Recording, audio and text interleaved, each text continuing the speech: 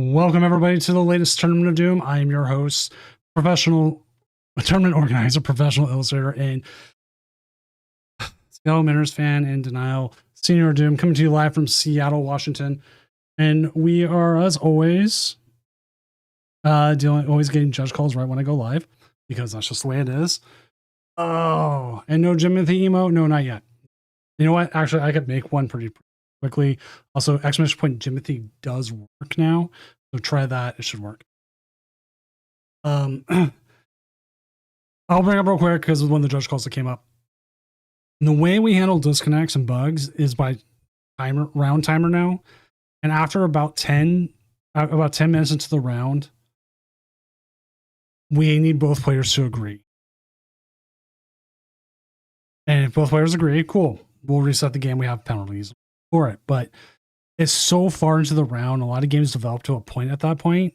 It's not fair to everybody. And it's a weird situation. And I hate it. And it's been our best solution. So, but if you ever ask about, hey, we bugged out, what do you do? That's what we do. That's how we handle it. So, also spamming the judge buttons. Oh, okay.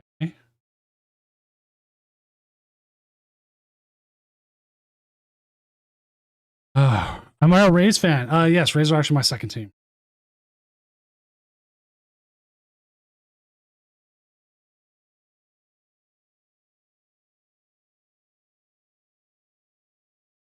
Because as much as I like Seattle's got its issues. Rays had its issues last year. Rays have their issues as it is, but I do it with 3 Rays hats right now. I'm upping my numbers.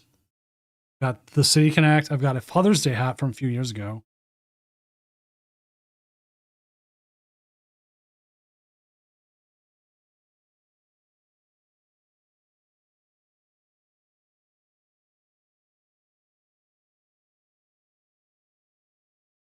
Honestly, I'm in Seattle, yes, but everyone's got to have a second team.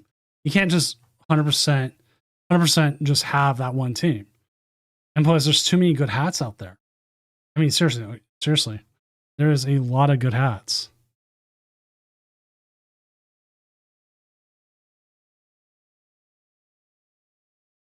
Well, I will grab some of my hats here, and also don't come back round 2 saying I won my first round match. Like, report that much earlier.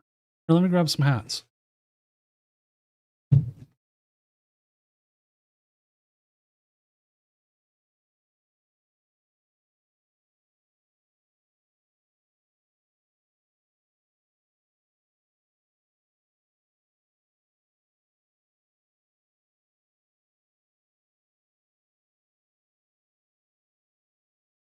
State of denial. But like, this is one I've been repping a lot lately, is the 90s Mariners hat. The 2005 Mariners batting practice hat. 95 Mariners seal hat. They're actually wearing this one this weekend. Tampa Bay Father's Day hat. Hillsborough hops. This one needs a cleaning. Actually, some of these. Netherlands national team hat.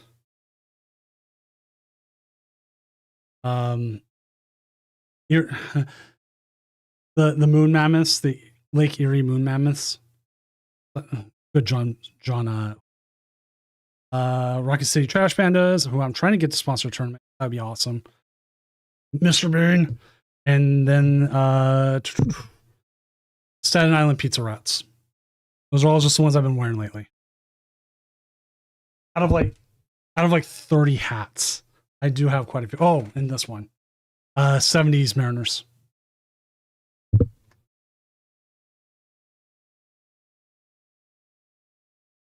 But enough of talking about hats and baseball, because baseball has made me depressed lately.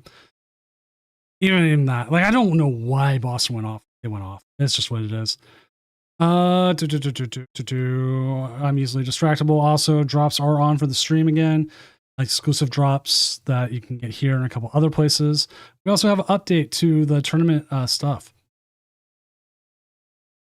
Okay, funny enough, kill spree boss. My that green Mariners hat I have one from 25 years ago. It's the original New Era everything. But I digress. Let's go actually look at the metagame. Let's talk a little bit of poke. And we're going to there's some updates tonight to the stream UI and stuff. I'm testing a few things out. So I'm going to throw these without them.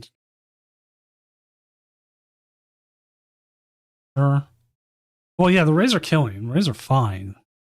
I've been quite happy with the Rays this year. The Mariners are depressing me. Would you seriously do that?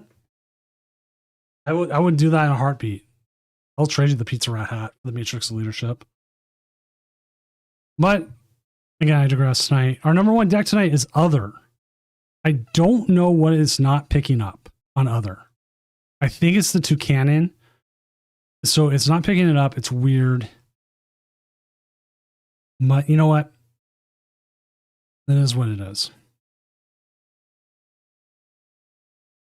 Someday I'll get that Matrix of Leadership.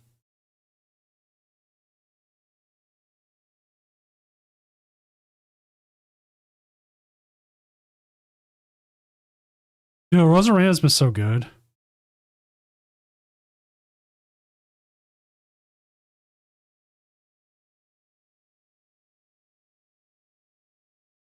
Because like otherwise, Dragon Ball Blitzkin is number 2, Festival of Leaves number 3, you get Extra Drills number 4.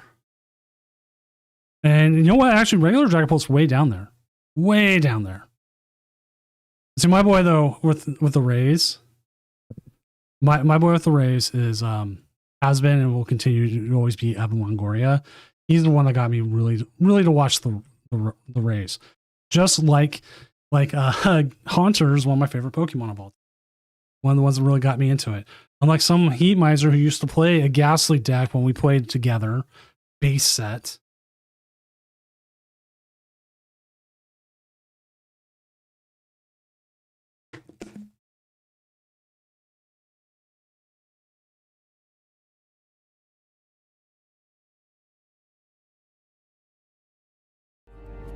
Oh. Hello there. What's up, everyone coming in from Darth 369 stream? I'm Senior Doom, tournament organizer, professional illustrator, and I said this just a few minutes ago too. We are currently getting ready here for round 3 of the Tournament of Doom, our weekly tournament series where we had tonight. How many players do we have tonight? We have 504. Oh my god, we cleared. Oh, I was wondering if we were clearing 500 or not. We cleared 500 players tonight. This is actually would make us the second largest Tournament of Doom of all time. Dang, I did not even realize that tonight. Thank you for the raid. I will definitely I need to check out your channel, but go ahead and give everyone who raids a shout out. Well, how did your night go? I don't know if you're in the tournament or not, or what else was going on, but hopefully it was going well. Let's see.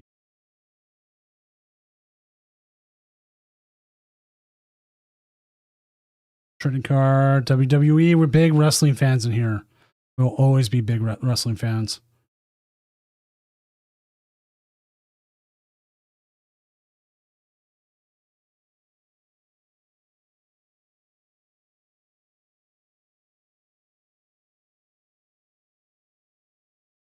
Like I've been super excited. Rasper 2002, thank you for the follow. Because we just had a huge bunch of reveals. Always loved Comic-Con because we got all the toy reveals for both AEW and WWE.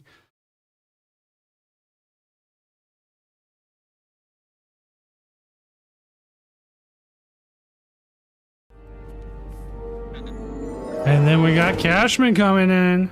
Hello there. What's up, everyone coming in from Cash's stream? I've already just done it. Did your night go? No, Cash, how did your night go?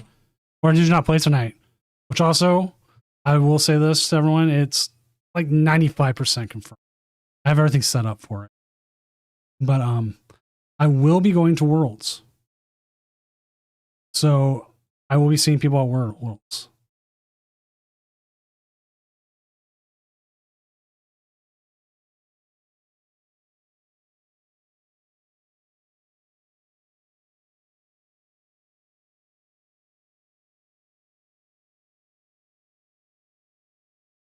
Oh, excuse me. What else we got? You know, Azul's on the redacted deck.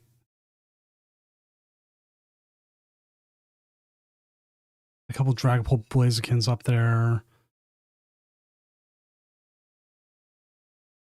Oh, I've been practicing for Sunnies this week.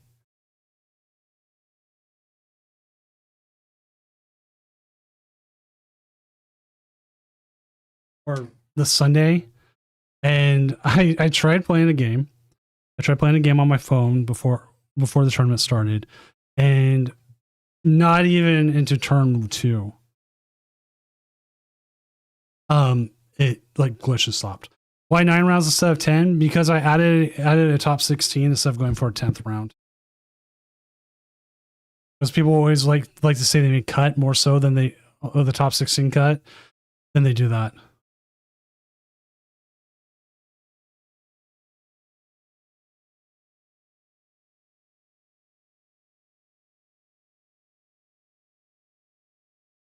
No, Tim's not playing tonight. I don't see him streaming. I don't see him on here.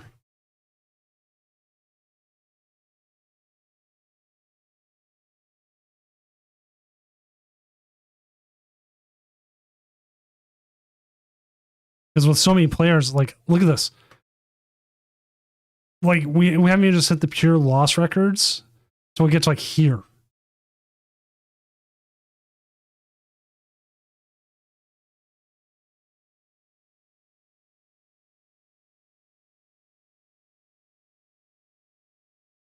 And the round is done. Nothing too much going on with the metagame tonight. Like I was, again, we'll go over again. We'll find a game here to start off. I was like so easily distractible.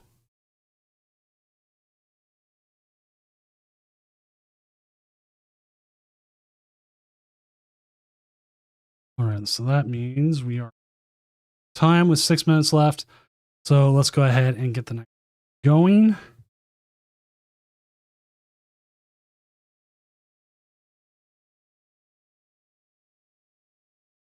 And it is up. Round 3 is up.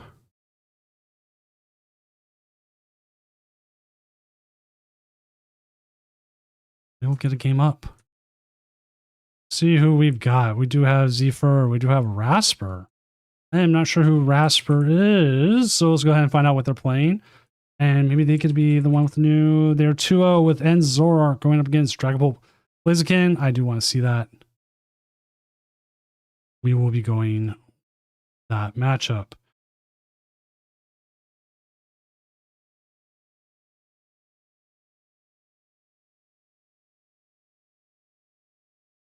So I get try out my new setup. We'll see how things go.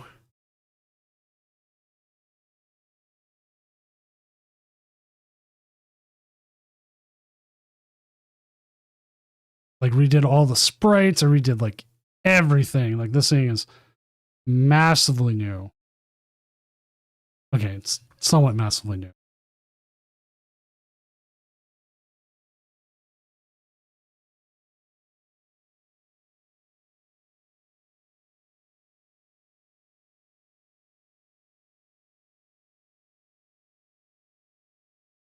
Once the game gets going, we'll get that up and we will start talking about this game because let's look at this Zoroark with the Blaziken list and the Zoroark.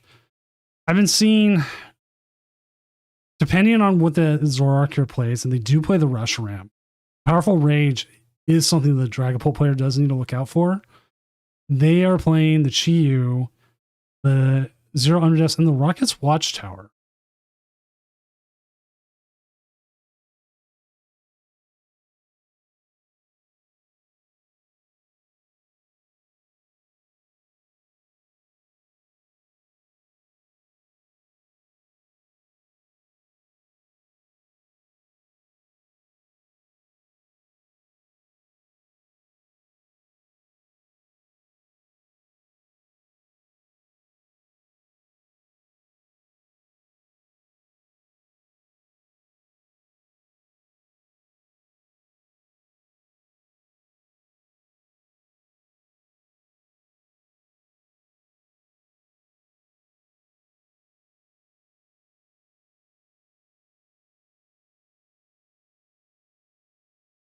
All right, so we do see the Enzorark player here.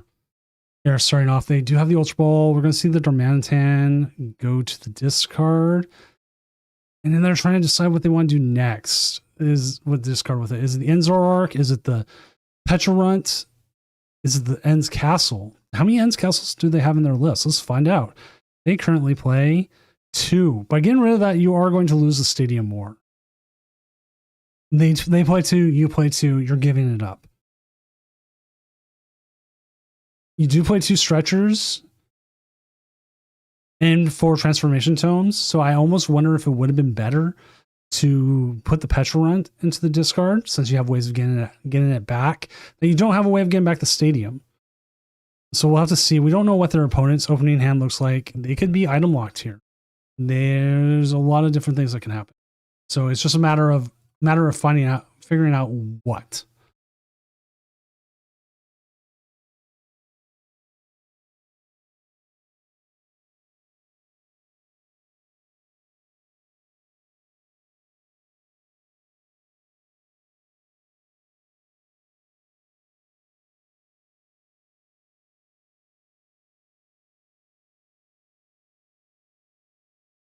So we're going to see the Lilies. We're not going to get much out of the Lilies here.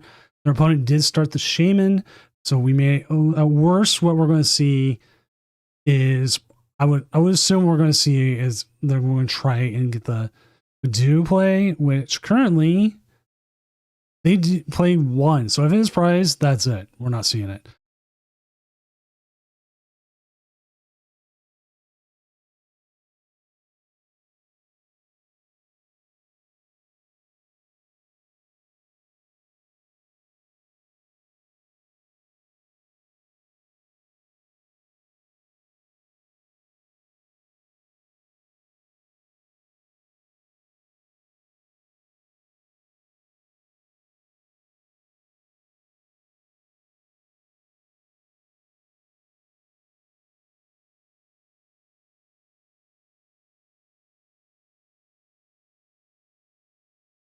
Oh, there we go. We're going to see some damage here onto the Zura.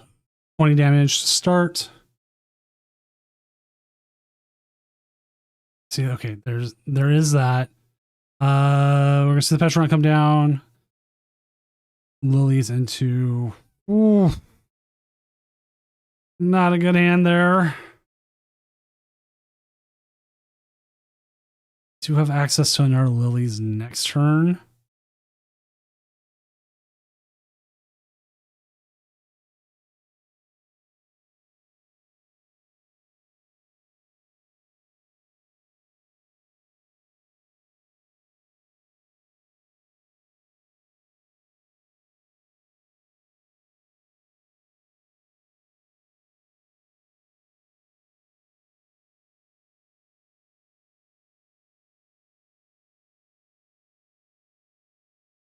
See the Dracloak come out.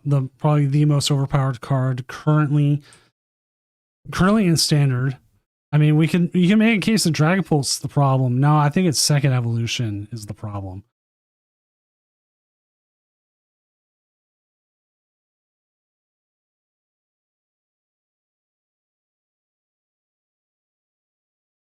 Okay. Think of it this way: if the second evolution had just a regular attack, not an ability and attack, would it be better? Would it be not better? I mean, would it be more been able to be dealt with better? It's like, yes, it does have a strong attack. Yes, it does. It doesn't have a weakness, but it could draw out just almost naturally whatever it gets stuck into.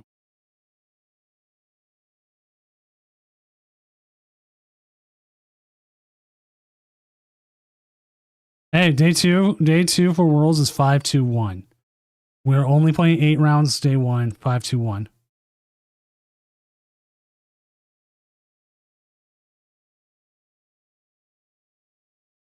I've really been trying to see about also talking about it, trying to get a trophy belt.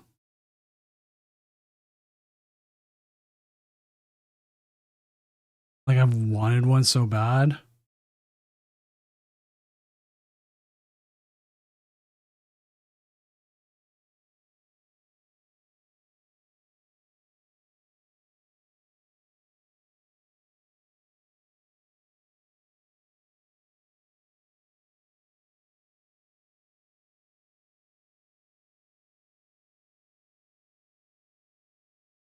instead of a playmat. Oh, wait. You can get a youth size one? That would work for this. Sorry, easily distractible. So we don't have any Zeruas out. We did get KO'd. But that does mean we have access to items now. Dark Bell's not going to do as much as you want it to.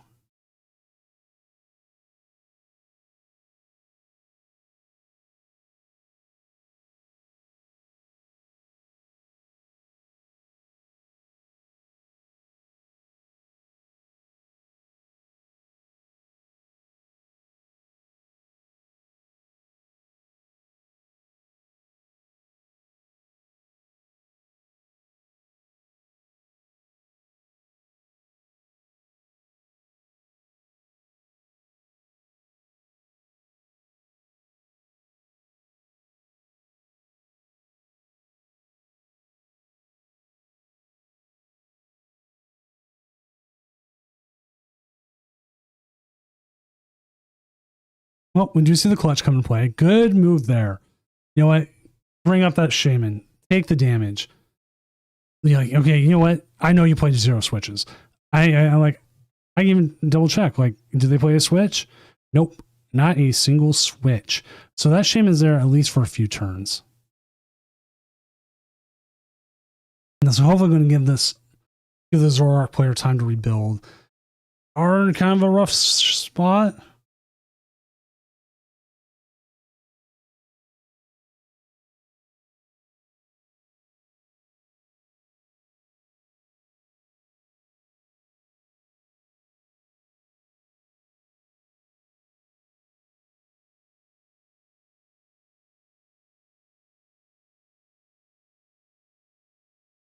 But, I mean, you could still possibly do it, right?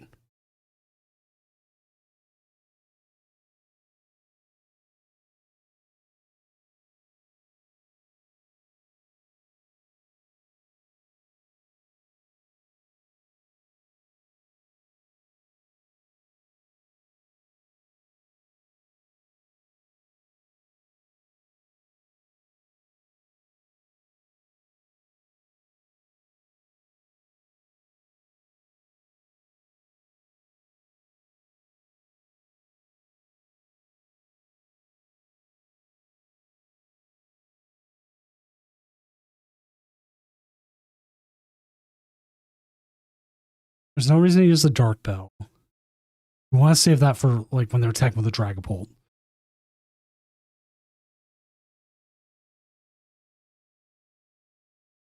And we do see a Zoroark. So it is in the deck. Is there any Zeruas? Oh, we do get the Zeruas. Oh, there's one in the discard and one in the deck in the hand. It means we prize 2. Oh my gosh. Oh no.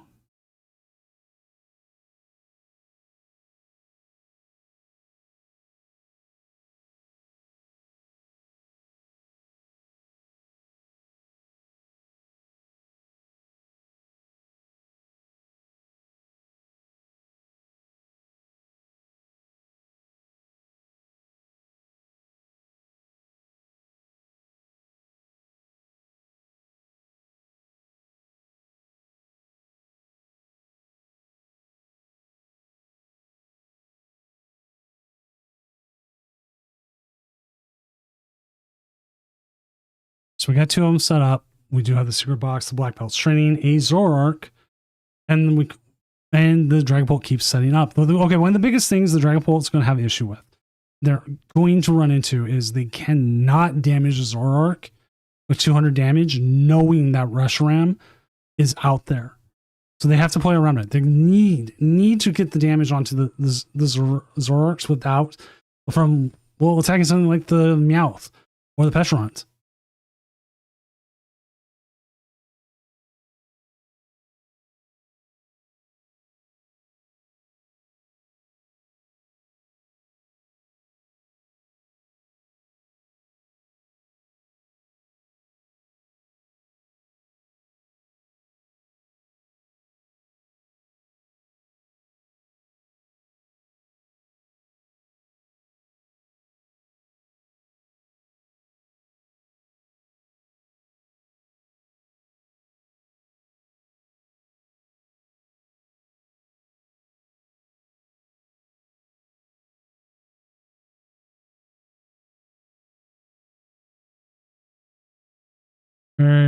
as you unite tonight.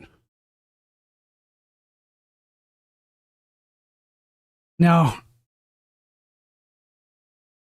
this would also be a very good time for the Zoroark player to possibly try to get the Monkey Dory out. But you have no bench space then. You need space for that Zekrom and Reshiram. Otherwise, you're not attacking. I mean, you do have Transformation Tome. And it is a possibility to still get something else out. That's probably actually your best bet on getting that Meowth out of there. I actually need to double check how Transformation Tome works.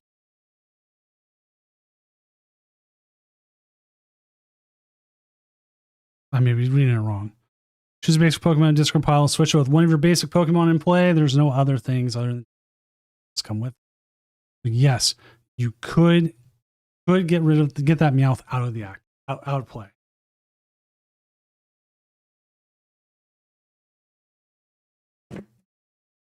But the problem is you need both of them.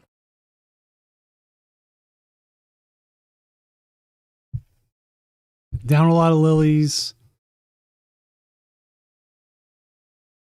No energy currently.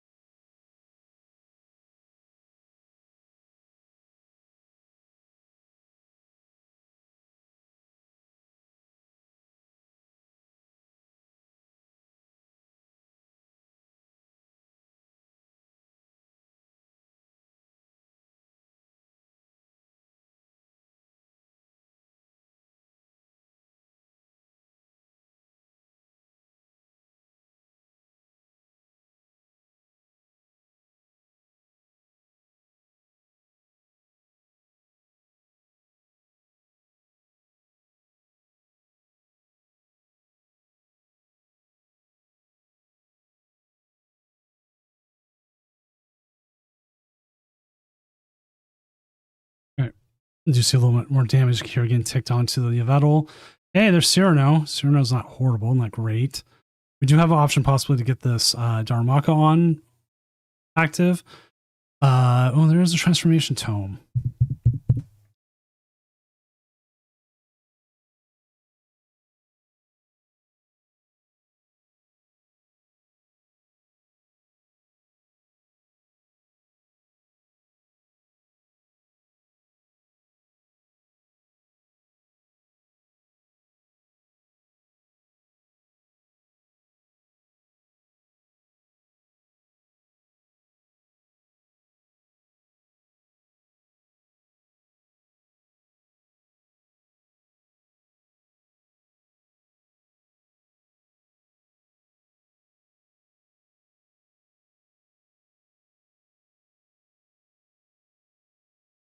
Oh, got an issue with a game I know.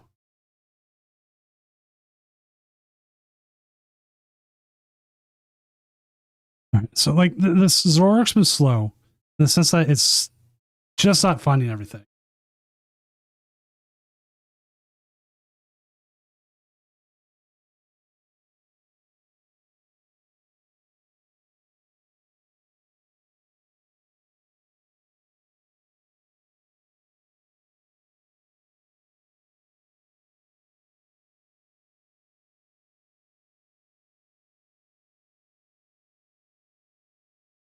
Okay, chat. We got a question coming up, and I will always ask chat for help. If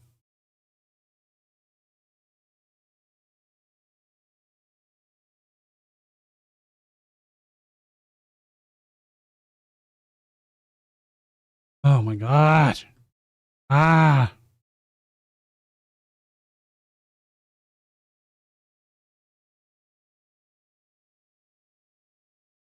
okay.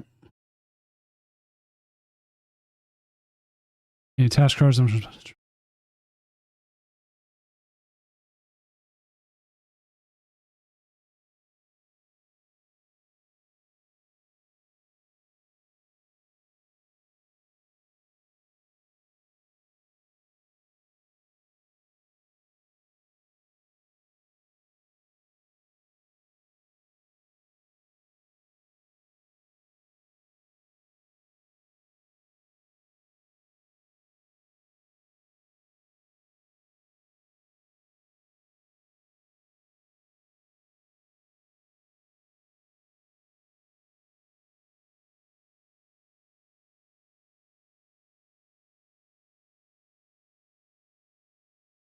Okay, chat. I'm asking you for any judges as well. I just want to make sure we're on the right here. If you transformation tome a monkey into another monkey, you cannot use the monkey's ability again because any other effects remain on the new Pokemon.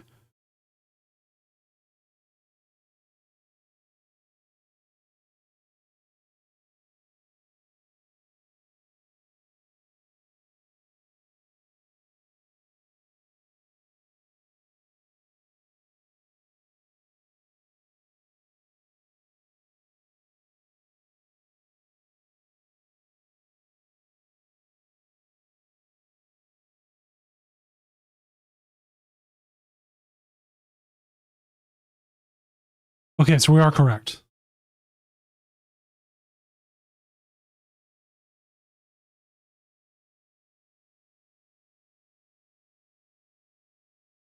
Because the wording is, and any other effects remain on the new Pokemon. So if you had used an ability, you take that Pokemon and replace it with another basic Pokemon that has an ability. You can't use that basic Pokemon's ability because it's part of an effect from the ability being used before that you can't use it again. If I'm reading it correctly.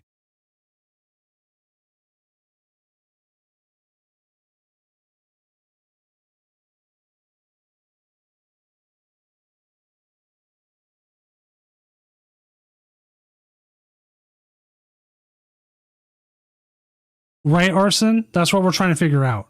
PTCGL says no, you can't do this.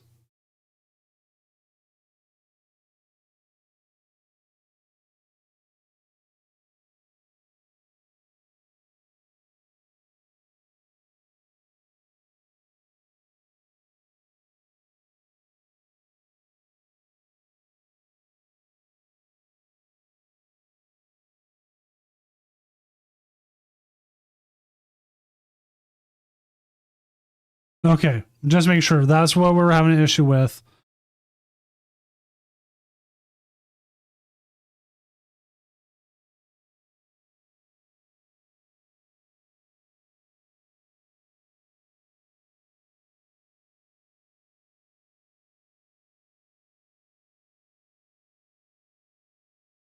These Zoro draws have been horrible.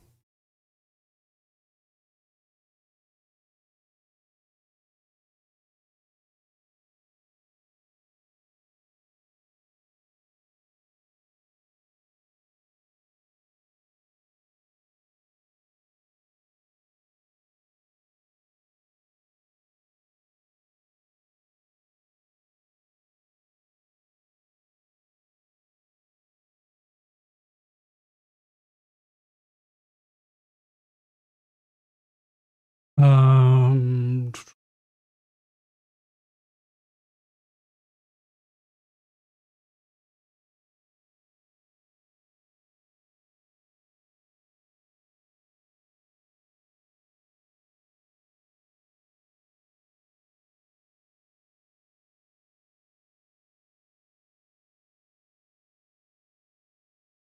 okay. Apologies. This has been harsh. Like, see, we see it here. They take the 2 hundo, they put the damage. That's all on the Zoroark. Now the Zoroark can bring out it possibly bring up something. And let's have the plan.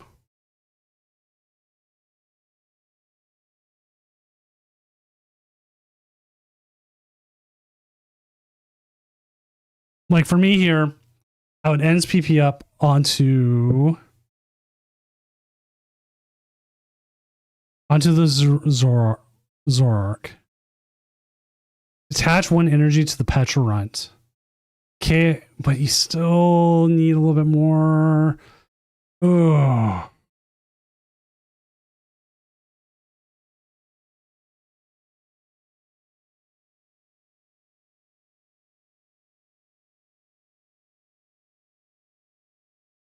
Hard call.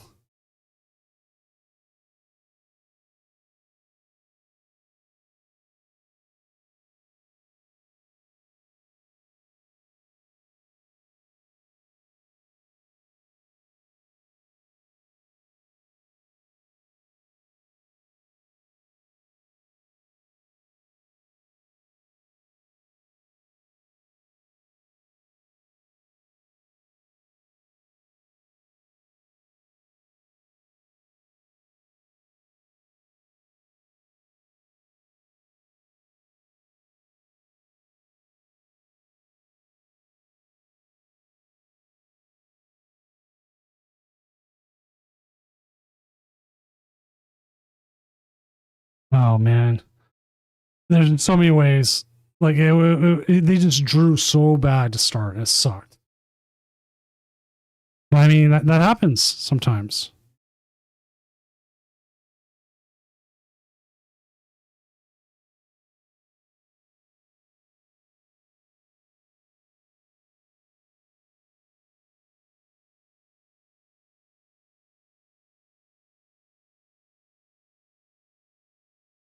Apologies, it has been a lot of different little scenarios. This is always what happens in round 3. As soon as I get going, it's like the weirdest scenarios happen.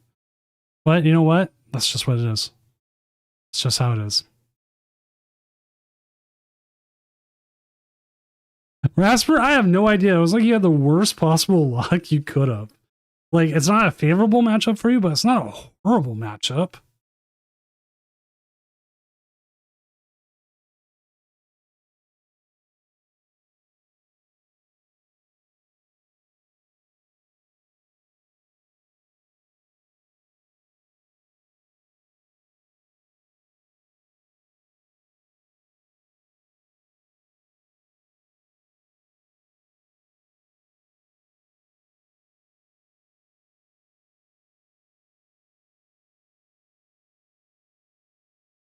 Right? That's all you can say. What can I do? You have those games where you go in. I've had like games like that where I'm mad. I'm like, oh man, come on, come off it, kind of thing. But in the end, it's like, what could I do? What could I do?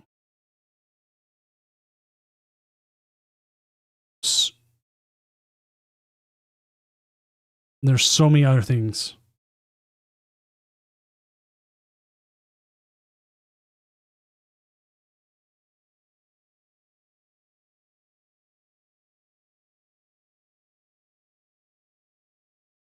I'm trying to do something here. I have an idea chat and I'm going to show you it.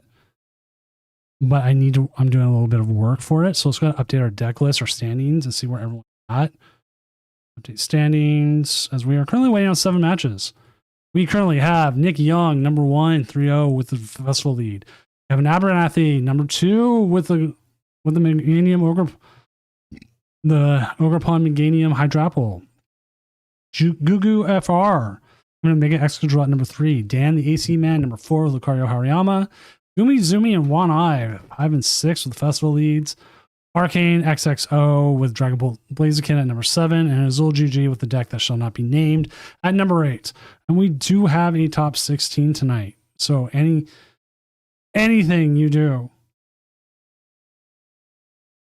will we'll get up to that number. So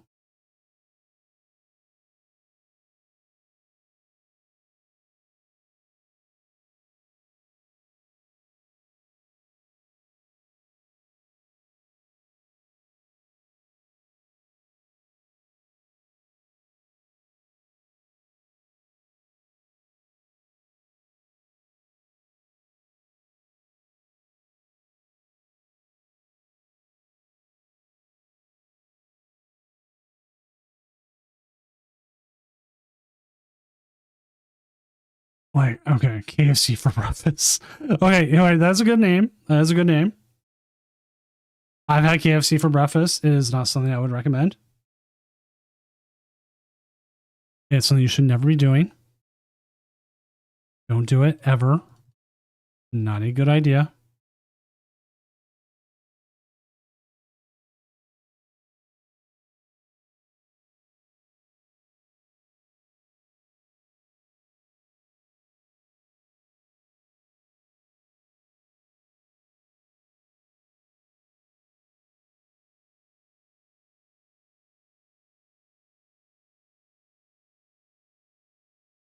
What's some other, good idea, bad ideas? Pizza for breakfast is always a good idea. Pizza for breakfast is an amazing. Should always do that.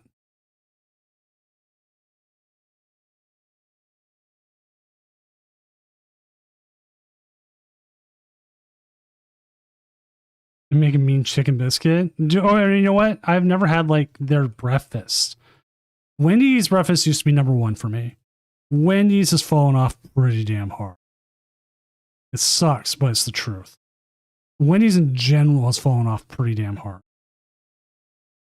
I honestly have not been as impressed with Raising Cane's. I thought I thought it would be pretty good.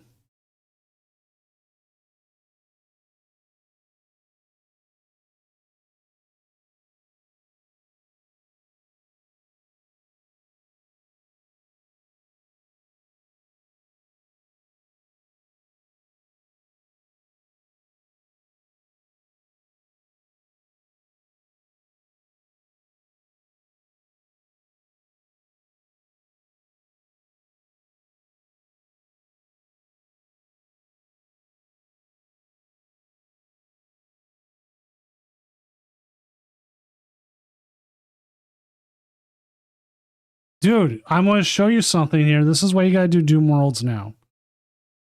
I was just working on it. I'm fixing it up real quick. I was pricing this out and I was like, you know what? Maybe that's something we could do. Check this out. We do a legit championship belt. Mind you, this is a kid's 2-pound belt. It's like $100. Way more doable.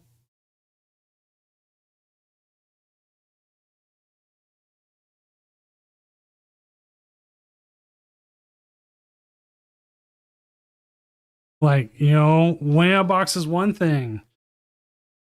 Championship belt is a whole other thing. You could carry this with you into like regionals and be like, check it out. I won the online tournaments.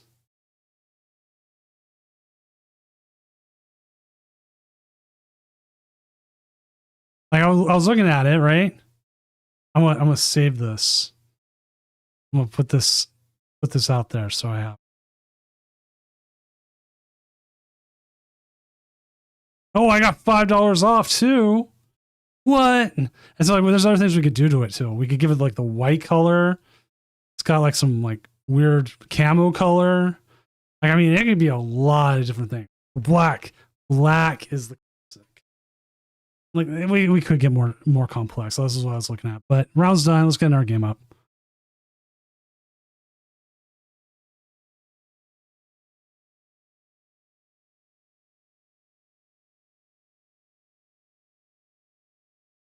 Let's get this next round up. Apologies. Just resetting everything. Round is up. Make sure everyone knows in the tournament announcements. Round 4 is up. And let us find a game. Let's see who's up already. I think I saw Goldwire was on the Escadrille. Yeah. We check that out. Yes, and we do have drops. Is the cool exclusive kind. Very similar to what Azul has. We'll see that, but as part of it, Pokemon has looked at this tournament and said, "Hey, this tournament's a cool tournament. Let's give them cool drops." And I said, "Yeah, I'll take them." As we'll see Dragapult for the second time tonight, but this is regular Dragapult, not any other kind of special Dragapult. Up against the Escadrille.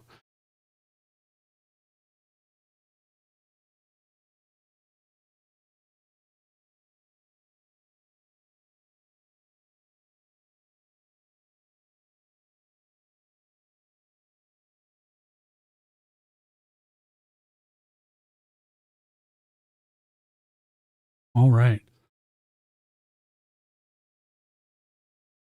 And if you want to know something also, you're like, hey, how does Pokemon know about these tournaments? Well, I'm a community ambassador. One of the reasons why they made me a community ambassador is because of these tournaments. They know about live. They know that people play it. We have over 500 people playing tonight. 500. Which isn't as much as most regionals right now. But pre-COVID, we're beating up pre-COVID.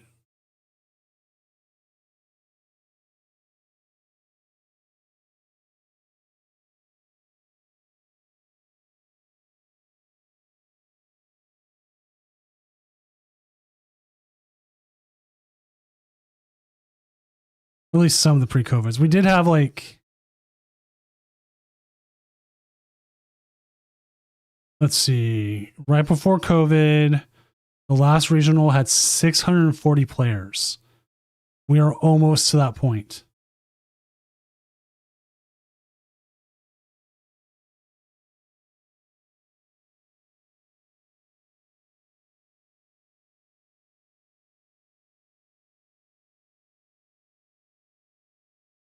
All right, we just see the Beldum. We do have two Beldums. There's a possibility we could call for family here. We could also Meowth. I mean, you're sitting on a pretty good hand here. You can call for family. Yourself another one of those. Maybe a Genesect.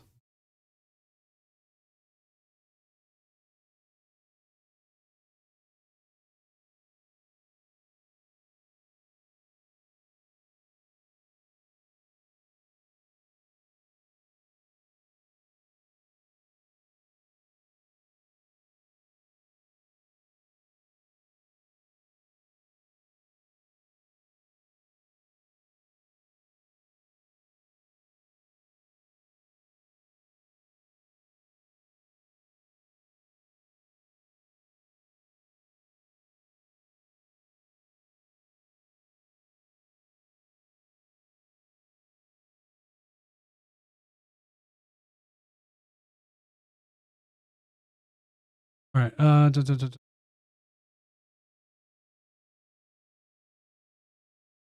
Uh-oh, Crushing Hammer time. Okay, you know what deck that does not care about Crushing Hammer here? Is most Metagross decks.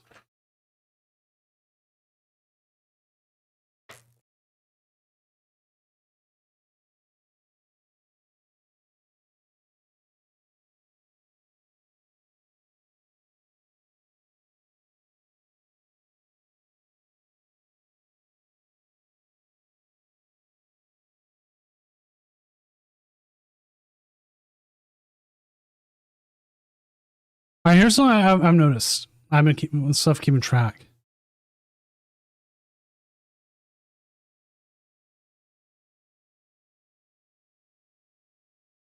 I cap at like 100.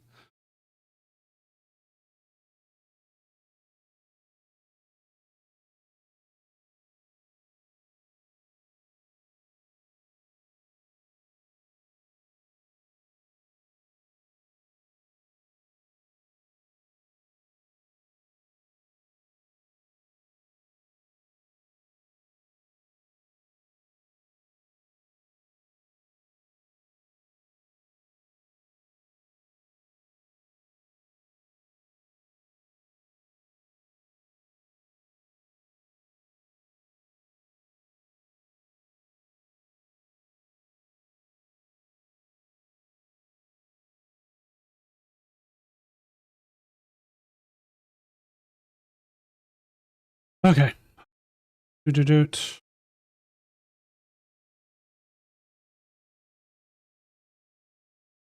different little things going.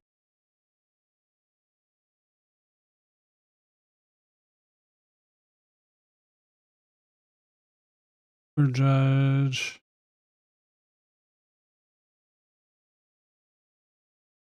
And hey, we got prizes taken. And hey, that's a metal energy.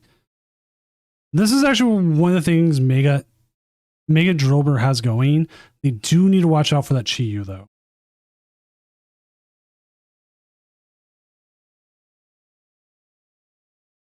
That's why I always like the later rounds.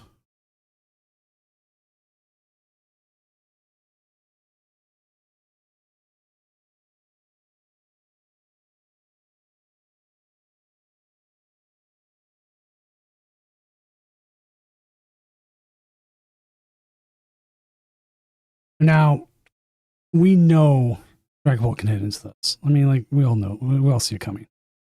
And the question is, will they even get a second Drillbur set up?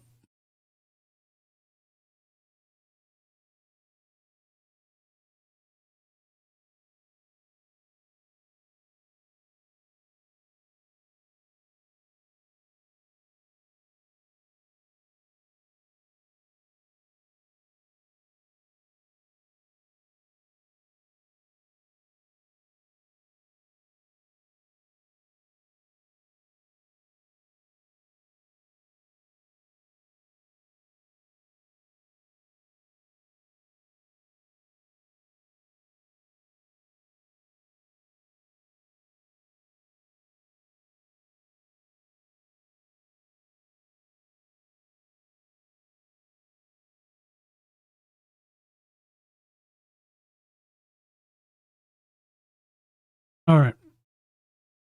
And we're going to see the attack from Sleepy Cat. Oh, we do see now the Pheasant Deputy is a fairly easy one to attack, considering that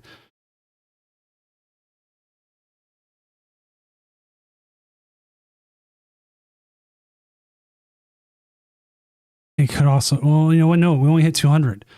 You notice that a lot of Pokemon only hit the 200. We don't hit more than that.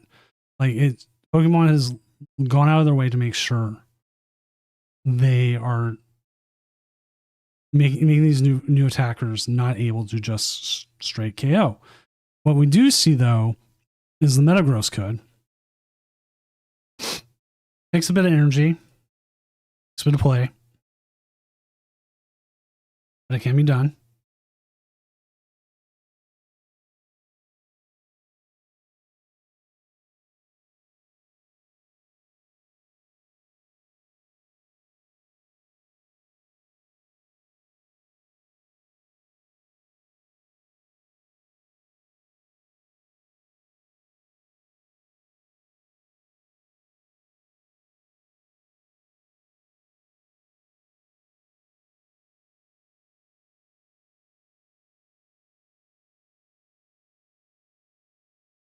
That fish is good.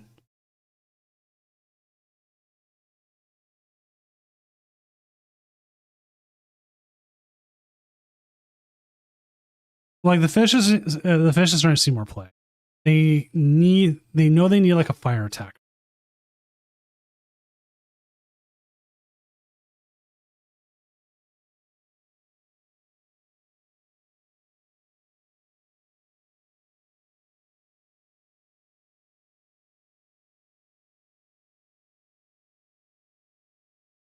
Like if you see why there's why Blaziken's seeing a lot more play.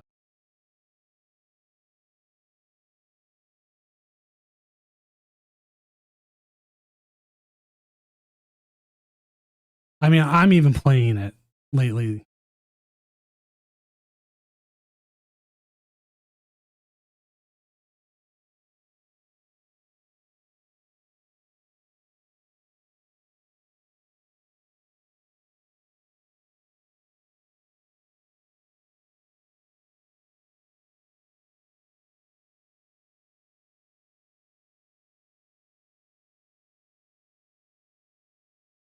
Now, this also just a general question for chat because I like chatting with chat. That's part of the thing I get to do as a caster here. These tournaments that like other casters don't get to do. After Azul had his the whole thing that went about attack with the Pheasant Deputy, how many people have been attacking with Pheasant Deputy? Like, have you become more cognitive of the fact that you can attack with Pheasant Deputy?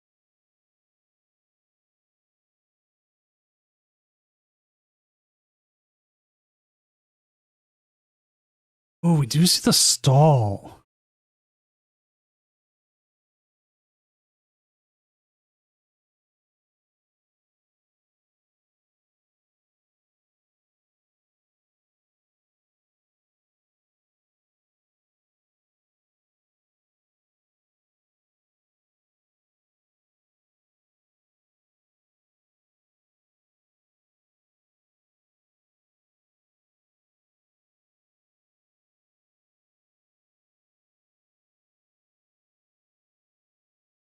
Well, okay, if you put 220 on it, that means you also hit it with the Dragon Bolt the next turn. KO it.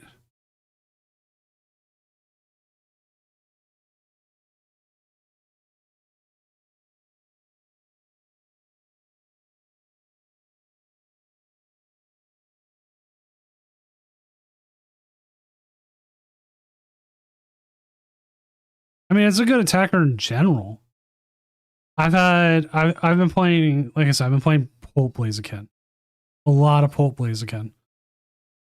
And I've set it up where I've attacked with it like as soon as I could.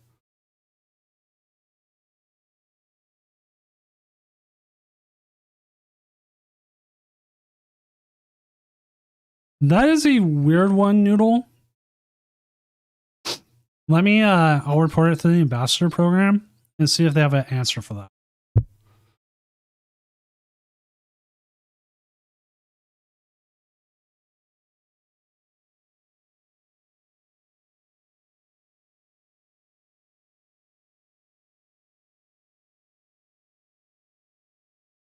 Or if I can find someone that has run into that bug. That does not sound like a have.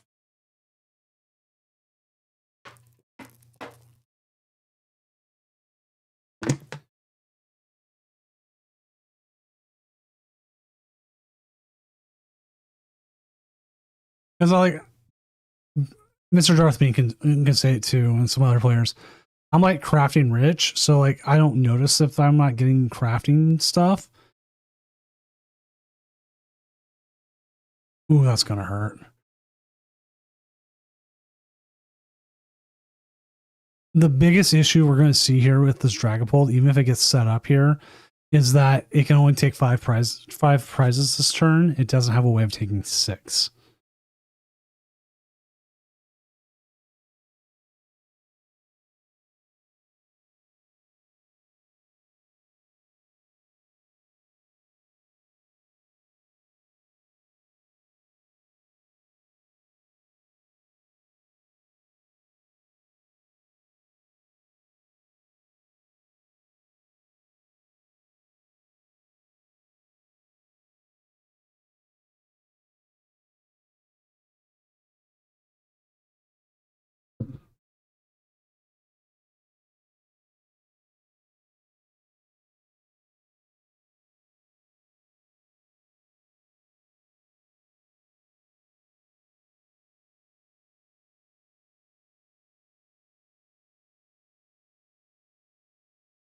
You know, I'm a bit surprised more decks aren't playing Scrapper lately.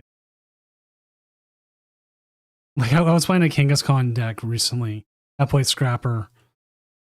And I was like, really? And I was like, you know what? That's fair.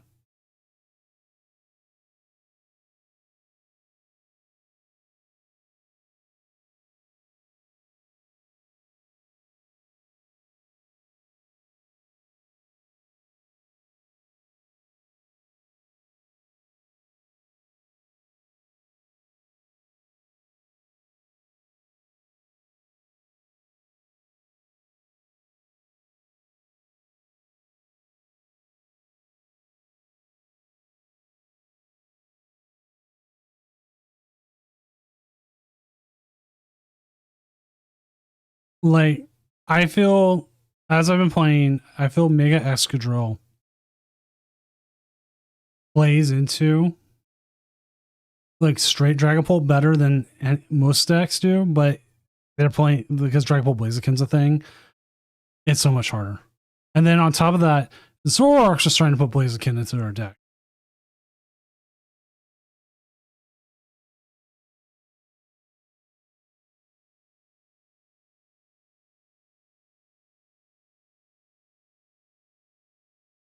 It's like, cool.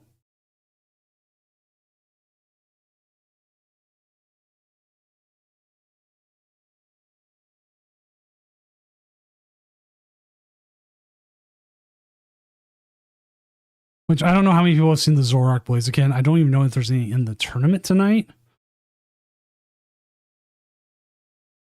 But it's an interesting deck. I've run into it a few times. I've beat it quite a few times. I have to say. There's one. There's one and the 0-1 dropped. Okay, never mind then.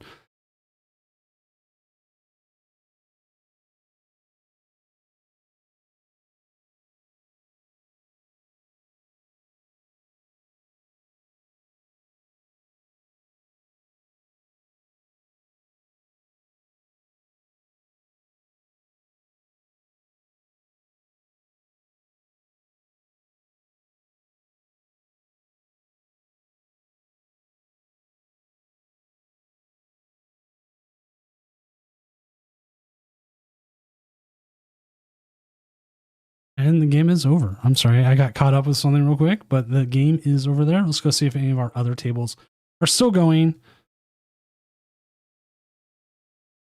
Let's see, that one's done. Rasper's still going, maybe. Maybe. They're done. All right, let's update the standings, see where other players are at. Maybe if someone else is streaming, we could go steal from for a second. As we have 46 matches left out of this 500 plus person tournament. Yes, 500 plus people.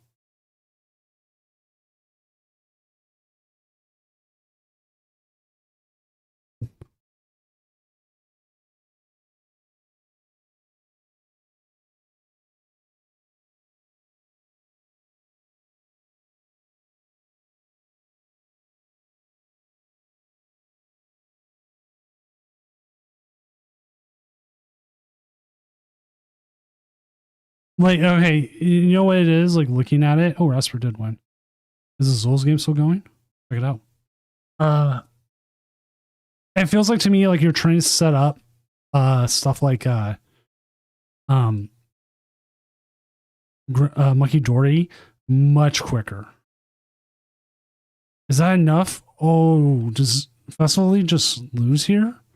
Unless they've got the hands. See, Buddy Buddy Poffin. There's no way Festival Lead wins this. They just lose in the next turn.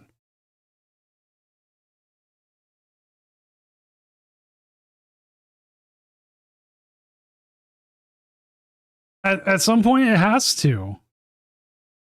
But this fact that when we see there's a Relor. Like at this point, this Festival Lead just loses. There's nothing they can do, right? I as well chat.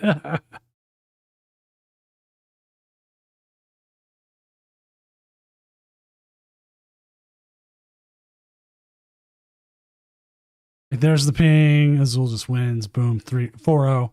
Easy peasy. Might have to get. I think we'll go with Slow King next round. We know with your Korean dad. I know he is streaming on level 4, so I'm actually going to join him now, even though he's already played through, so I can just get him set up for next round.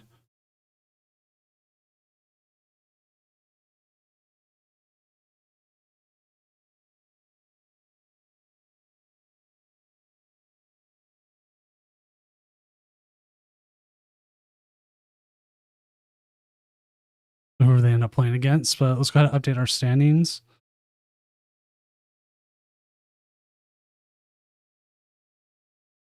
And see where players are still at. So, our number 1 deck is, well, Zul right now with the deck that shall not be named. Cole McLean, number 2 with Slow King. Kat Noaga, number 3 with Dragonbolt Blaziken. Andrew L with Erica's Victory Bell at 4-0. Yo, what? Chad, this isn't.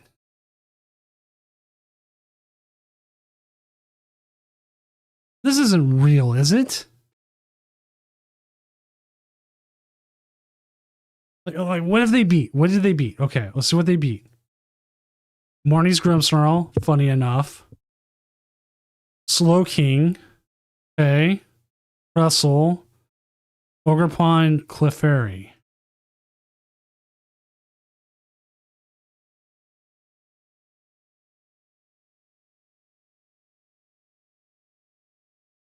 Flower Garden Rondo, but on stage 2. 40 times. So if you do in play, that's 6 times 40, so 60, 2180, 240. You're hitting 240 at most.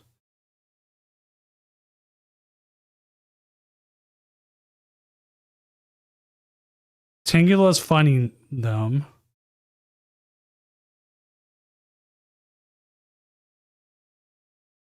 You're healing 160, asleep and poisoned. Don't need that much energy. Probably playing Force Vitality. Brave Bengal, yeah. I kind of want to get this on, but at the same time, I feel like it might lose its matches. Or it might go 9-0. I don't know. People are probably running into this deck with no idea how to play against it.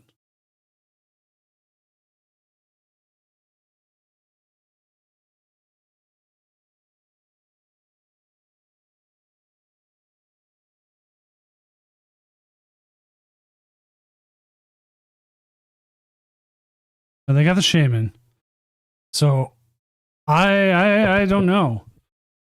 Interesting deck. That's all I can say.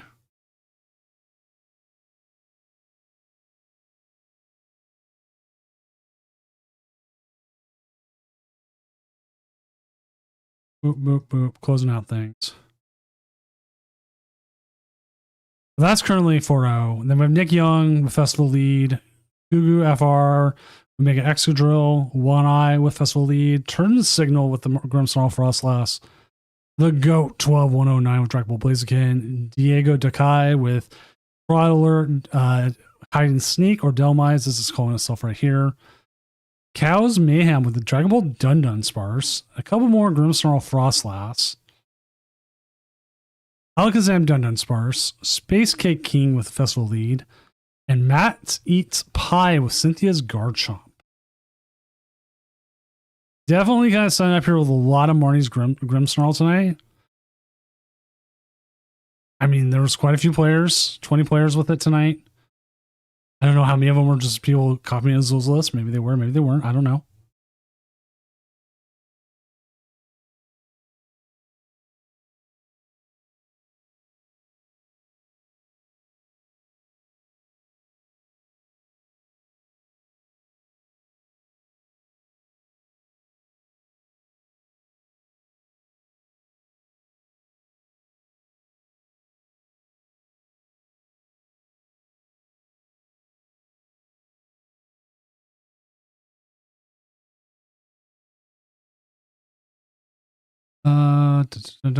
I'm looking for something.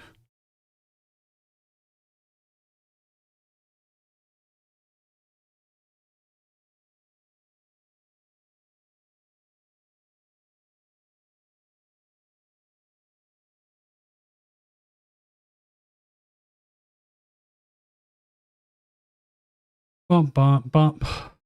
Apologies. Update standings. Keep things going.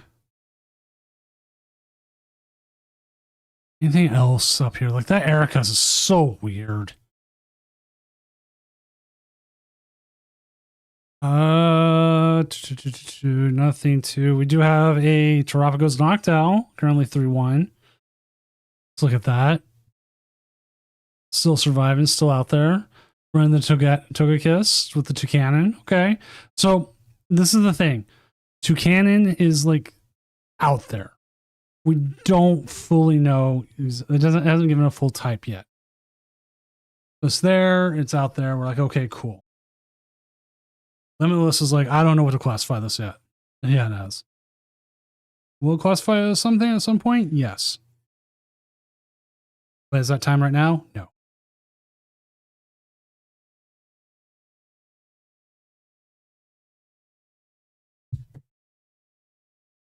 How many people are playing Toucanon is the thing.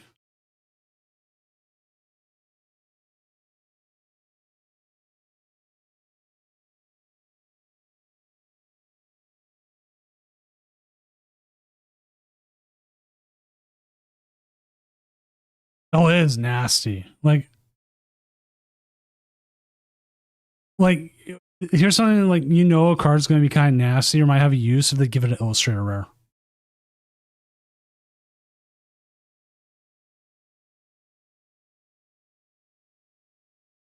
Which, how many people have seen some of the spoilers for 30th that we have? It's not a huge spoiler. This is like, oh yeah, this is the whole thing. And some reprints we got coming out that look really good. We have Yuka Mori Switches coming. And we have Yuka Mori Pokepads coming. And I am so hyped for those. Those are going to become my new ones.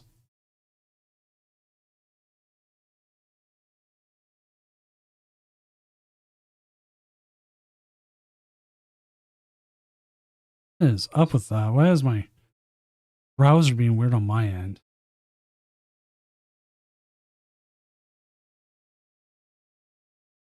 There it is. All fixed.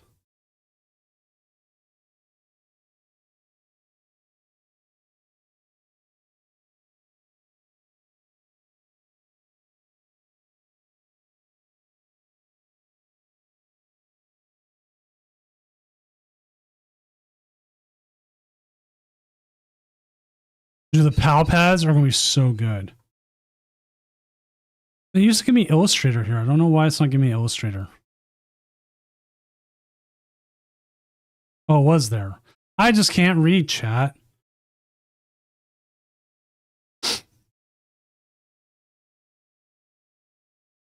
They are one of the artists I want to meet. Who are all the artists we can meet at Worlds?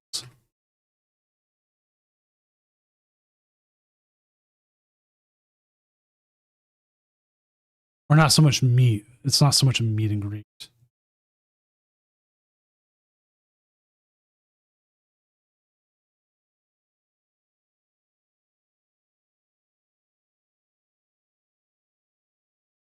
Give me 1 second here, chat. I'm just checking something out.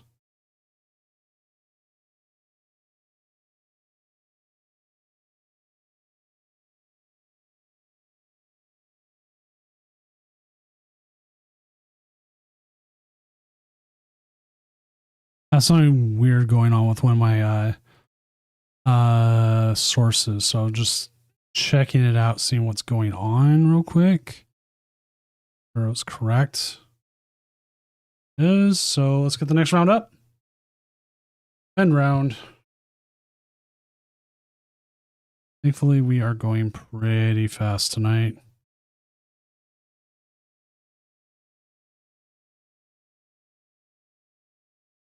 Right, round 5 is up. And we will get your Korean dad, also known as Nick, up here in just a moment. They are up against Post Self and a straight Lucario.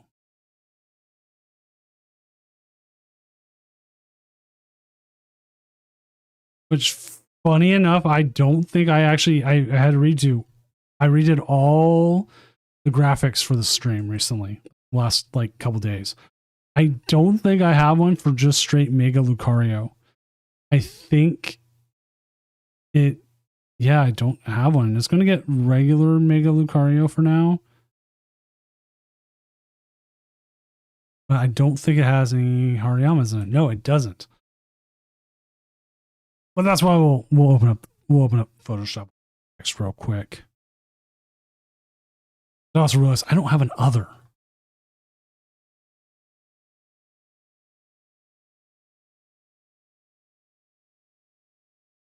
Well, while the game goes, we'll get this game up. We'll update that as it goes. Now, I would definitely give your Korean dad the advantage in this matchup. There should be not much of a reason they don't win this. There's plenty of reasons. They can donk. They could prize all 4 slowpokes. They could have no Pokemon to attack with. There is a lot of things that can go wrong. And that's true of any game. Don't ever tell me like every game you play, you 100% come in and be like, yeah, I always hit the nuts. I am perfect. I'm gonna sing the Doom song now. Doom, doom, doom, doom, doom, doom, doom, doom, doom, doom, doom. 47 more like 6-7 a.m. I right. What's up, Dan Camp? Welcome back to Dimco. As our new CEO of 6-7, please go score me some of those sweet nuggets. I need those 6-7 nuggets really bad. Please. I've actually never seen those in store. I have seen them on Twitter, but I have never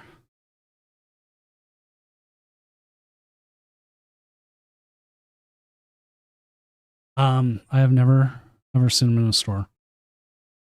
But also I live out in Washington and like we get stuff so late sometimes comparatively to people.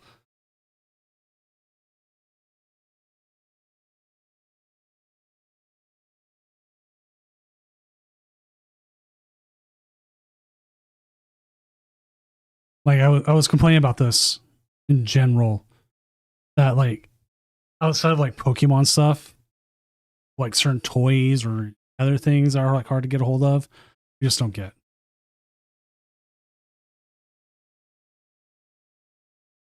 This is what we're talking about, how Slowpoke loses this matchup.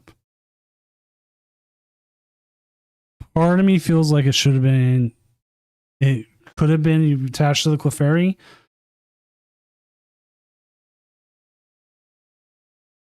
But we'll have to see what happened. Like, the top deck could save them. They have the academy at night. Oh, or the pass. Their opponent can be drawing just as bad.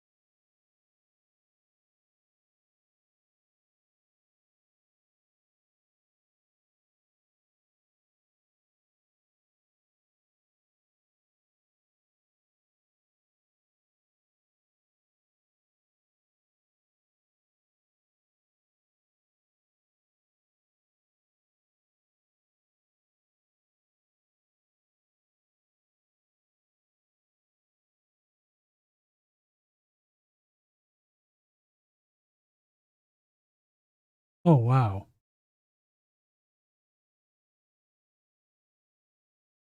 Nobody's getting anything, but we do have the switch into the Kangaskhan, so we will see a couple cards drawn here. We get the boomerang energy and a telepathic energy. I assume we can see the telepathic energy. I would not mind seeing it attached to the Clefairy. Dragon King, things are going pretty well. It's the first round we haven't had a Dragapult on after the first 2 rounds.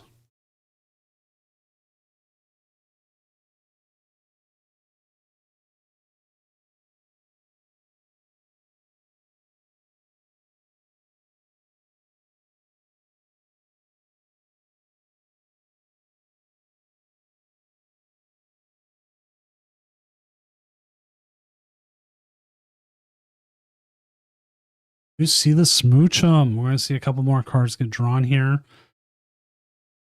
We get some stuff out.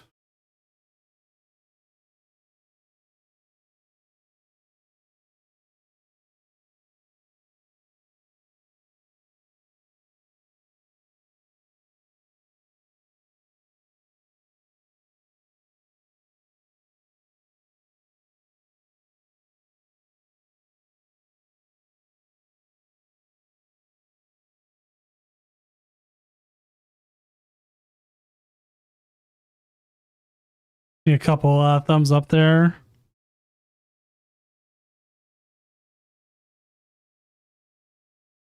Oh, right. I do have a tournament this Monday, don't I? Oh, God, I didn't remember that.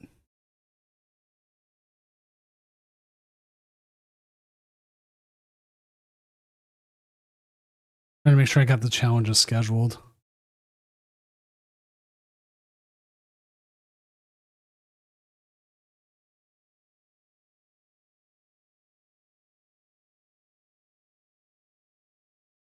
If you even think you're going to play,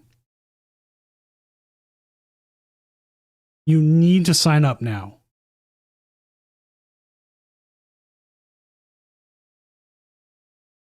Because the challenges will fill up and we do not increase the cap.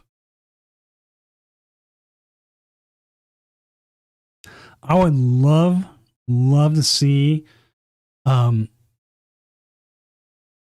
close.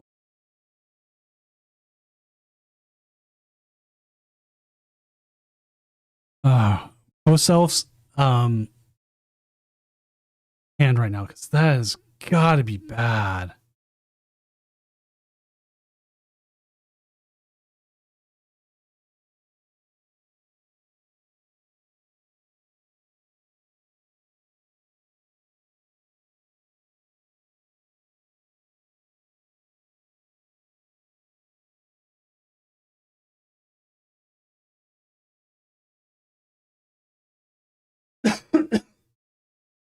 This is always a good idea.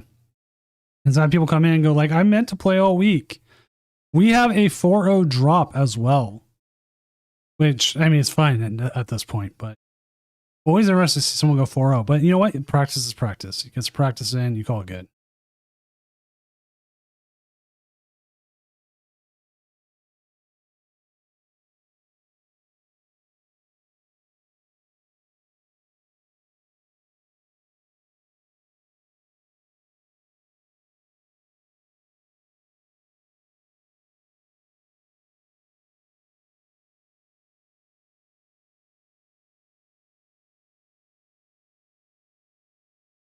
Also, something I want to rant about here.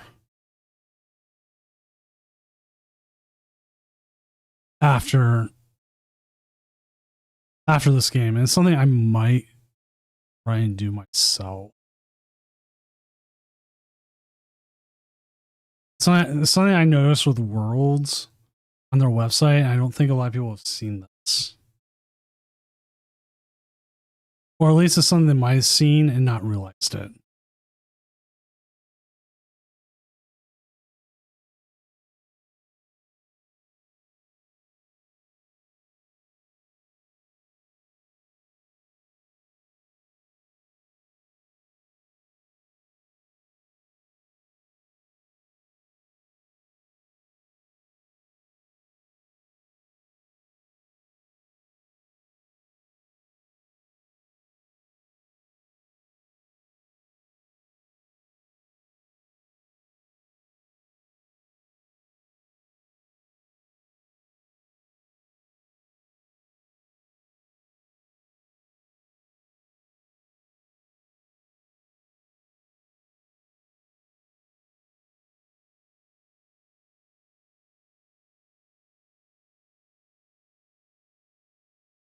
And we can see an easy 3 price swap here.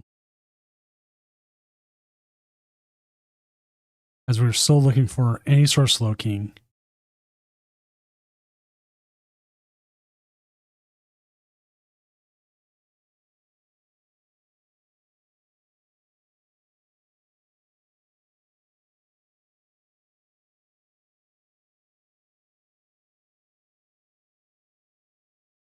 All right, we just see the slow king here. We just see the Academy at Night, and we are going to Lilies here. That does mean we are looking for a little something more. We do have the access to Night Stretcher. We did already run errand.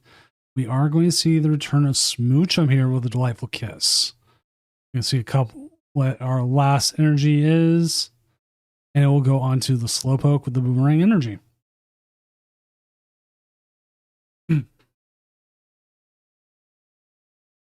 711 for Top Cut. That is probably a good record. 7-2 might make it. Considering it is a top 16 cut tonight. We are doing a top 16.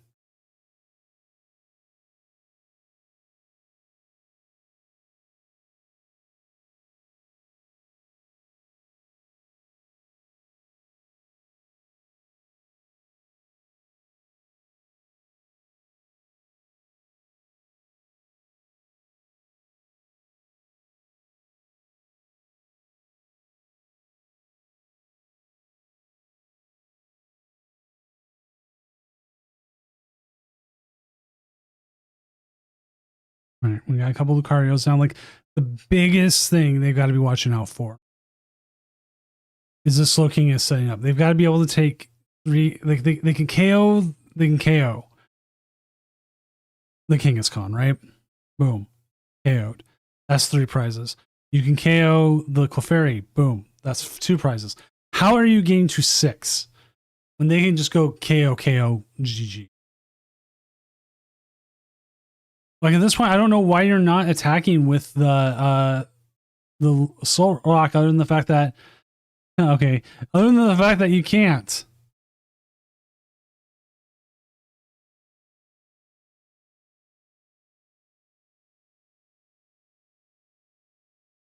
Ooh, and we do have the Mega Slow King EX, or not Slow King EX, Slow Bro. Where's that Slow King? I don't remember. I don't remember all my Mega forms.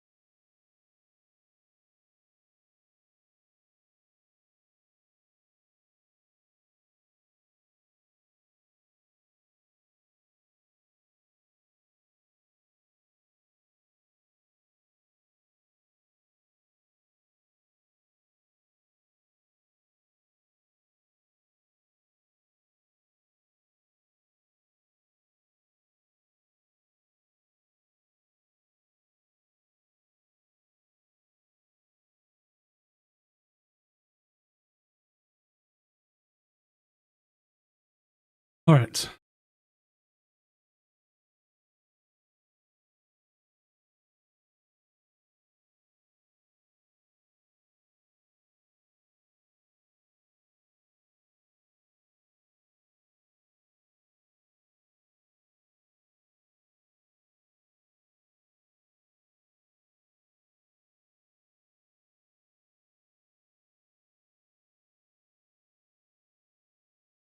There is a Dun Spurs. Okay.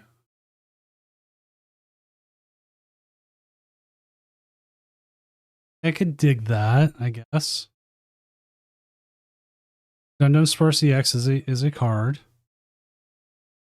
The card that I don't think we've seen in a while, but it's there.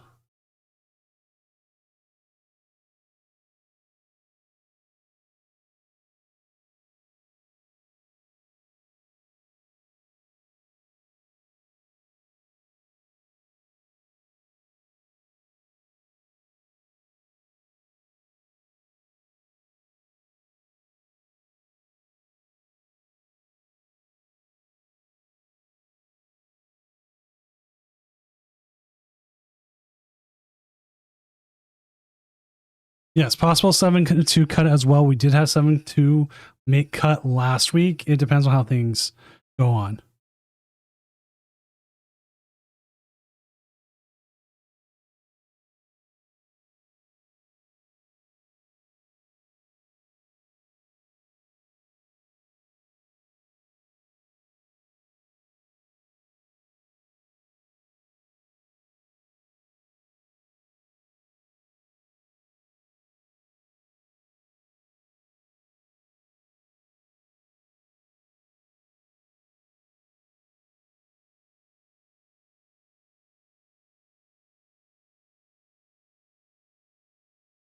I need to double check, but I don't think your Korean dad plays any boss's orders, which is always an issue. Now we had this happen last week, and this could be a fun scenario.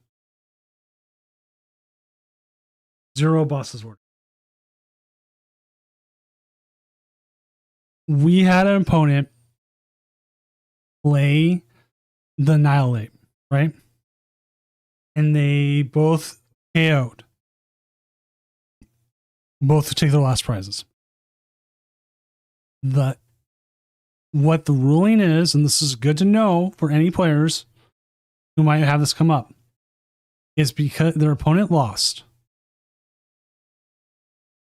because they had no benched Pokemon.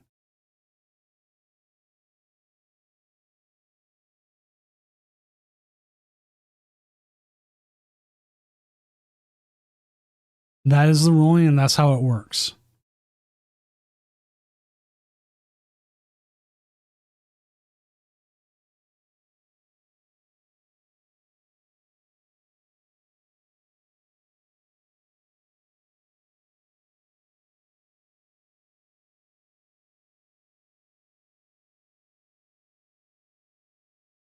It was also, we had the tomes issue that you can't monkey dory twice with tomes.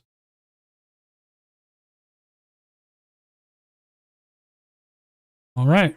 We will see the metallic hammer here. We will seek inspiration, and we will have the metallic hammer. I was wondering how they would take care of this Dun Spurs, and this is how they're doing it.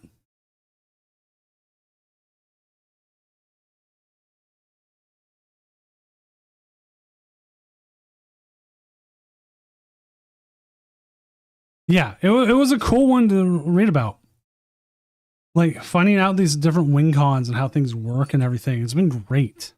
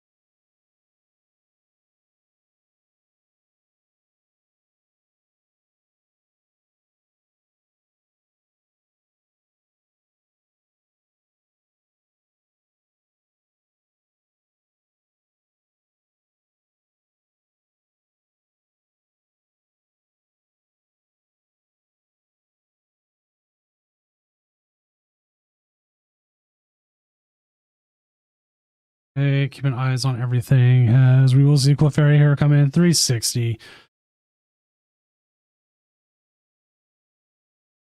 Take the KO, take the win. GG. Easy peasy.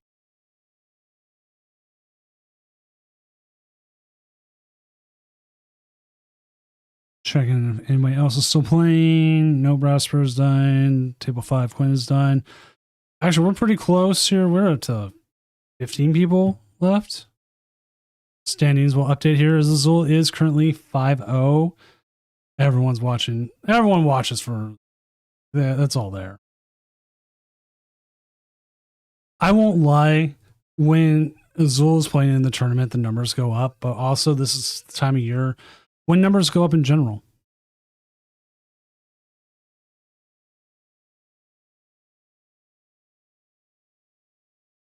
Wait, I thought the match was done. It was doing 360 like base. It was blowing it up with weakness.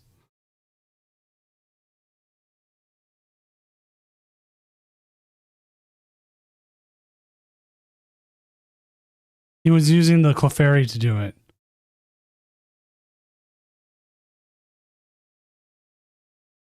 I don't know. The game's over. Slow King won. So it was one of those ones where I was like, yeah, that's kind of it.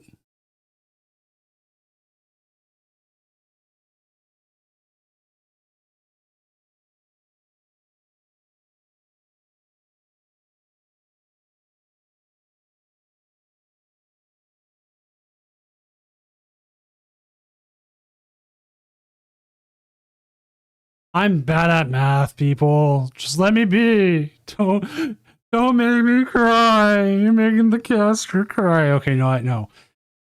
I didn't see the cape. By that point in the game, I won't lie. I was like, okay, Slow King had it in the bag.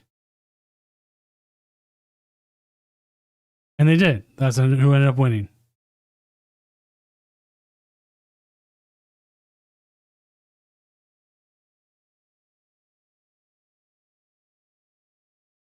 So go ahead and make fun of me. It's all good.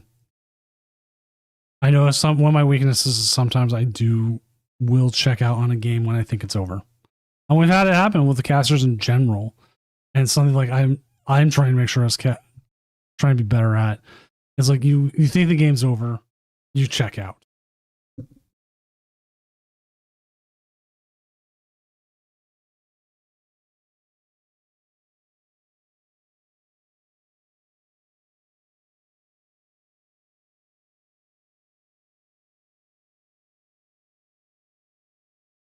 But to confirm, well, you did lose. Never mind.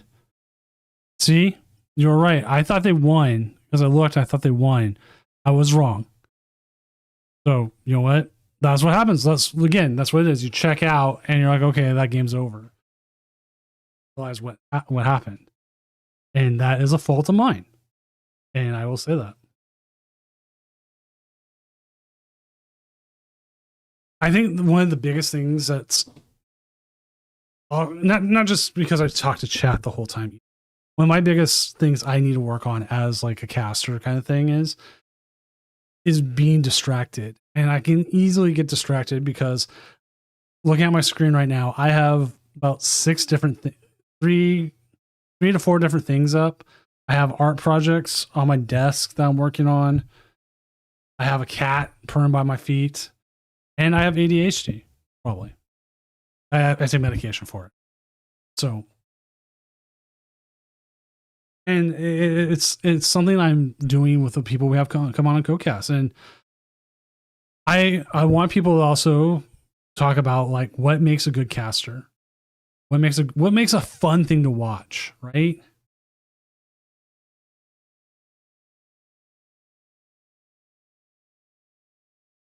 Like being off topic and doing whatever and just having fun, especially at late night. This is 10 o'clock at night for me, 1 o'clock a.m. for some people. It's more fun than me giving you like the absolute, you know,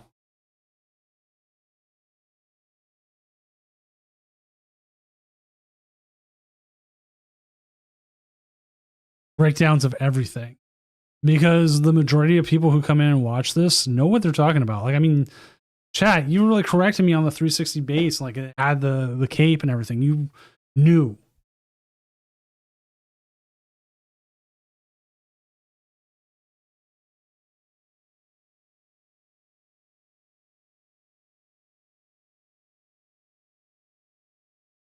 That's why, for sure, when I do like the weekend tournaments, I try my best to be able to like cast the games like legitimate, if you want to say legitimate, in a better way standing than anything else.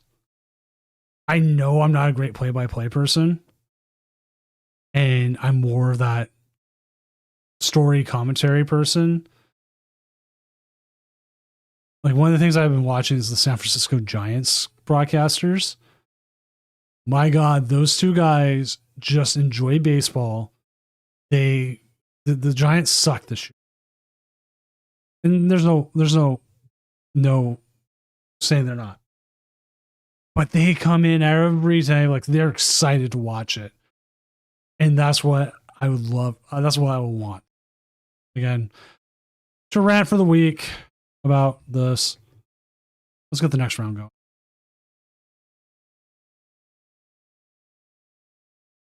Round 6 is up.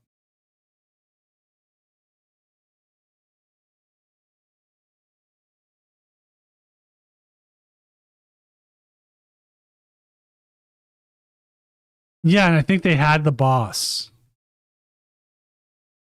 And that's what we missed. Let's do the 4-1 Grim. That's Quinn.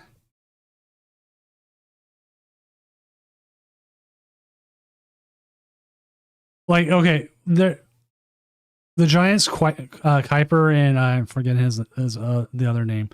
Freaking. You know what? Let me reach out. Xavier?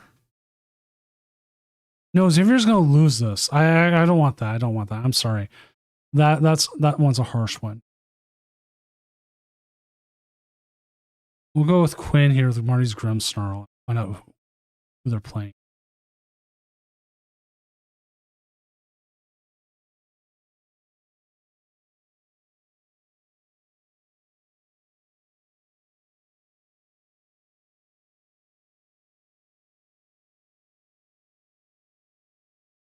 Cole McClin.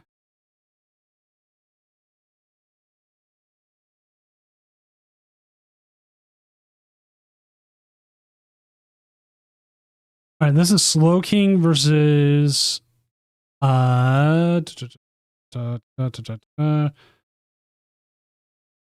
Grim Snarl. We'll see how this goes.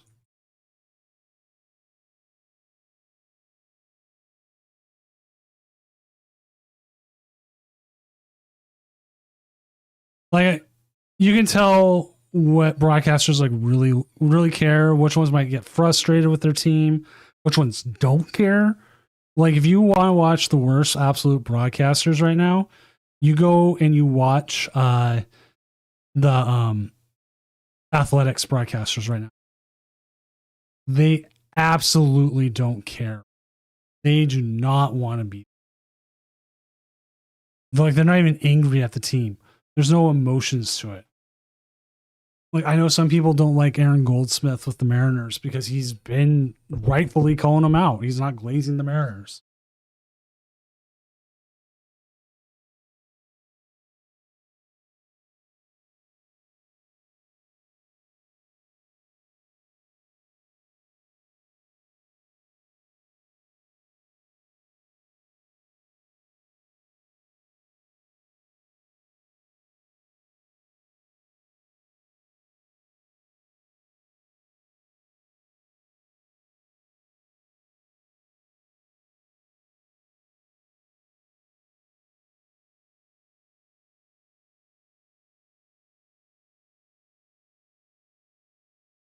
And that's the reason why I always bring up baseball casters comparatively to like TCG casters is that they have as much downtime as any sport does comparatively to a TCG. This game could be over. Miser, I will fight you on that, but I'm not going to.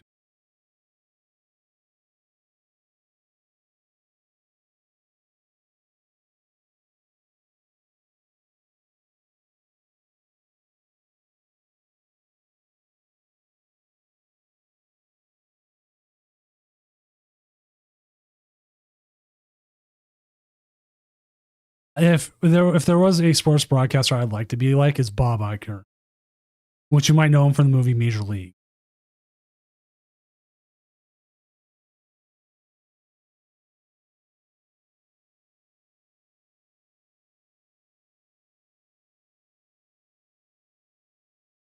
Mike Krukow and Dwayne Kuiper. That's who I want to meet.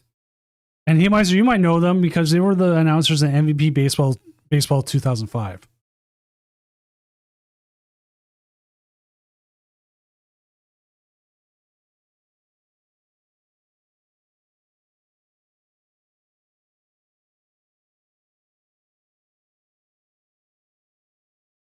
The problem with them is they're getting up there in age and they won't be around forever. Mike Krukow has been doing it for 35 years, and Dwayne Kuiper's been doing it for 41.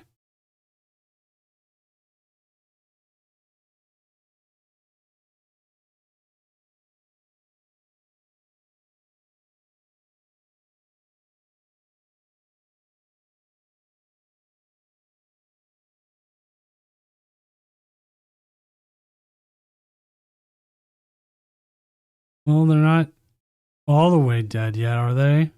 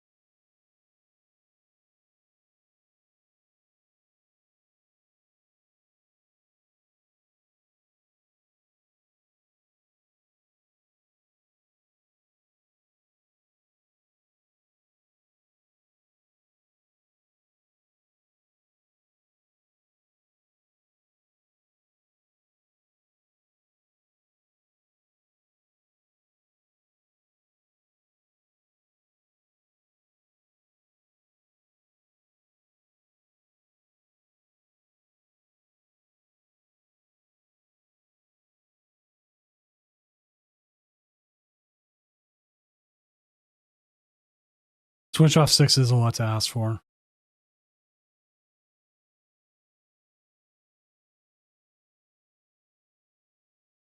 This is one of those games where Slowking doesn't get like the turn to Kirim, especially with the Kirim in the active or the starting the Kirim and everything. The game isn't going to be easy for them. Like it's.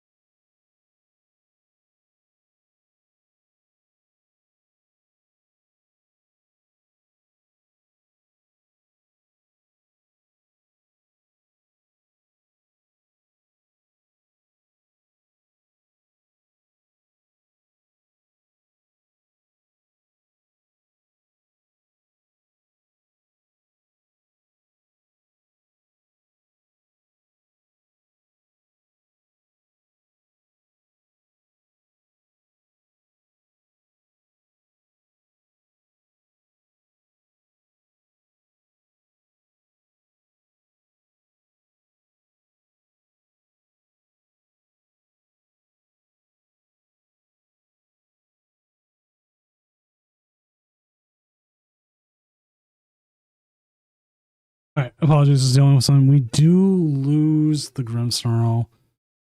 Do they have it? There's the Metagross coming in, and we're going to see the concession.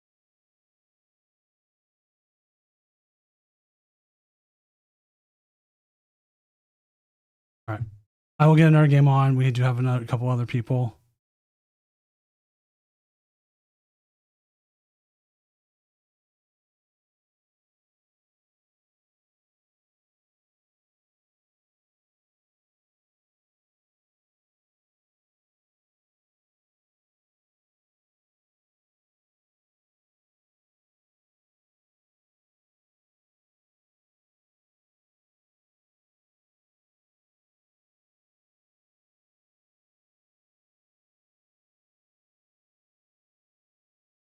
All right.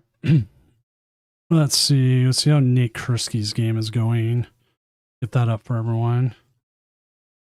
This is Zoroark versus Turn Signal. That was.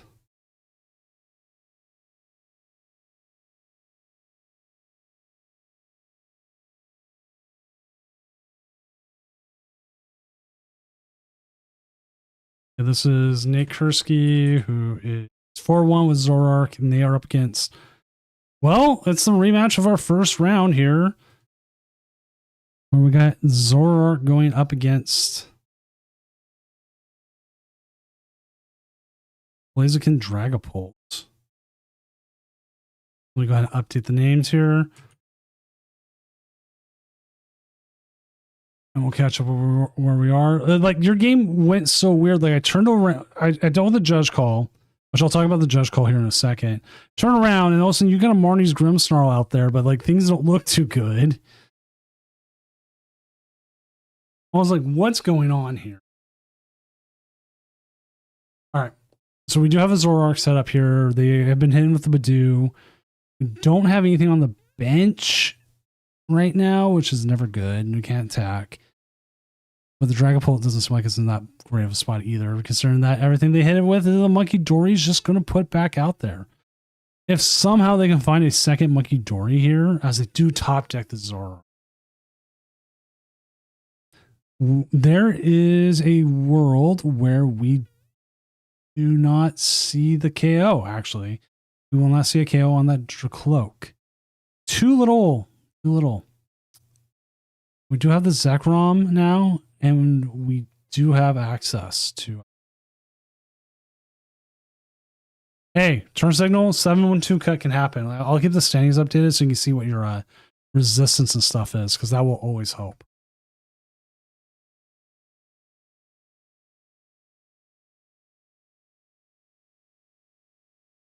Currently, you're 23 with a 75% win resistance.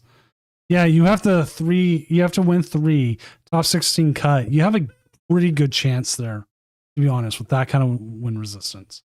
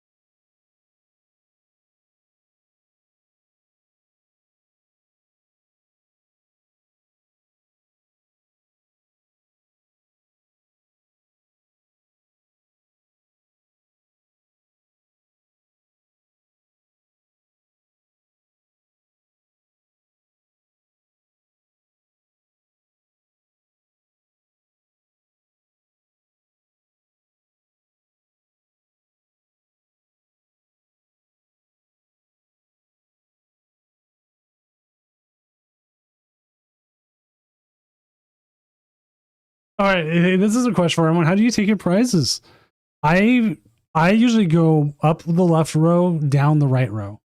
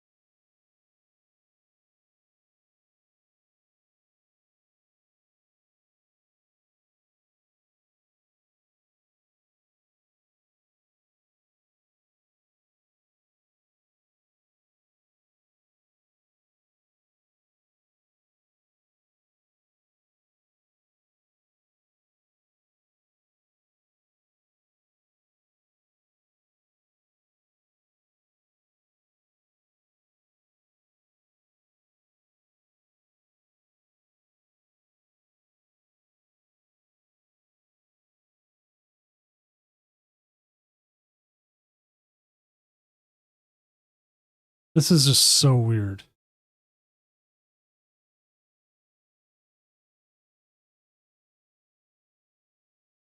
If I had a nickel for every time someone complained about their opponent emoting tonight, I would have 2 nickels, which isn't a lot, but the fact that's happened twice tonight is kind of weird.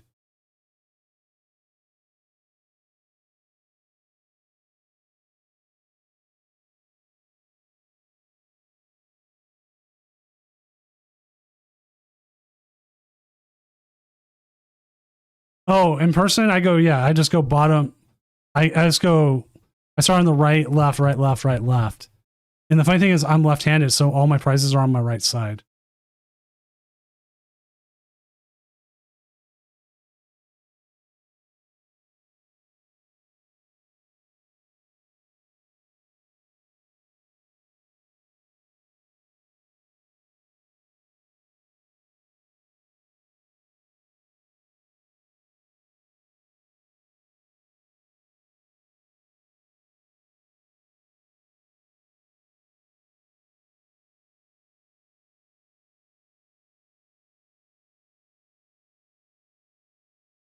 I mean, they'll always feel passive aggressive. That's what we have a mute button for.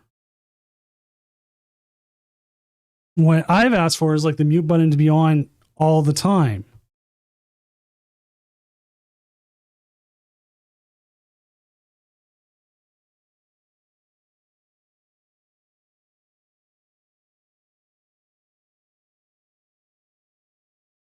I don't know if I like seeing the special red card go away, but if you got the rush ram, yep, there we go. This is what I was talking about earlier tonight. The rush ram makes this so hard.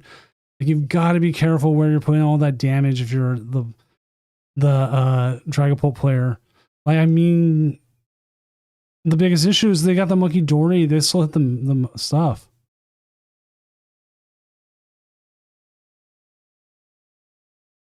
I think Slot Box will stay decent.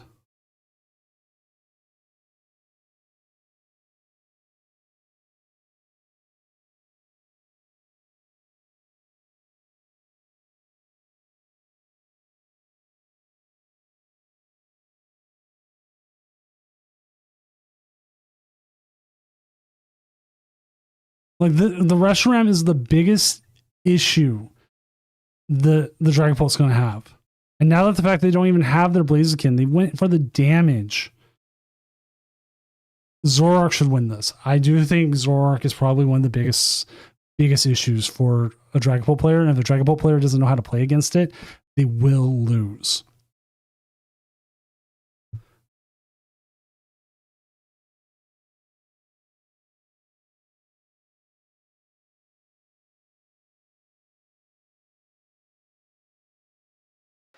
Dude.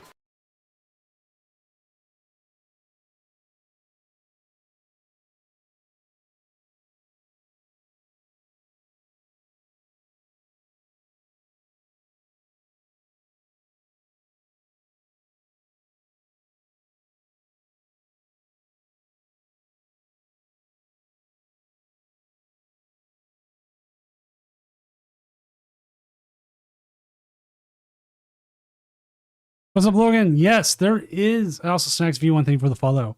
There is 2 cannons. They are under other.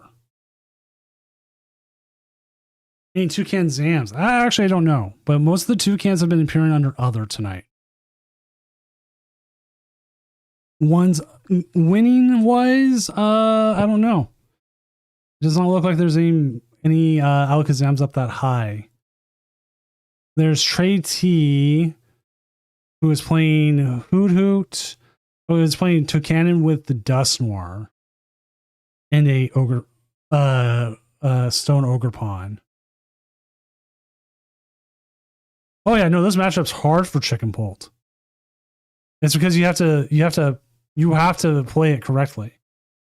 We watched Chicken Polt win it earlier tonight, but now it's not doing so well because, as you can see, the rush ram comes in and just absolutely runs you over.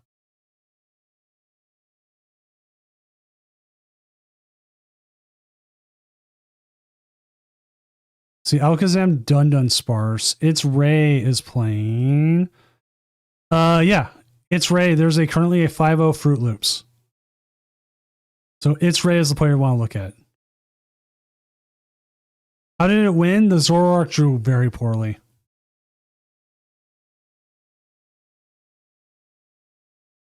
Like, if I remember correctly, we saw like zero. It had like a single Zorua, it got knocked out.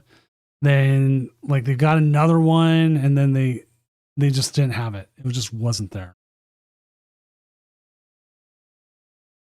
It was, I would say, the definition of brick.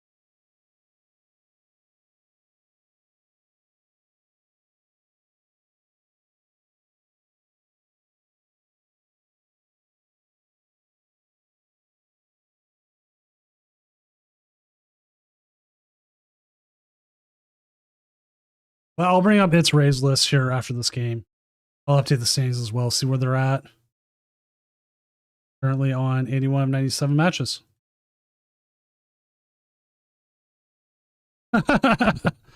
Well, at this rate,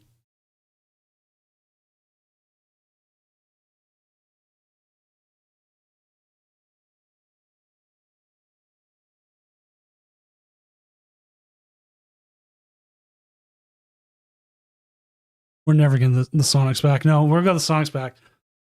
Kevin Caballero, who was one of the announcers for the Sonics,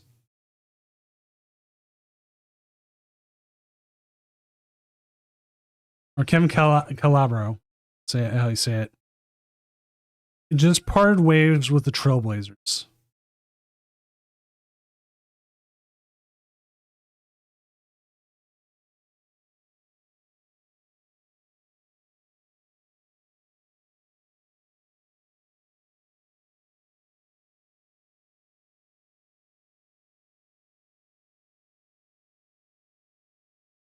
Hopefully he comes back for the Sonics. All prize cards taken. There we go. Please come back, Sonics. I was actually kind of surprised LeBron went there. But you know what? The NBA is the NBA. It's Rays still playing. Oh, wait, no, they just won. They just won. Okay. They standings one more time. But this is the current Fruit Loops that's winning.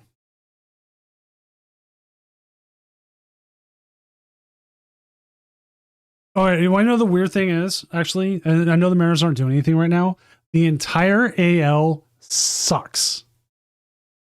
Everybody in the AL sucks right now. The only team that's worth a damn right now in the AL has been Tampa. Like, the Yankees have fallen off. Like, and Boston's come out of nowhere.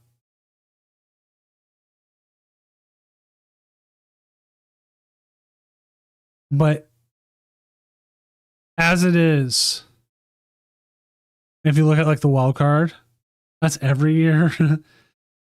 Right now, within striking distance of the wild card, 1, 2, 3, 4, 5 teams, maybe 6. In the NL, within striking distance of the wild card, there's maybe 4. But the difference is like in the wild card and everything is weird.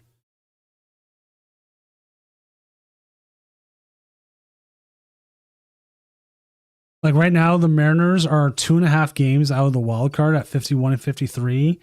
The Pittsburgh Pirates are the 2 games out of the wild card at 53 and 51. Did I ever go to a Sonics game? No, I actually never went to I went to a game growing up. It was the team I went to was called Yakima Sun Kings.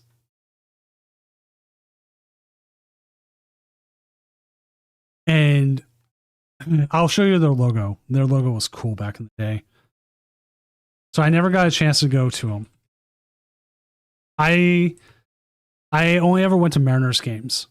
I never got a chance to see the Sonics, and I never got a chance. I didn't see the Seahawks until Russell Wilson's rookie year.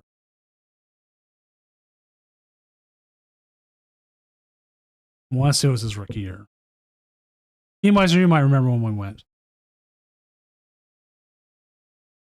But I mostly go to baseball.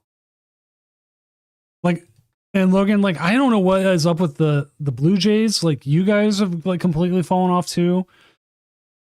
There are some people saying the World Baseball Classic is screwed with a lot of players. Dude, I'm at the point where I am just cheering on the Rays. The Rays are my second team, and I am 100% just at that point where I'm just cheering on the Rays.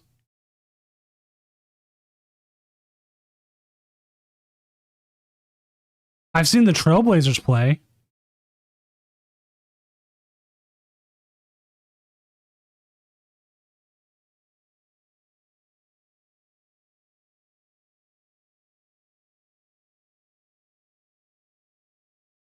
Here you go. This was the logo that the CBA basketball team I was with when I grew up. They've changed their logo like 20 times since. But this logo was so 90s and so good. I hate that they changed it like a bajillion times. But that's because they've went from like CBA to ABA to TBL. Like they're all over.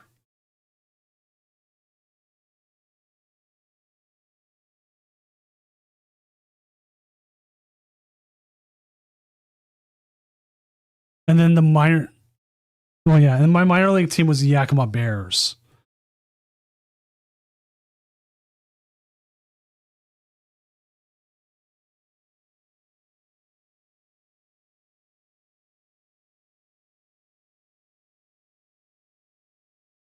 Right? It sucks. And it's not just like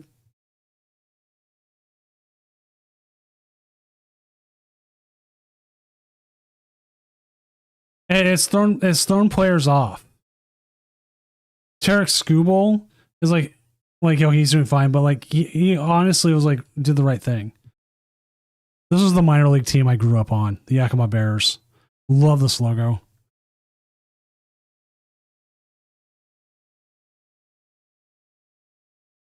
Skubal limited his innings. He left early. He did the right thing.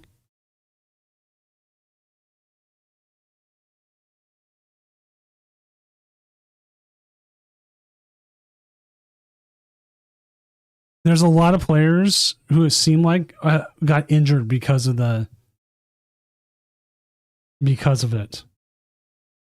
Like Cal Raleigh, it was reported he got injured and he's been feeling it all year. There's some people think the reason Aaron Judge got hurt is because he did it early. They think it threw off Vlad Guerrero's stuff.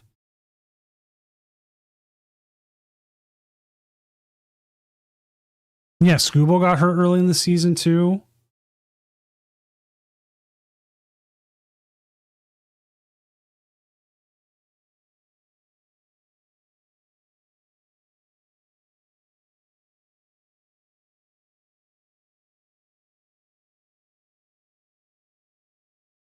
Like the list just goes on. You look at it and go, wow, okay.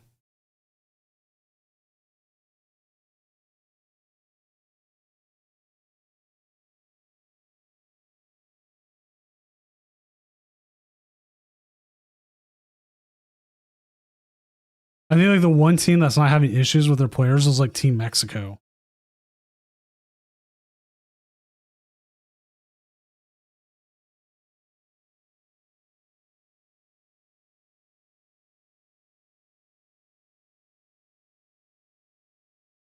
I have no idea what's going to happen with the Mariners, but I can tell you that it does not feel good. Space Cake? Well, actually, this is the one I'm looking at right now. This is the deck I'm looking at. This is 6-0.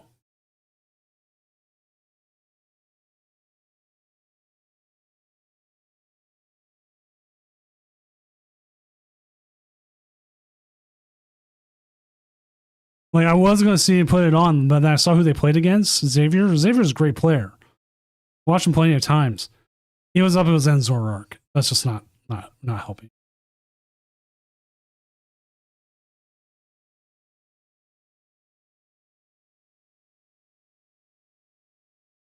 But Erica's Victory Bell, so good. Also, there's something I want to show. I keep forgetting to bring this up and chat up for you guys. I was looking at the Pokemon XP site, And I saw these images that were floating right here. I was looking at these. I'm like, these are so damn cool, right? Like, there's a whole bunch of them for different things with the city.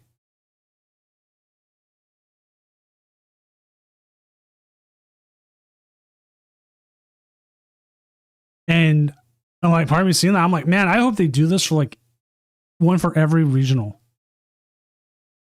Like, could you imagine like some sort of thing for every regional like this, like this? Like, it would be such an easy win for them. Like, I know it's worlds and all that, blah blah. But just like it could be for every regional. It could be for every European regional. Like, it depends on how much work they want to put into it. It could be so good. I know, but it's an idea. I would want it to happen because I'm a creative director, and I think it would be a really, really, really good idea. Like, it would just give the regionals an extra little bit of oomph to everything. I hope these are made into pins. I guess I'll find out when I go to Worlds. My first time I'm going to Worlds. I've been playing the game for 27 years. First time I'm going to Worlds. I'm going for that Thursday through Saturday.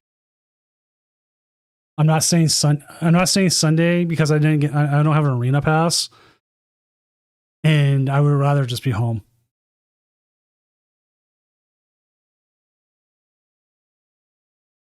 Like, okay, let's pull up the regionals.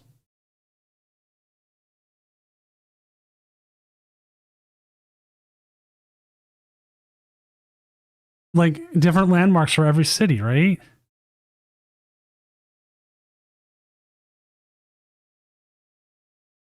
They've already got like the photos of them going over.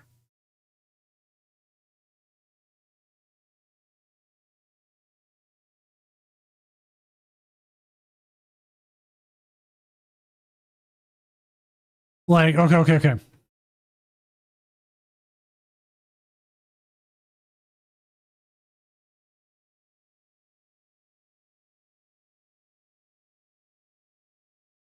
Did they announce Orlando yet? I don't know. I'm waiting for them to announce Seattle. You know, if everything we know about them having like 3 year stuff is correct,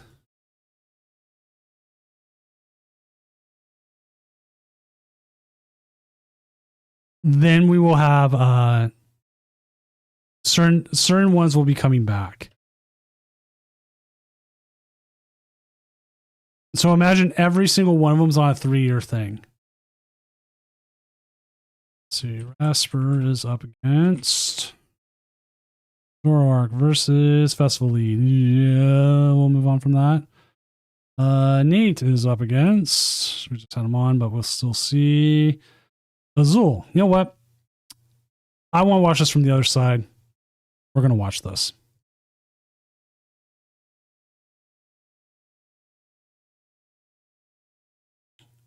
It's something that's been brought up, and I've brought up as an ambassador, and some other people I know have as well, about international events like that. Because if you notice what happened with Unite's not part of the stuff anymore. It's its own thing, and it's more international, like Japan and other stuff, because of how hard it is for players to get visas. Yeah, and the Mets are bad.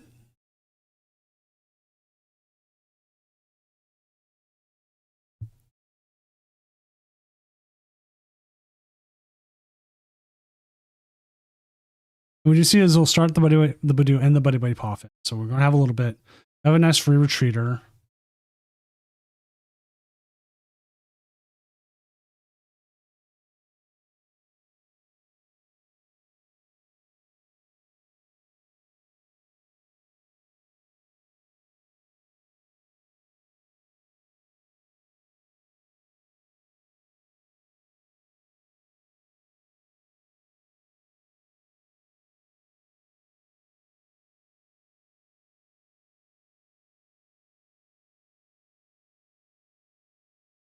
Baseball is always for me. Football will always be good because of the Seahawks winning it all.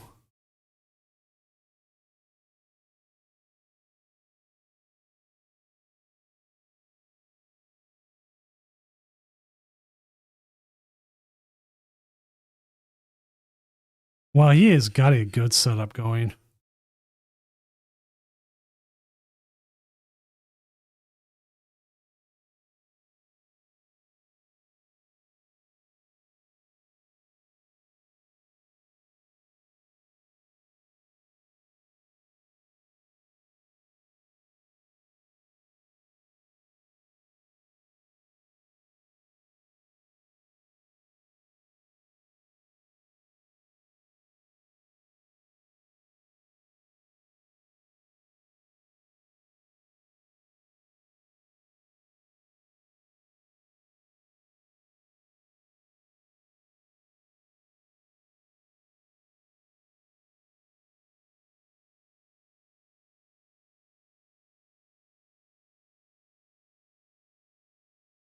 We could see a Vettel, not really.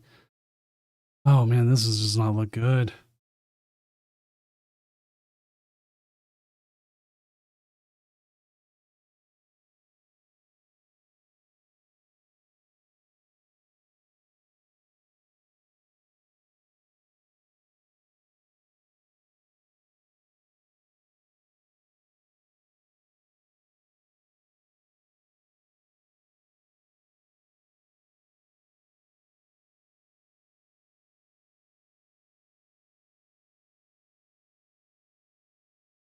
Yeah, that was it. Wow. That was horrible. I'm sorry, Nate. I thought that would.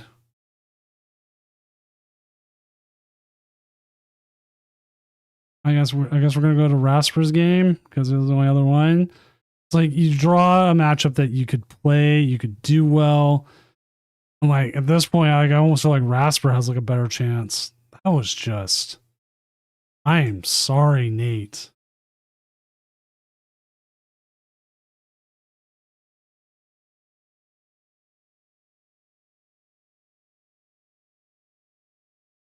Minor League Baseball will always be fun to watch, though. I will say that much. I've been thinking about going to to the Rainiers game around here.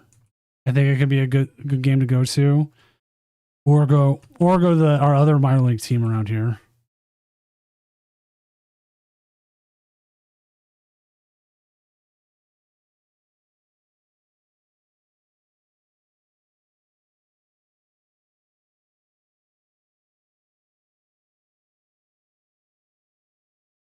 Because we have the Aqua Sox and we have the Rainiers, and they're both Mariners based teams, so we always get to see Mariners future players on it. And for a while, we had the Baby M's.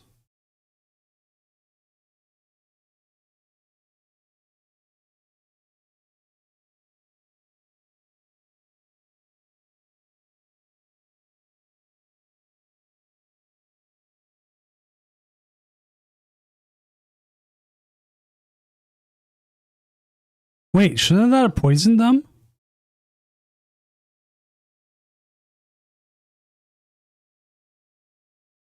Oh, Festival Grounds is in play. Oh, that's Bane. How are the Aqua Sox doing this year? I think they've been doing pretty good. I know we won the championship last year. Let me see how they're doing this year.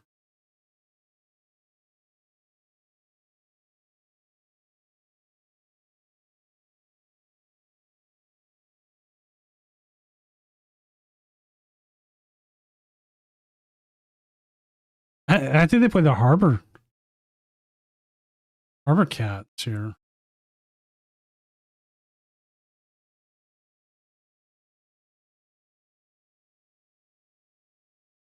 I'm trying to see what the Northwest League standings are. I don't think there's any standings.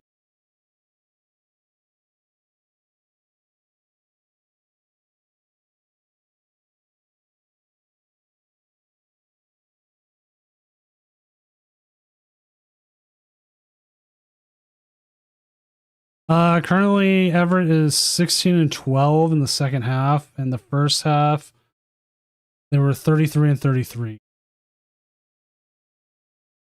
Overall, they're 49-45.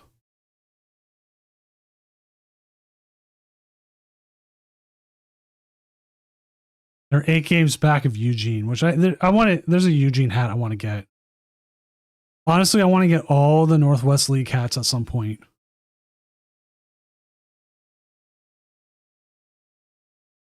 Tri-Cities was one of the ones I grew up with.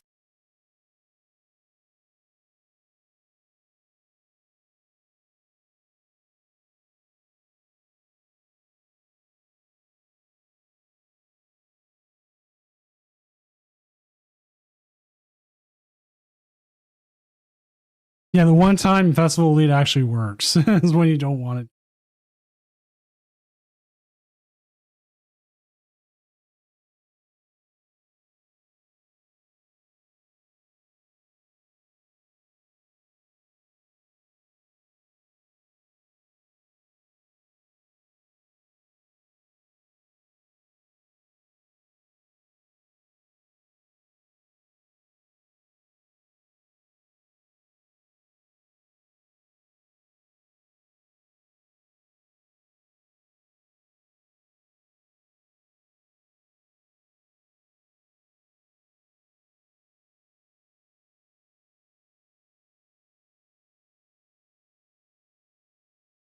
Like, how many times have we had people talk on Twitter and everything saying, "Hey, festival grounds didn't work. Festival grounds didn't work. Festival grounds didn't work," and it happened again.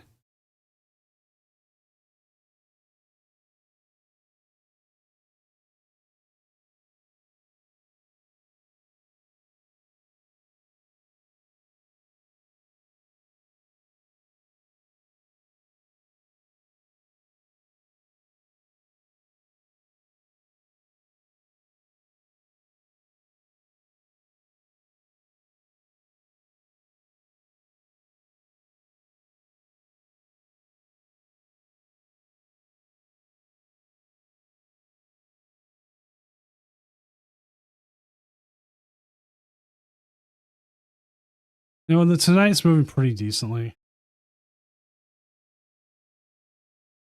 I will say that much. You see, because like Zorak, even though the Rise of X Control and Festival Lead does still have like the better matchup into like Dragapult, so it makes sense like people still want to play it.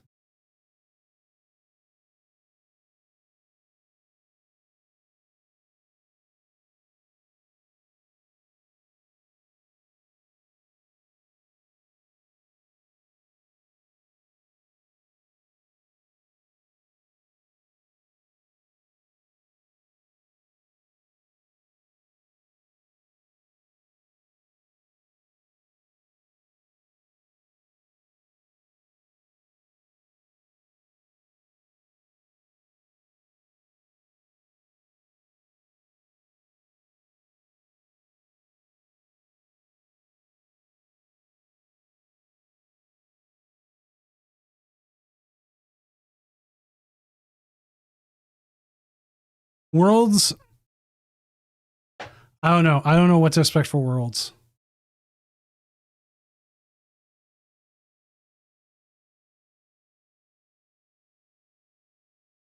Cash is right. Like, what would you rather go after?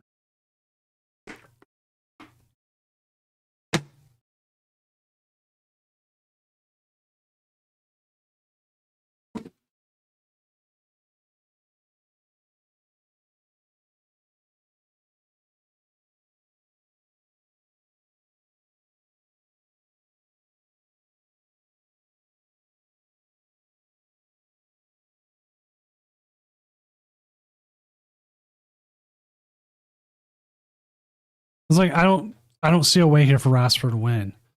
It's just like the worst matchup you possibly could have hit, and it happens.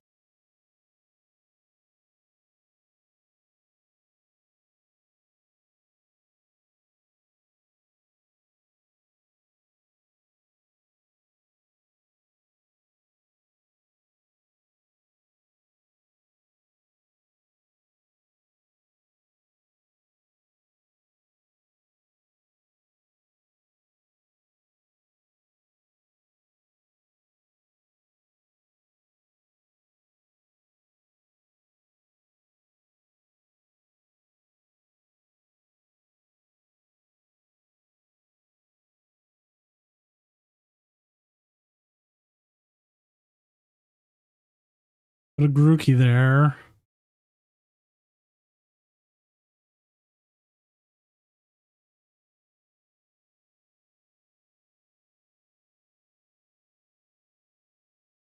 I don't have any idea for you either, man.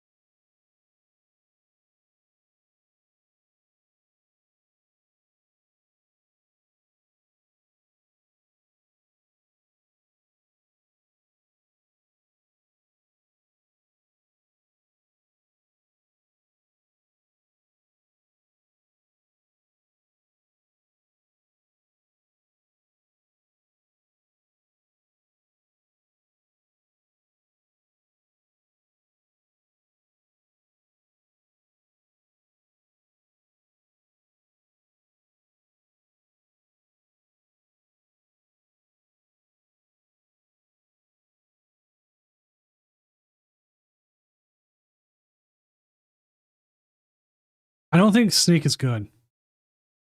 I really don't think it's a good deck. It's not even like it has online tournament results or anything. I just think it has a good Dragapult matchup, and that's it.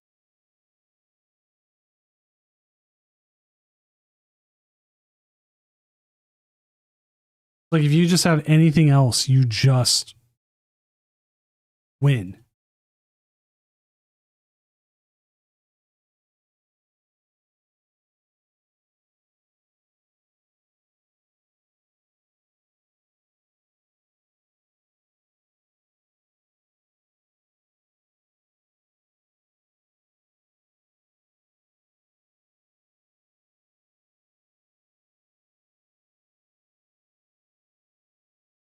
It's the Spiritomb, and the Spiritomb takes like so much to get to it, right?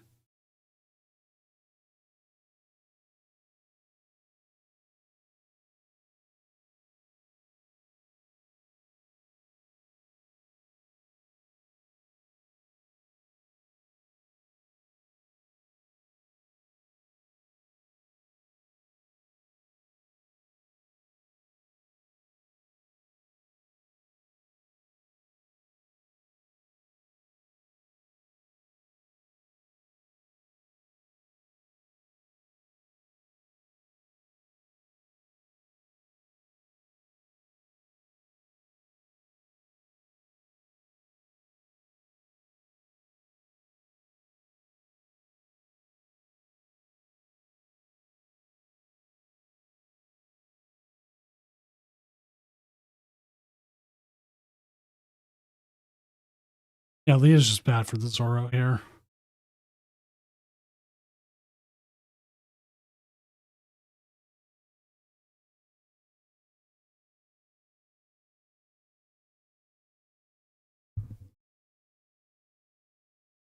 I don't know. Festival Lead seems to have the same issue it has like every time it gets like a new card.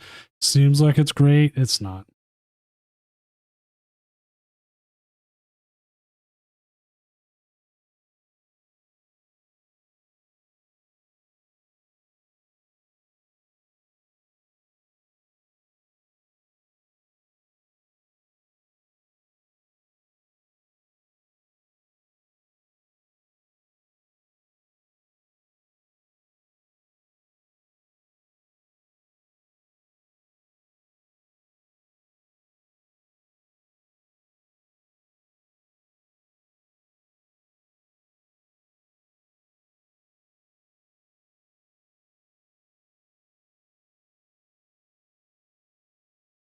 It has never worked for me. You know what? You know what, Cash? I'll send you Metagross Kangaskhan, and you just flip. All you're going to do, you're just going to flip coins the whole day.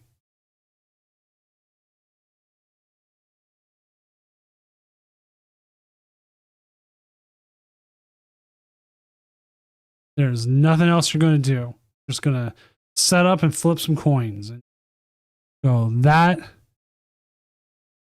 is my day. And if you don't win, anything or your day goes quickly, you go, that's cool. I'm going to go down to Oracle Park and watch the San Francisco Giants with Doom.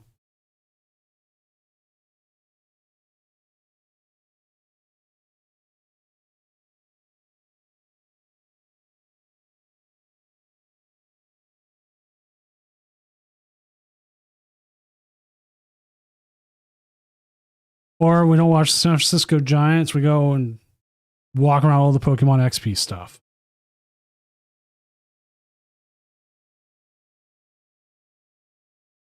There it was.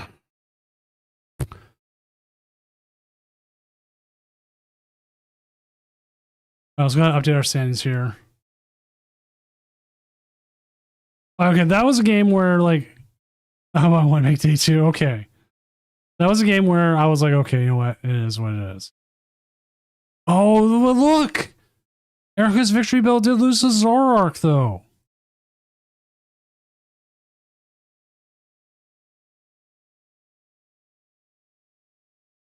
You know what?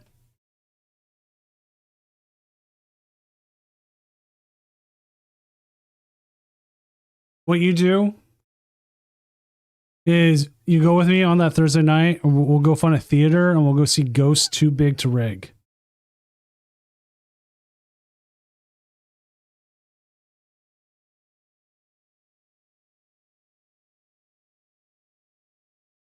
And shot X2 gets in. Actually, a really good shot, to be honest. It just depends on what your of resistance is. Because see, as it is right now, X2 is almost up into the top 16 with as many 6-1s as we have and everything, even 6-0s. A couple 5-1s still there, a 5-1 drop. You should be still pretty good. It just depends. With 58, you have a decent chance. It depends who drops, who loses, everything else. We will need to find some players.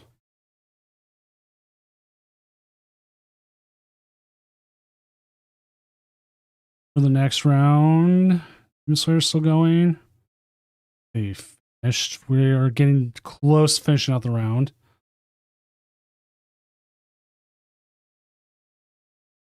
So I'm going to take a second. I need to get my water refilled. We got a moment.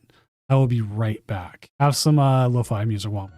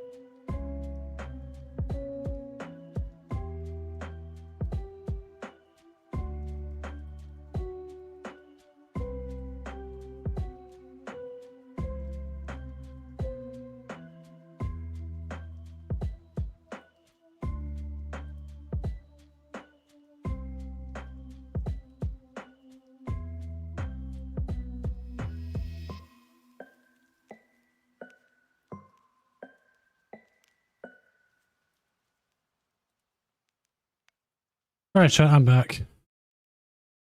That's when the song ended too. We are currently waiting on 5 matches. Don't know how many, what they have into pairings.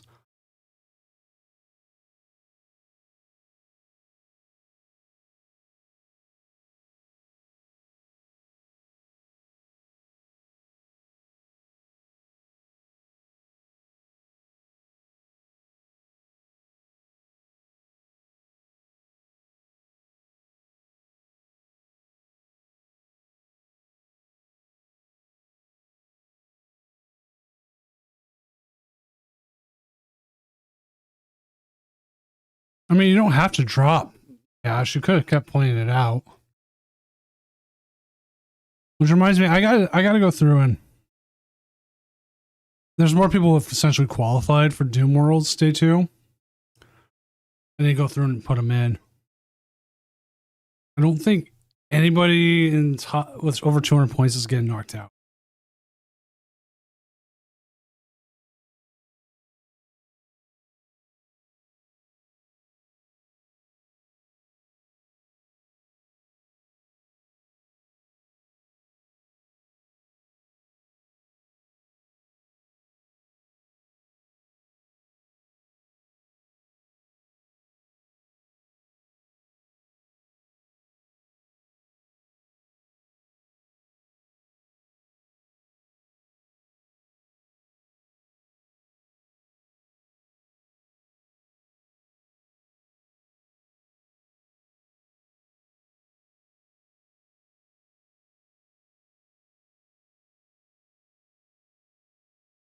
Maybe. We don't have a lot of tournaments left in the year.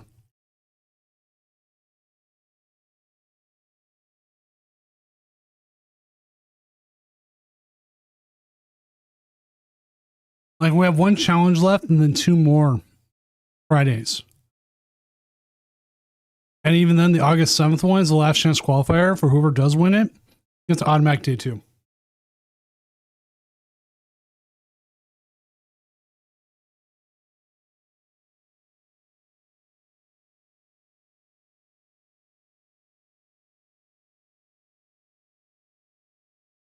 But I have to see like where people are. Because some people, like I said, are not getting knocked out. Like Cal Connor, they're in. I'm not. Cal's in. There's nothing that's happening with that. And like King Heracross is like another player. And then we had our regional winners. And then we had, other people.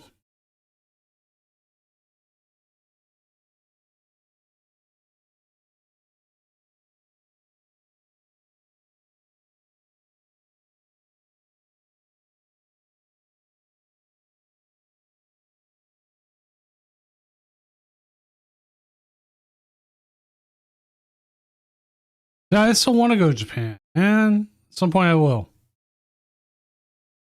At some point I will.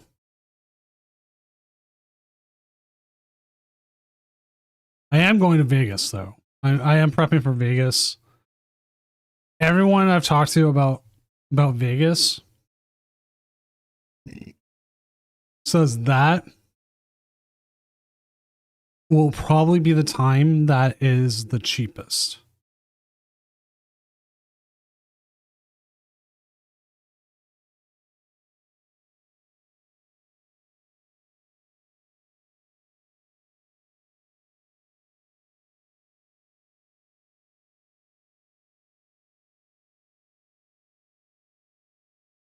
But it's just a matter of waiting.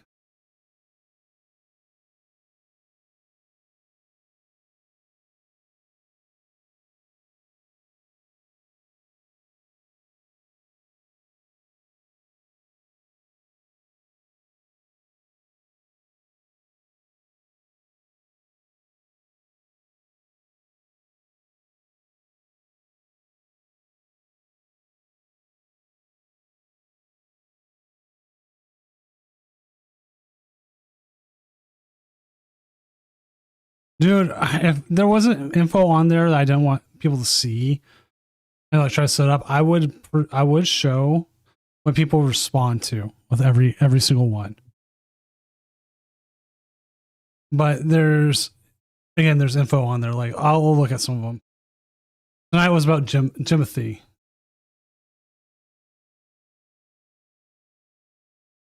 There's someone saying, I haven't, but thank you for bringing Jim to my attention. Yes, I live in Seattle. I can't talk here. Email me. But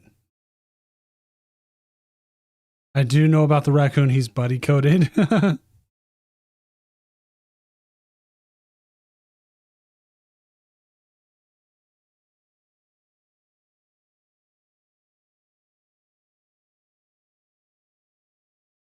And then funny enough, because it's a Jimothy thing tonight, had to be the second largest tournament of Doom of all time. Some people are funny. Some people just repost what's there. Some people just put like a random letter. Look at this. We got Rocket's Honchcrow doing well. We've got this Victory Bells up there. Like, I want to see this Victory Bell. I want to see who they play. I'm going to ask them if either player could stream. Because I want to see it. Unless it pairs up against Zoroark again.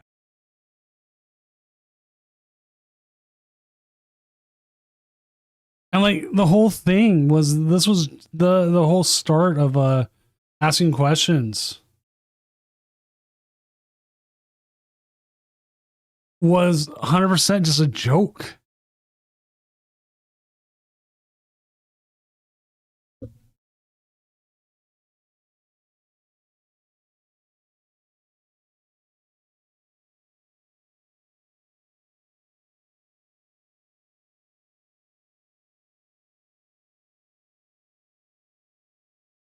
What's up, Jamon?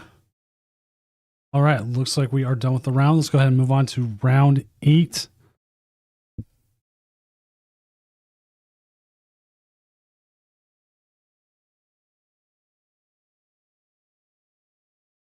And let's find ourselves a game.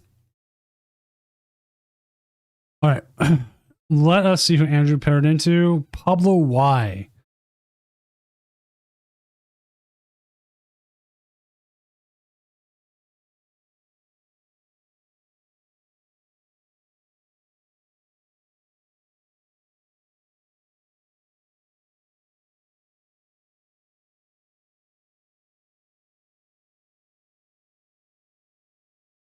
All right. I'm asking to see if we can get Andrew L on.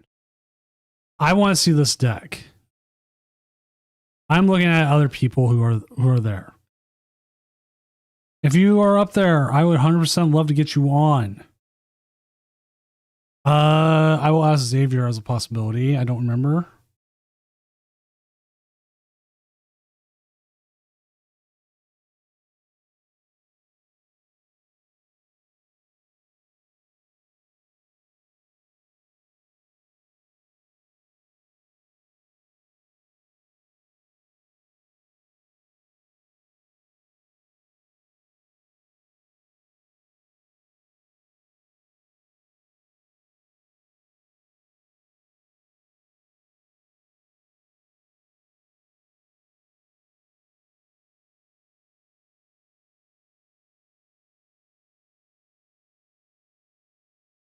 All right.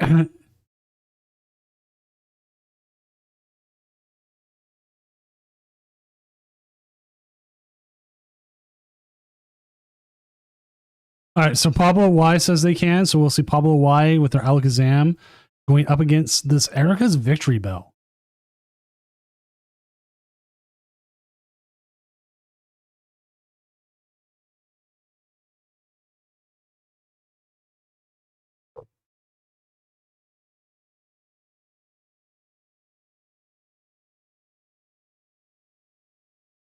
Which, I mean, we haven't seen this at all tonight.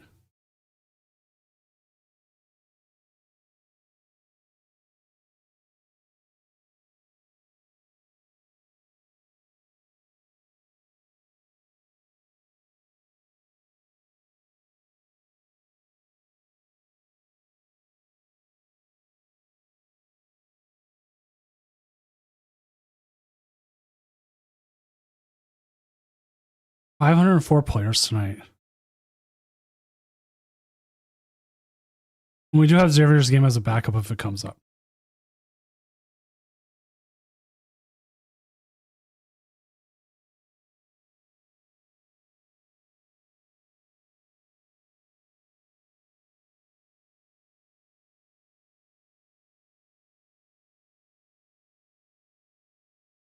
That reminds me, I need to see where that package is.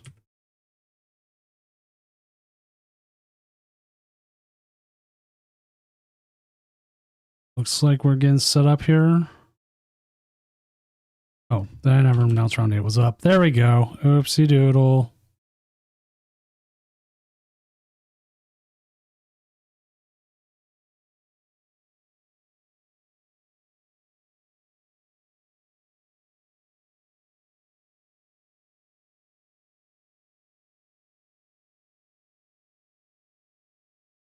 Rasper, I saw that. I went, I was like, okay, what's going on? Like, what happened? Hey, free win's a free win though, right?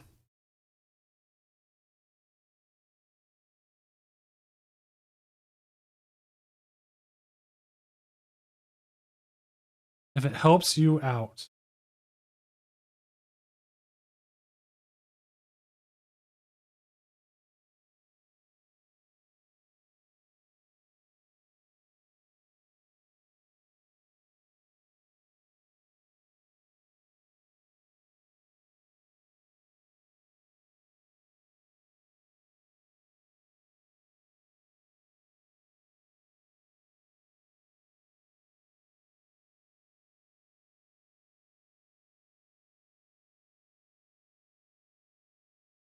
Oh, it's not happened.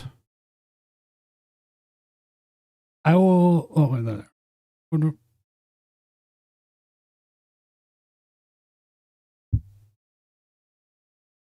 Just waiting for the screen, the screen to update, them to share.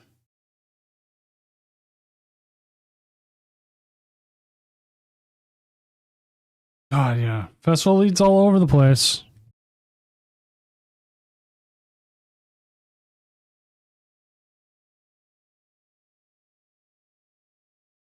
We'll give them another minute. There that goes.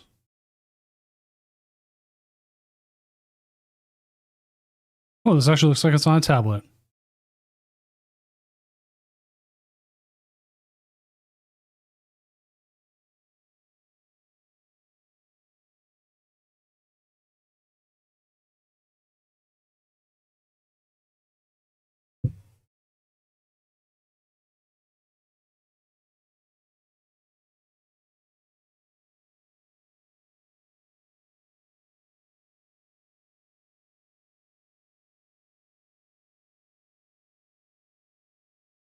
Well, because they're trying to. They're trying to prove to themselves they can.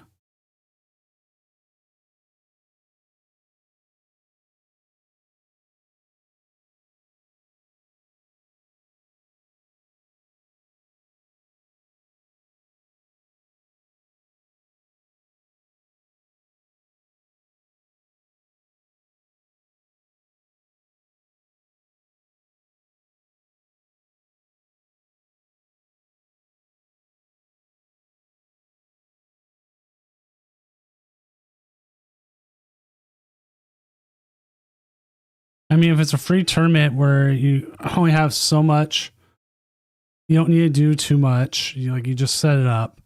I think they're having an issue like trying. It's not showing. It's showing you like a screen, but it's not showing the right screen. So I'm gonna pull Xavier's game up so we have it, and then I will pop to them. I think they're just having an issue. All right, there we go. This is Xavier's game.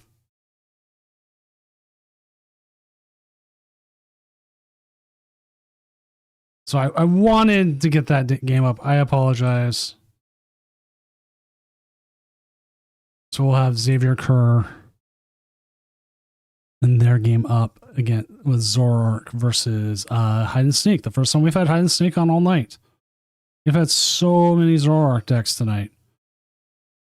Getting that out of my system now.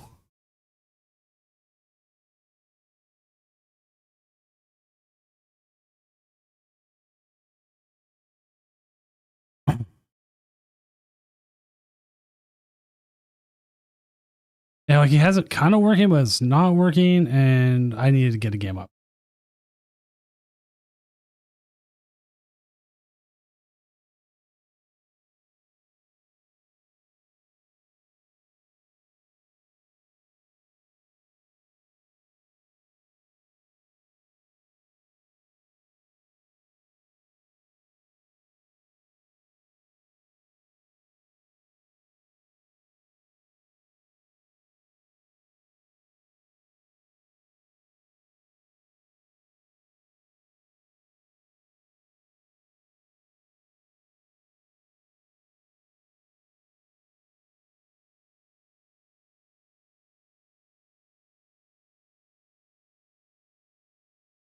All right. That's a lot of Zorks. That's just is a lot of Zorks.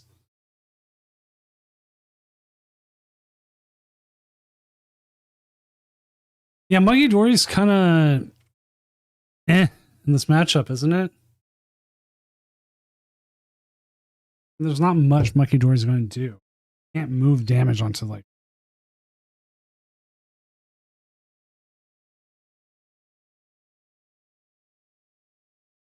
But you can make damage go away.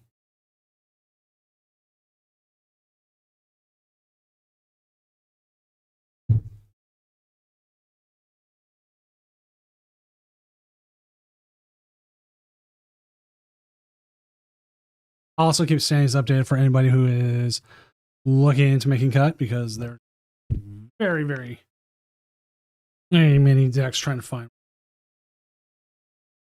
Because you can move it to the Poltergeist, it will just do nothing.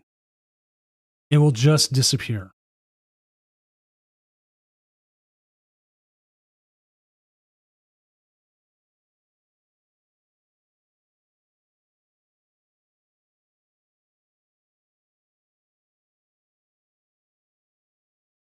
Right. Ralphino, it can only move it to the Delmise and the Spirit Tomb. Anything that has the ability is not affected.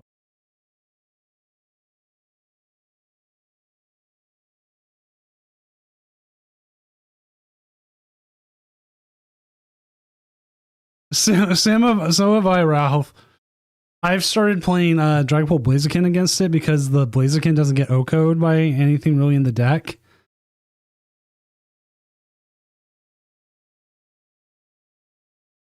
Yeah, and like it takes them a couple turns to get to where they need to go. I mean, they'll hit 170 here at least.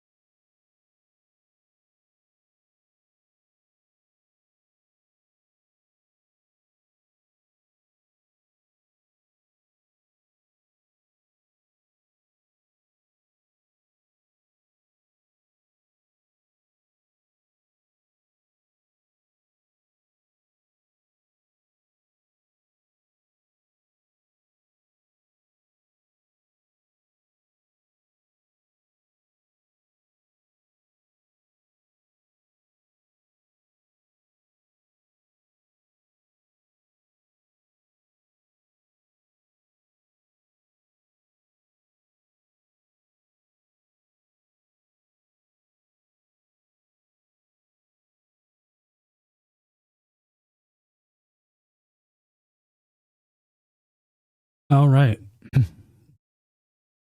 So the Night Choker here, shred, 70 damage, take out the Dun Sparse, take out that ability for them to draw. That's actually something I found with hide and seek in general. Hide and seek does not do well when it starts losing its ability, its draw ability. I'm also giving an update on all standings because it will be interesting to see what happens.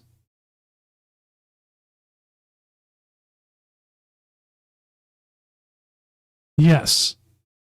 That is actually why hide and seek has been running Pat Rat, is to prevent you from just being able to heal. That's all you do. You're just like, yeah, gone. That damage is gone. Like, yeah, you may not be able to put it onto something, but it's still gone.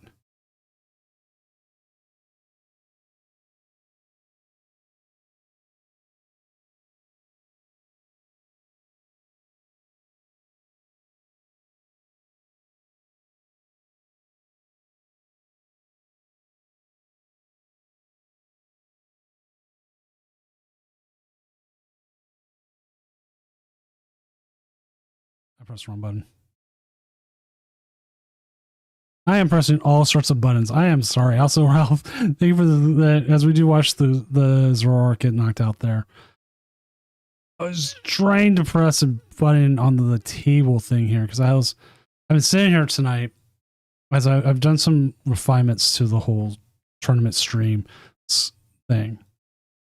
I really hate that the emotes are there on the side, and I was wondering if I expanded the size of this ending, how big would I have to make this whole thing? Get rid of a lot of these elements. Like if I made everything this big, it doesn't work. But I'll figure it out. Like I don't want to just move the score bug, the name with the names, the decks, the round time, and everything over it. Like so tempted to.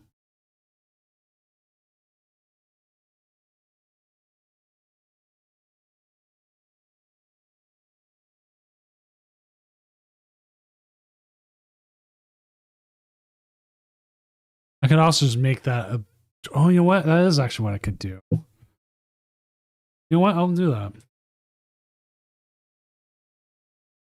I do hate that I sit here during streams and I will tweak my setup.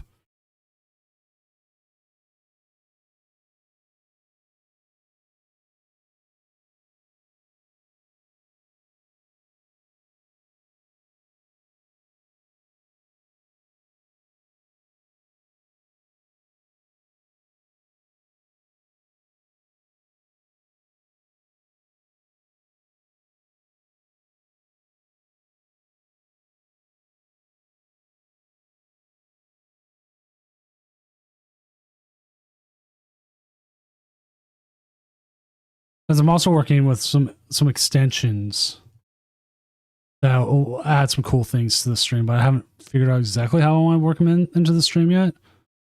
Just stuff that will make this like even more professional, like on a different level.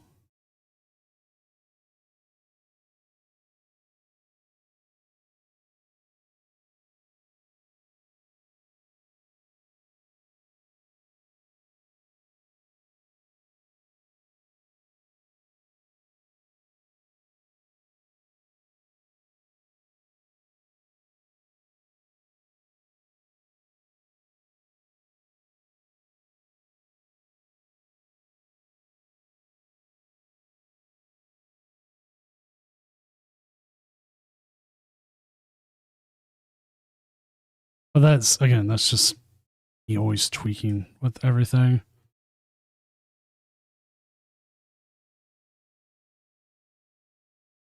Jimothy can attest to that.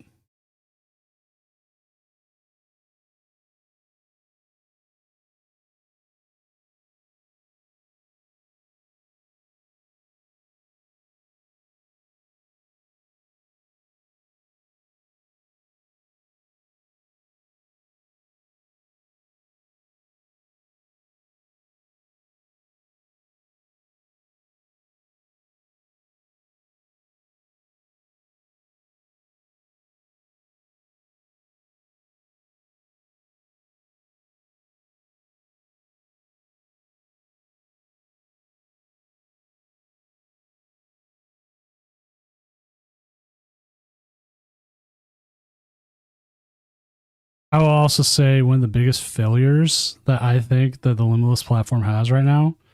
This will sound weird, is that you cannot. I know why. I'm not going to sit here and lie about it. You can't send gifts to your opponent, or at least the judges can't send gifts,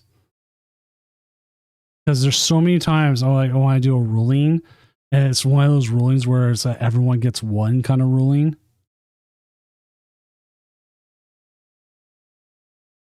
Like I so badly want to send that to people. Just everyone gets one.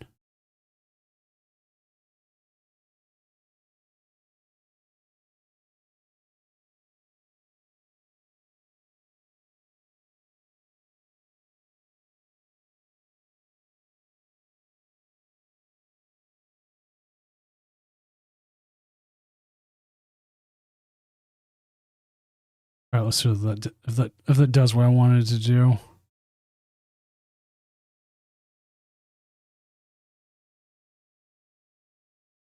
Kind of darkened the edges. Not as much as I wanted, but a little bit more like I did.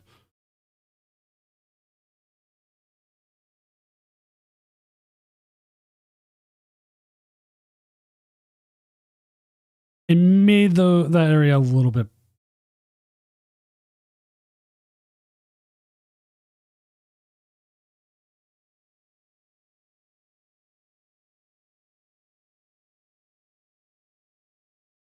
Zorak's proven to be really hard here for this hide and sneak deck to beat. I mean, we kind of figured as much coming into the matchup. Have I spotted Jimothy in the wild yet? No, I have not. I do live in Seattle, where he is. I do know the neighborhood. I've not been through there. I've chosen not to go through there because I know there's a lot of people, and I would not be surprised if he's been scared.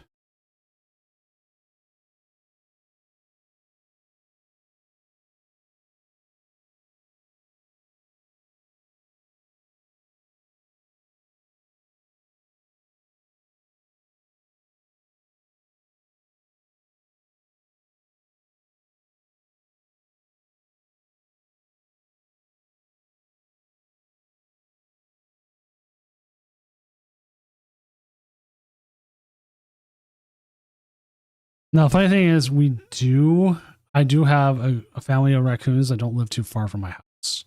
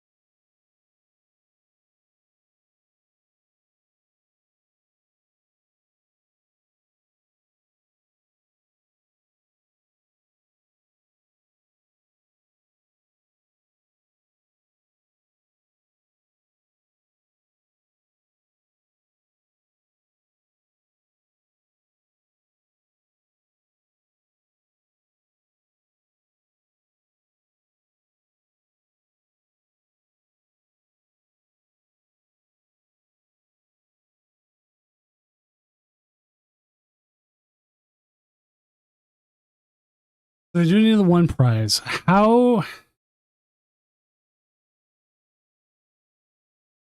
Ralph, I lived out in that area, and I am it's the same thing. I am surprised that there's not a Jimothy out there.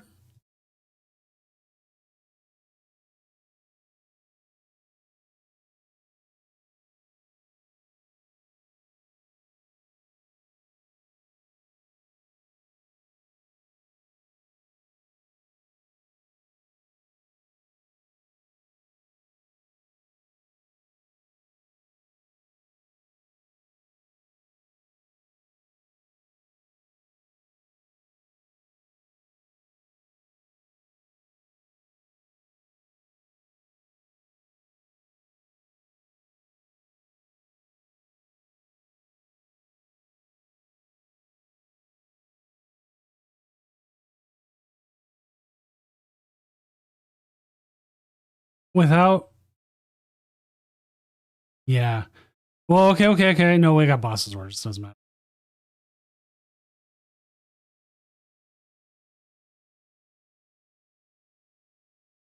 I worked in Mattawa for a while. I would drive past Hanford all the time on my way out there. We'd leave like 4 a.m. I was in high school at the time.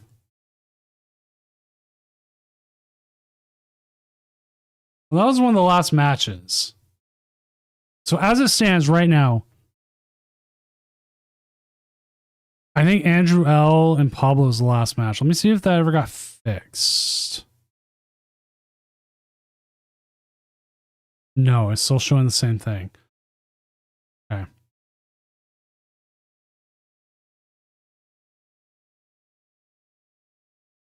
Where in Mattawa did I work?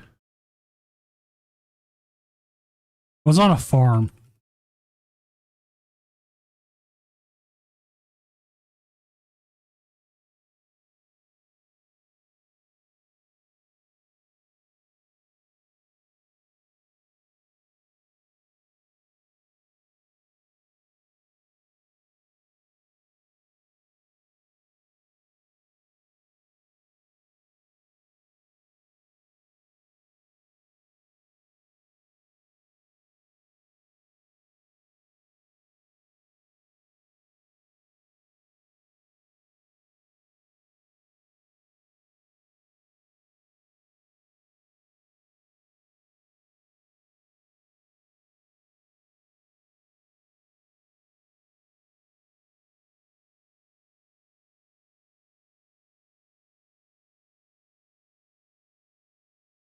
What's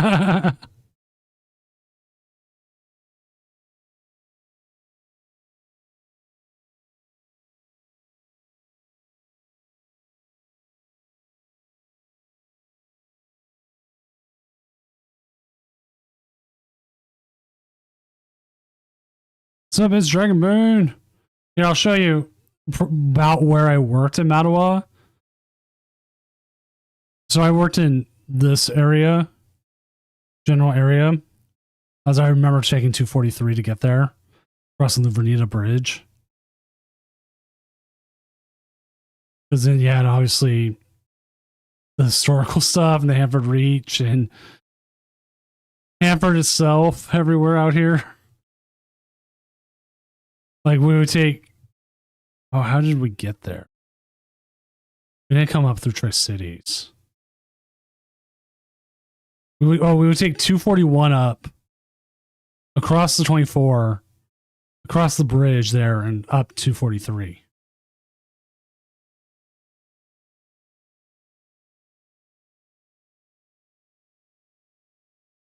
Like all this farmland out here. Yeah. Yeah, I was a farmhand for a while when I was a teenager. Mostly I worked cherries and other stuff like that.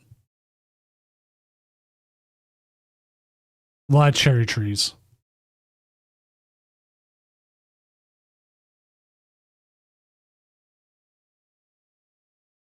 High school was a good time. There was a store we would stop by. I want to see if it still exists.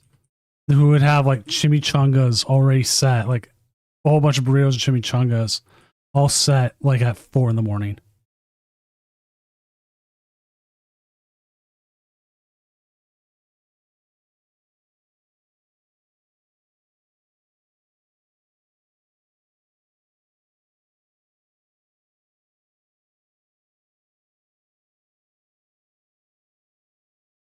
See if the place still exists.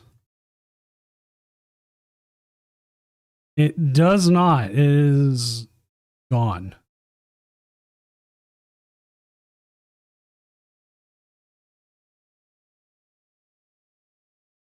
I'll show you what it looked like. Oh yeah, driving out there's terrible. This store right here. Oh damn. Well, this is what it looks like now. This is my hometown. I don't live here anymore. I think I have family lives there anymore. But this year, they would show up like 2 a.m. or 4 a.m. and they would already have like chimichangas and everything ready. Like, I mean, it was just this dingy little store. But there's like 0 trees on the whole drive.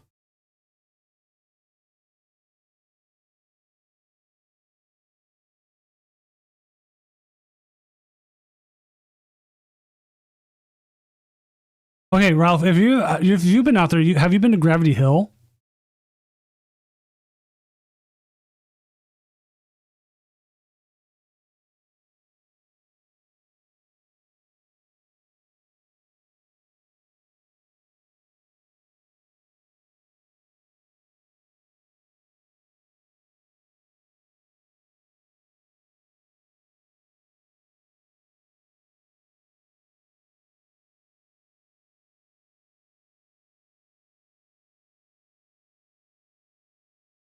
Like, if you're ever on the east side of Washington, you have to go to Gravity Hill.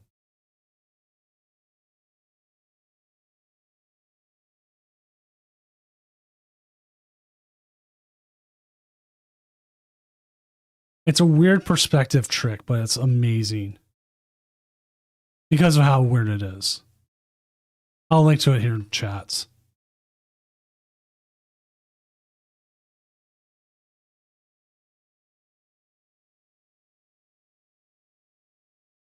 Yeah, I'm Prosser.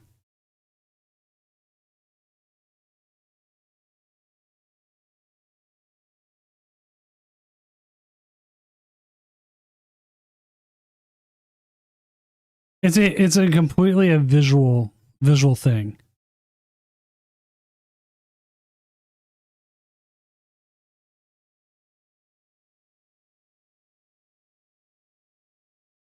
As it stands right now, as we're waiting for our last match, which is a pair of 6-1s, there will be one more 7-1. If every single 7-1 and 8-0, 7-1 IDs, no 6-2s will make it tonight.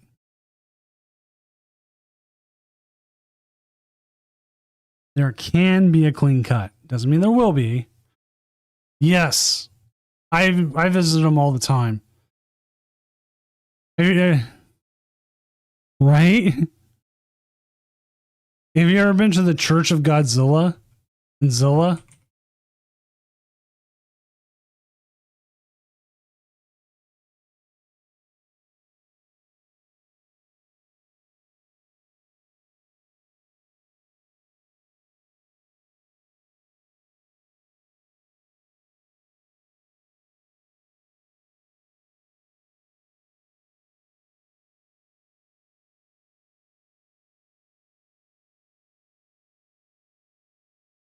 There's like some pretty cool stuff. Like, have you ever been to like roadsideamerica.com? Like, there's some really cool stuff you can see and find out about.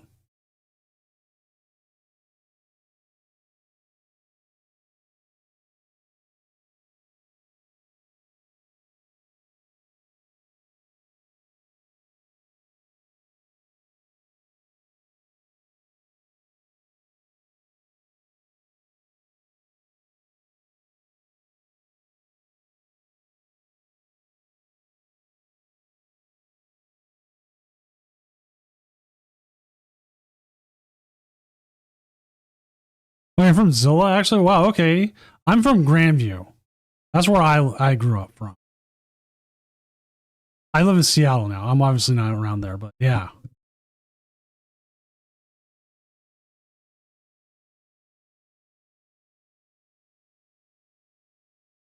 Yeah, it says Jesus saves and everything.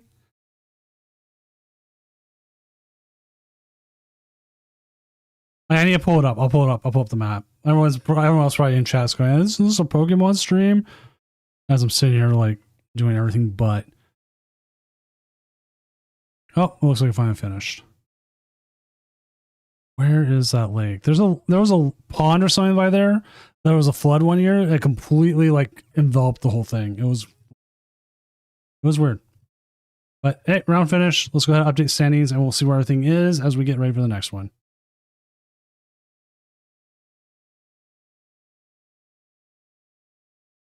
Right, Xavier? Like I thought about putting you up against seeing it against it as they did win. Wow. Okay. All right, let's get this final round going.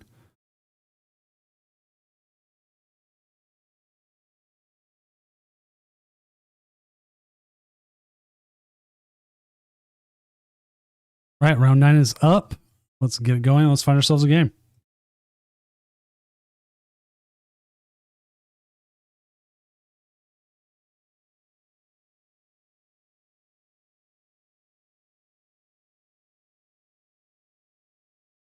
What's up, Z-Man? Yeah, small world. I'm trying to remember if I do have family still living there. Like, they've all moved and stuff, but, like, well, the Yakima Valley have family everywhere. I can at least say that much.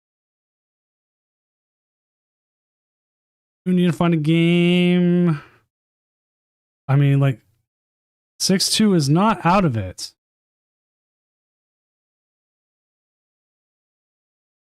But 7-1s are...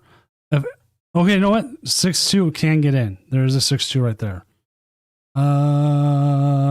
Dr. Why suddenly lost? What is Nate up against? Mega Excadrill. You know what? That's a good matchup. We'll get them. We'll get them one more time. There's a possibility they can still sneak in. I haven't heard a thing yet. Oh, there's the first.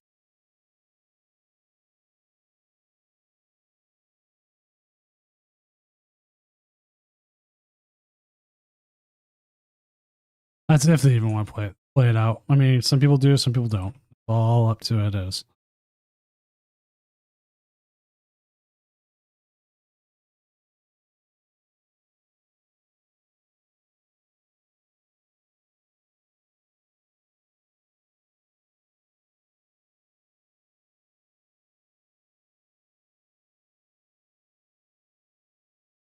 All right, looks like we're ready to go. Got a couple more IDs.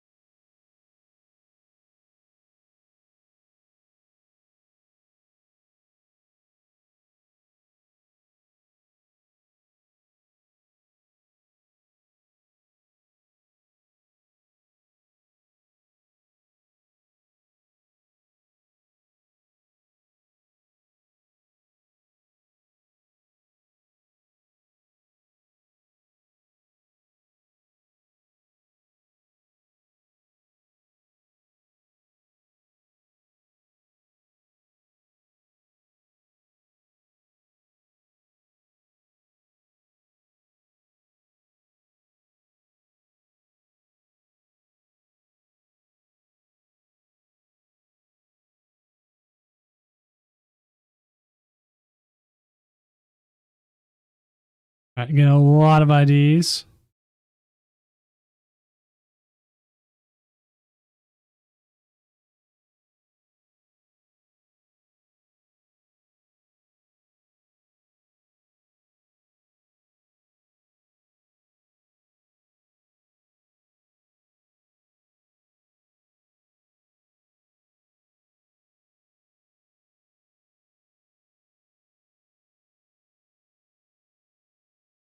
All right, we had a ton of IDs come through.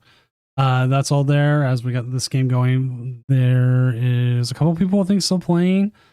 I think Azul's playing, but he's at 8-0. He's already in.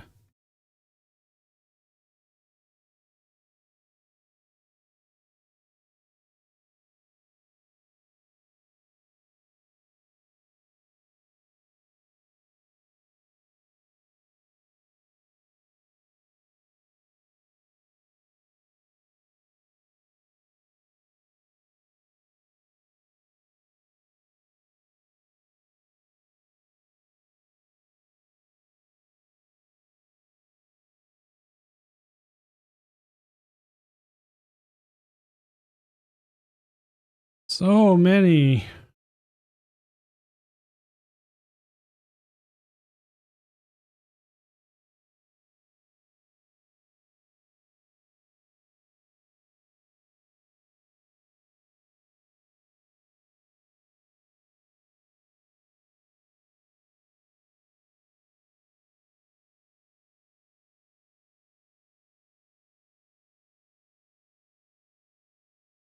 I haven't seen what's going on with this game. Oh my gosh, that is a Zoroark setup. That is a Genesect.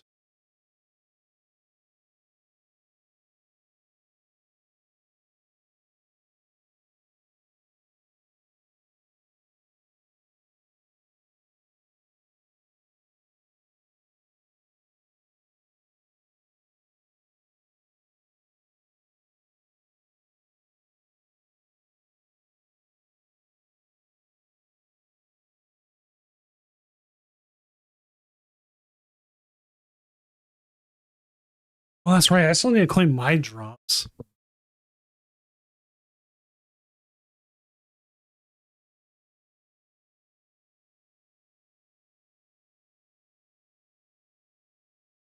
Night Joker for 250.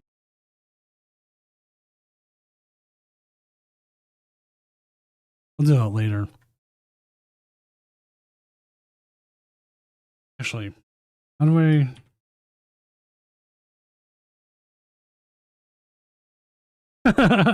Aren't you doing the same? I'm just making sure my drops are there.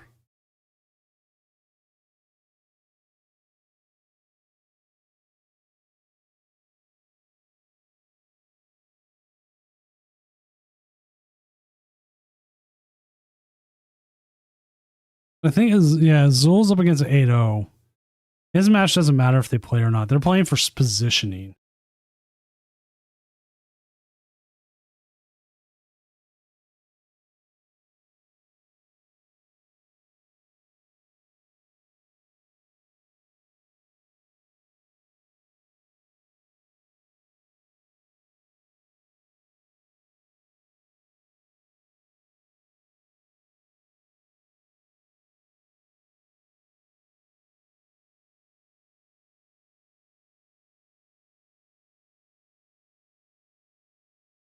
Oh, wow, the X Control couldn't take KO. And they didn't want to hit for the 200. I mean, that'd be a very, very bad idea.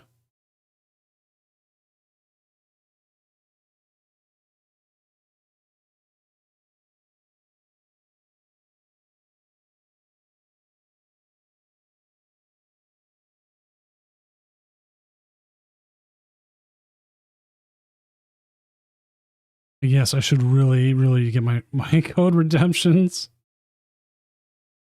Like anything good out of it? Not really.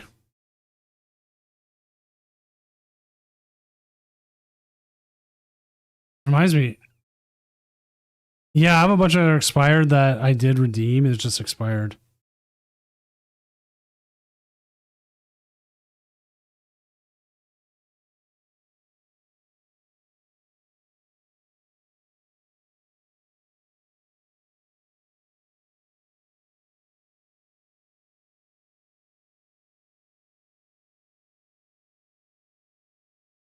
Wait. Did I ever redeem the jackets?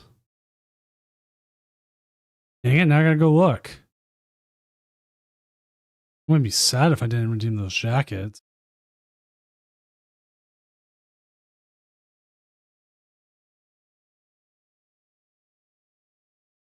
Wait. Did any AAC not even have a jacket drop?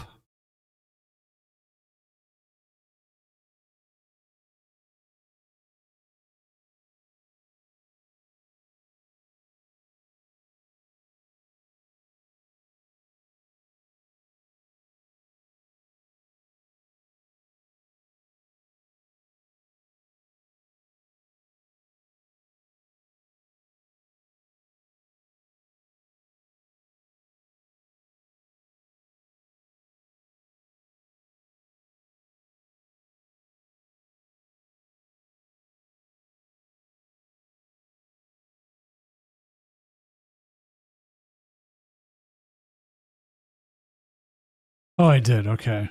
All right. Good.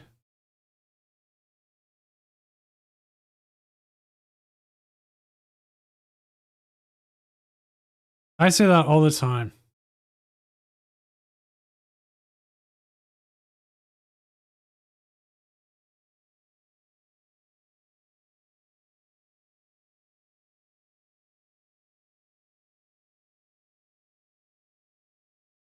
At this rate, funny enough, we'll probably start top 16 almost an hour earlier than we did like last week.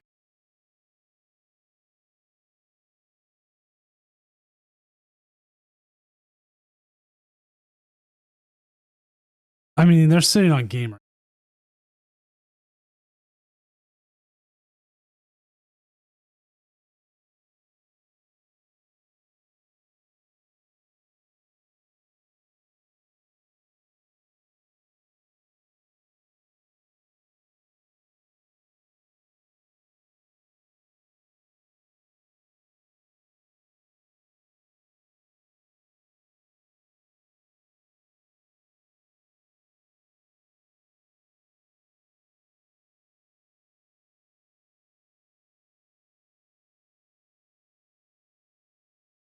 Oh, Andrew L got down paired.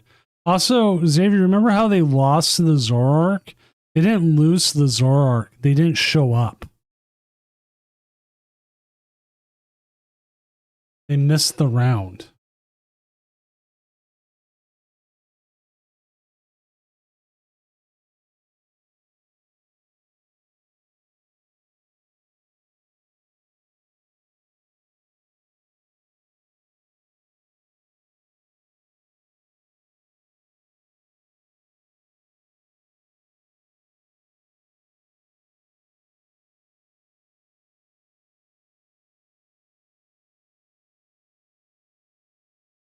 Yeah, the Zoroark, the Ericas, yeah.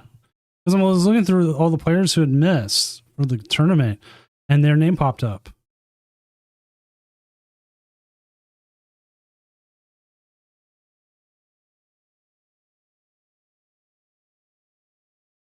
They had like everything, and now they don't.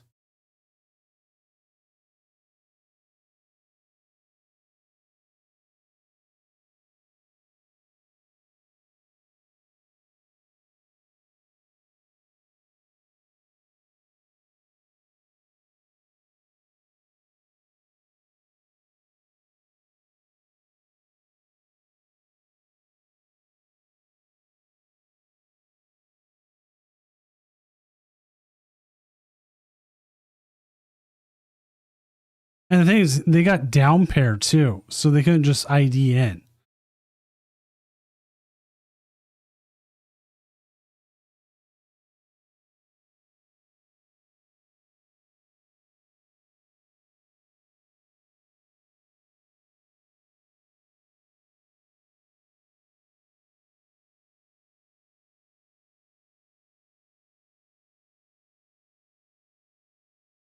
How's red card only good against our heroes?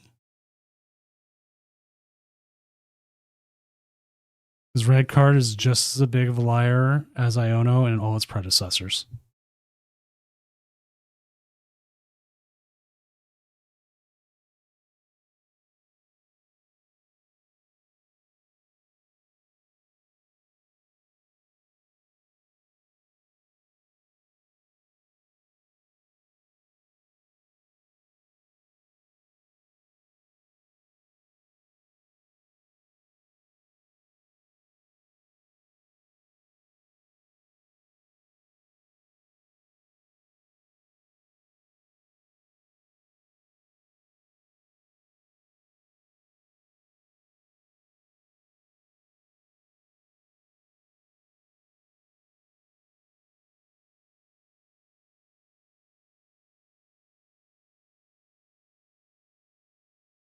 There it is. Oof.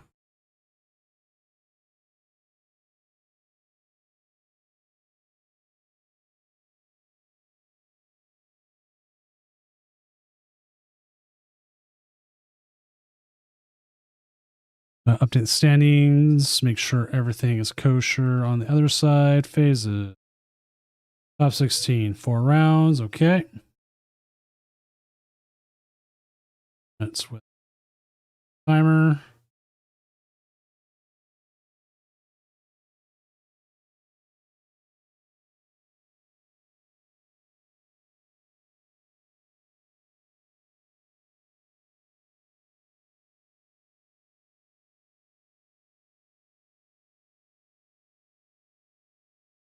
And we now just waiting for the round. Every game. I mean, how many times we watched Zora tonight, and how many times did it win? I mean, I don't even know how many. Like, it didn't happen that often, right?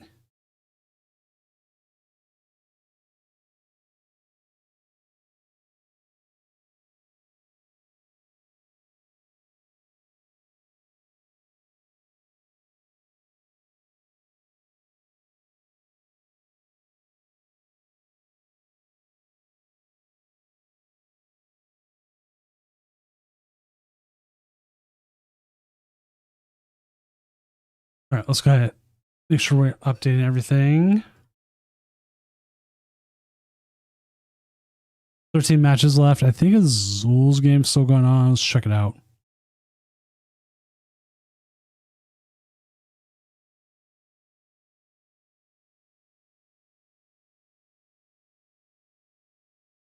Yeah, it's just had a bad. Oh, is he playing the Erica's victory bell in between?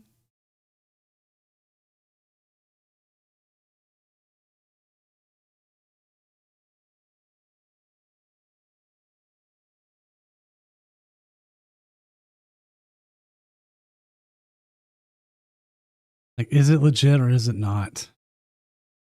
All right. Update standings. Keeping that up. As the current stands, Azul is 9-0, being Cat Noaga.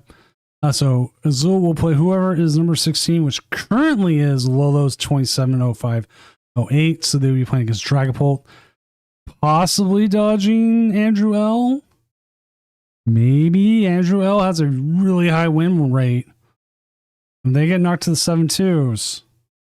Actually, no, I don't think even if they lose, they're still in. I don't think there's any X2s that are higher than they are. You would have to have a huge thing. This rotations go. Oh, no, Goldango was worse. God. Goldango and Marnie's Grimmsnarl. I low key want the Erica's victory bell just to win. So for the graphic.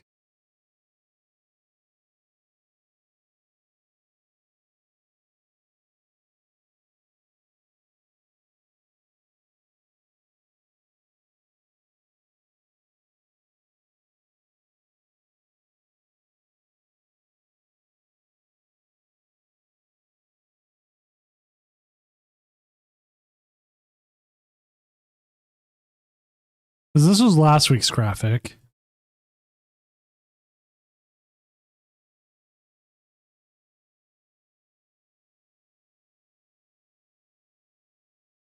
Which we had the Toucan get up with the Fruit Loops.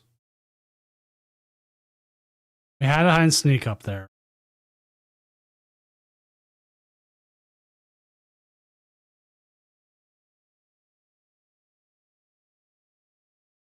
I had someone who's liked almost every single one of these graphics finally say, "Oh wait, you legit make up weird names for every deck." I'm like, yeah.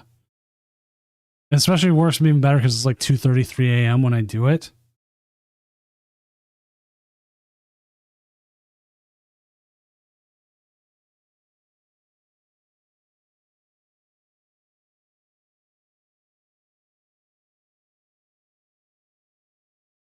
Like, I don't even know what you put as like the deck of choice, right?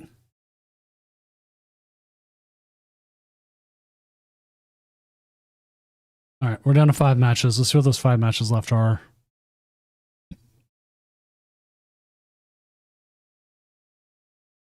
The big one, Andrew L.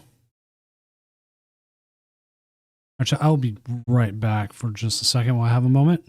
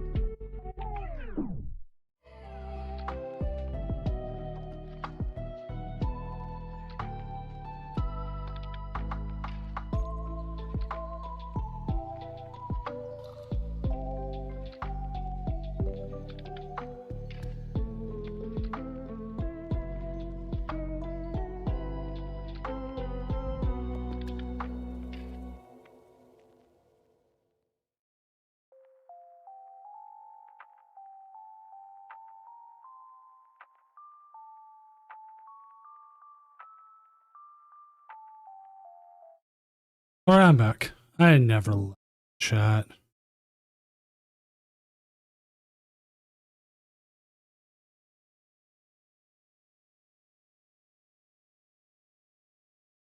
Right there with the festival lead, as it is right now, he would draw Azul, and that'd be the Azul's probably worst matchup. We did see Azul beat it earlier tonight.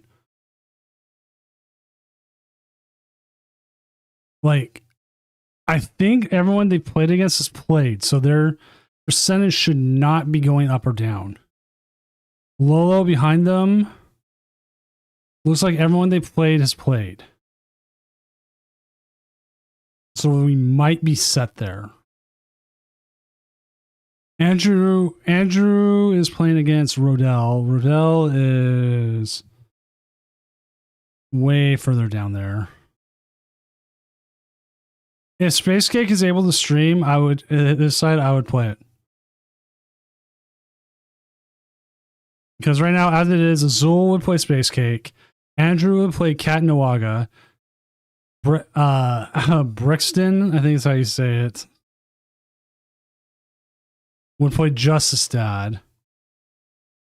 Zulu Pup would play Cole McLean. James C would play Toto Sack. Tucasis would play It's Ray. Chaos Mayhem would play Xavier. And Blur Antics would play Jose Mason. Yeah, don't try to stream it on the phone. Not that like we don't appreciate it kind of thing. It will make like your phones blow up. I cannot even play the game on my phone right now. Or I mean, I kind of can, as long as I'm not playing like Dustmore. But even then, like KOs for some reason, like just freeze the game up. And I don't know what causes it. Because I've had KOs like turn 1, freeze the game. There's been no evolutions, there's been no Drip Cloaks, nothing.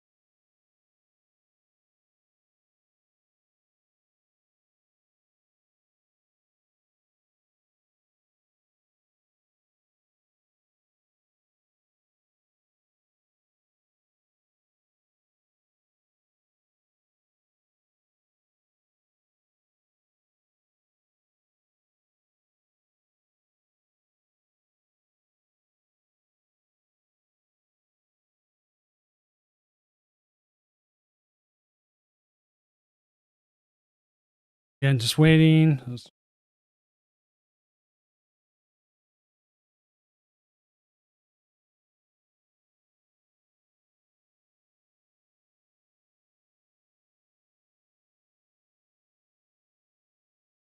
Like this is why we need a spectate mode. Even if I can't see the cards, as long as I see the actions.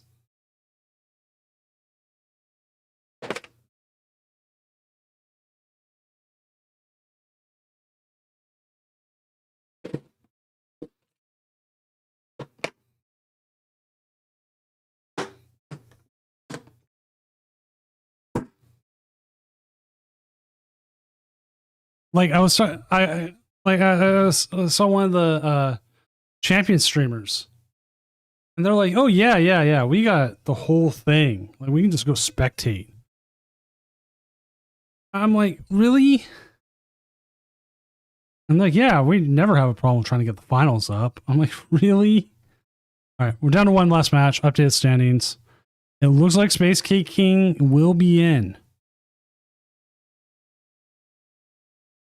And because Andrew L won, that kicks him up to number 3.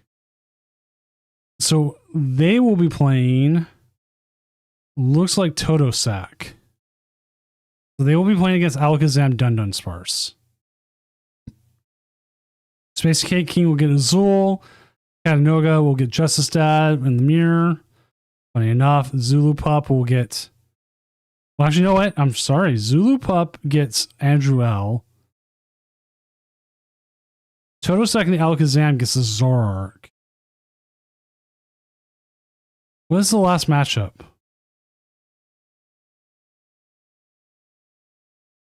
Yeah, I can see why that one might take a little bit of time.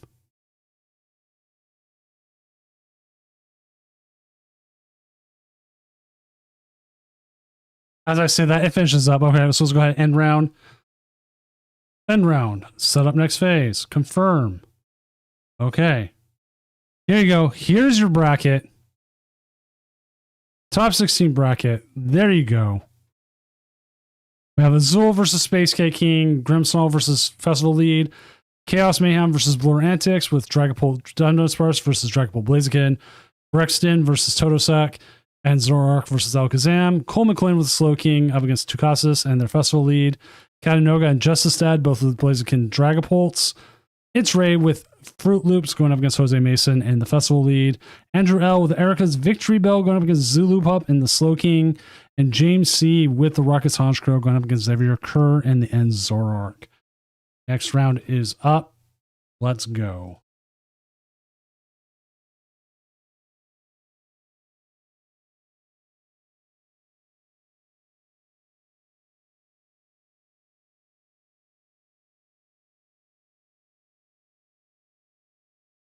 We'll get what game we can get on. As always, I ask every table if they're able to stream, if they can. If possible, they don't have to, but we try. But we for sure have Xavier, so we're going to watch Xavier play. One of my favorite players.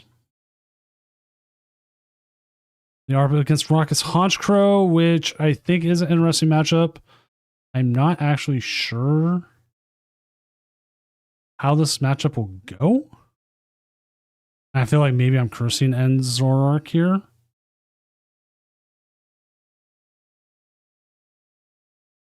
But let's check it out and see how it goes.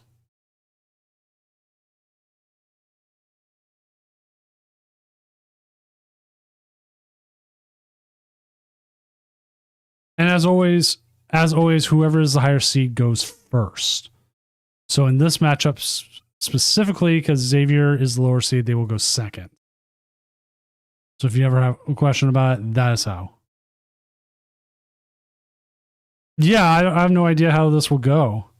But I'm interested because don't you play? Oh, you don't play. Yeah, this will be interesting.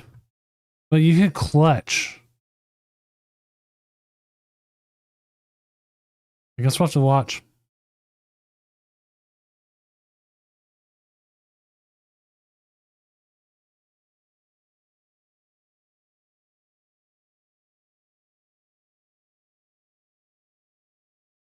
I think the game is loading.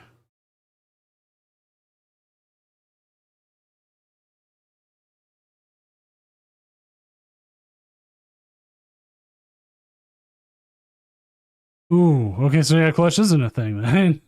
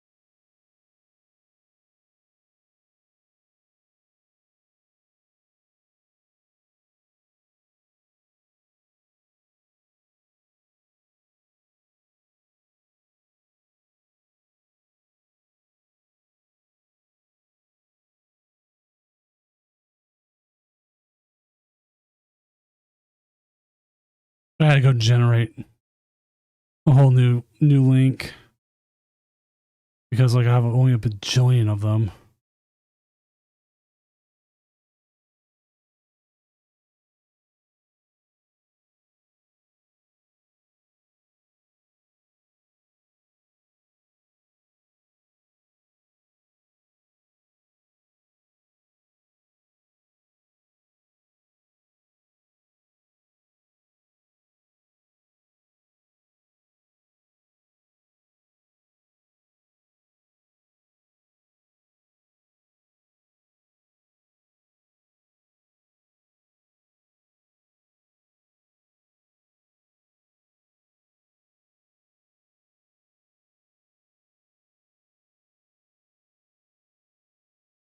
All right. Got that all taken care of. We do have the Zekrom start with Watchtower, Serno, and 3 Lilies determined. Because what's better than 1 Lilies? 2. Articuno stops it. I didn't even realize that. Articuno is just a pain in my butt, is what.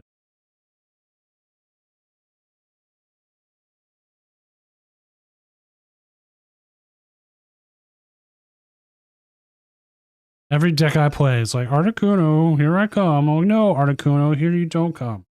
I think it's like Articuno is like one of my, is like on my list of like, you know, awesome Pokemon, favorite Pokemon.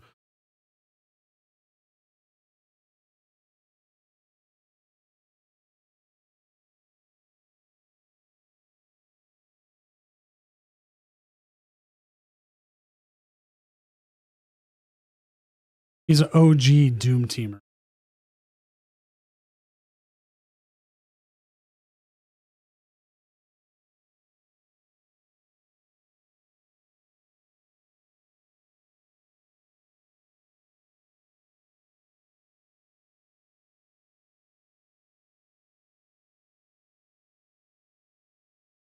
One of the things that's sad to me is I cannot find my OG copy of Red that I know I didn't sell. I had like 8 copies of Red and Blue. I sold a bunch of them, but I didn't sell that one, my OG, my first one, because I had a Charizard sticker on it. And it wasn't worth that much because of the Charizard sticker.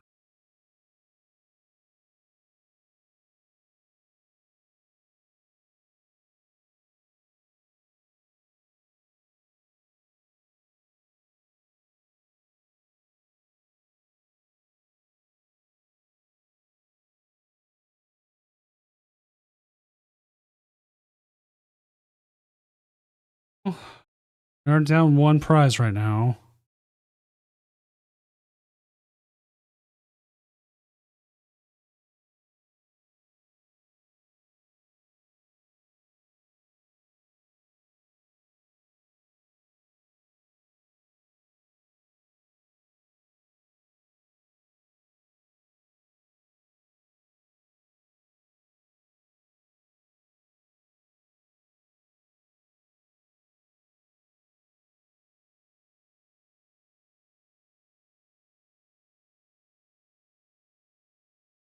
This is one of those times when you kind of wish you had the Darmanitan, right?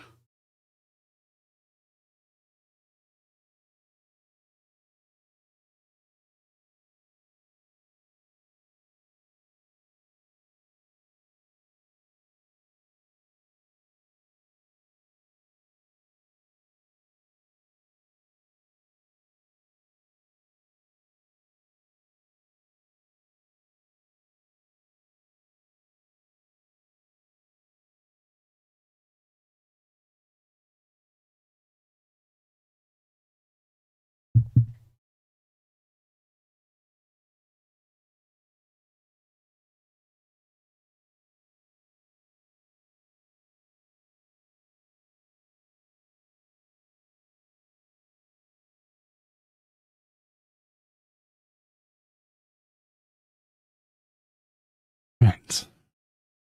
Oh, here we go. Is that enough for the KO here? That is quite a bit of damage. We'll have to see what happens.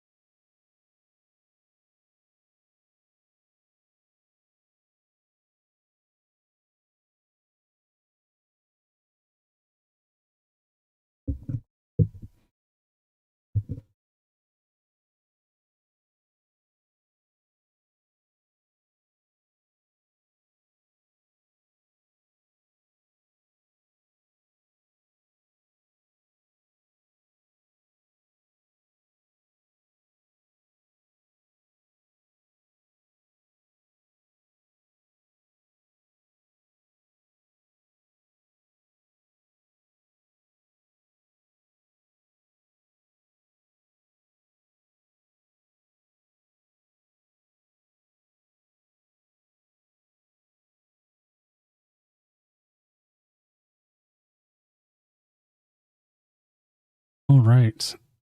We do have the Zekrom in the active. Plenty of Zoroarks. You have the Watchtower, which Watchtower is not getting us out of that act. Ruffian's not coming into play. Have APP up. We have plenty of energy in the discard. Energy in hand.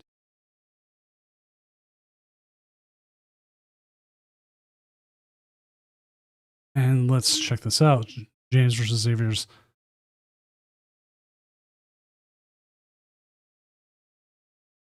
Let's open. Xavier does play one red card, and that is their and Judge. They actually have 2 hand disruptions.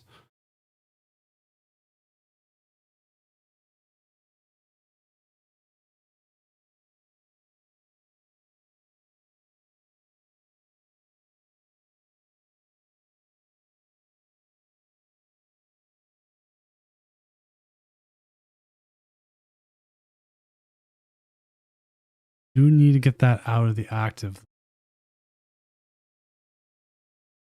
Which we have the Petra Run for. Might as well do a little bit of extra damage here.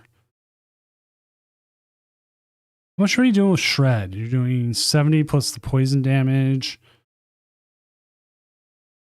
I think actually, yeah, that might be actually the better move here is to go after the Porygon 2, because the Porygon 2 is going to become more of an issue much quicker than any other card.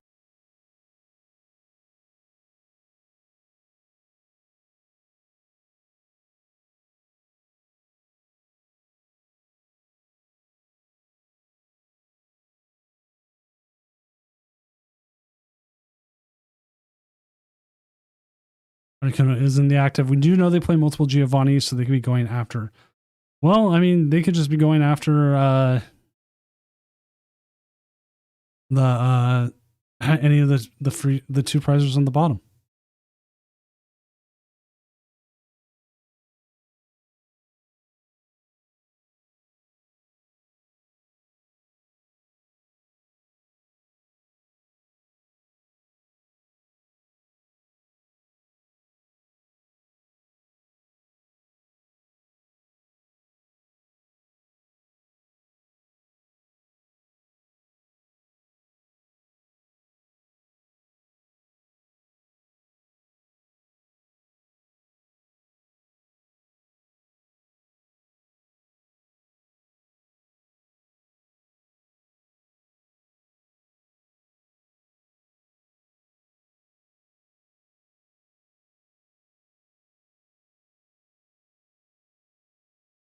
As we are holding out here.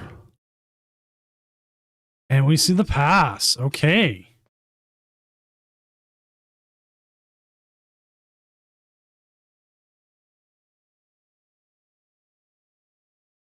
Monkey Dory.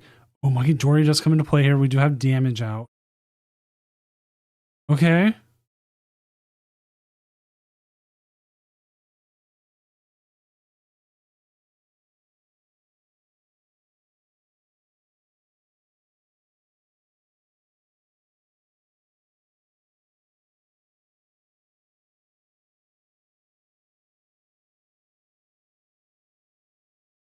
Now the question is, okay. What do you want to attack and why do you want to attack?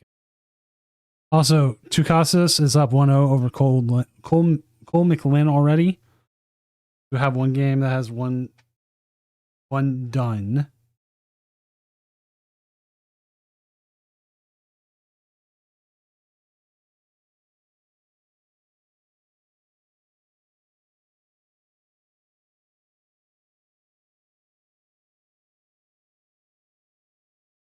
We will see the Monkey Dory come out. We will see some damage moved off of the Zoroark. Possibly onto a Honchkrow.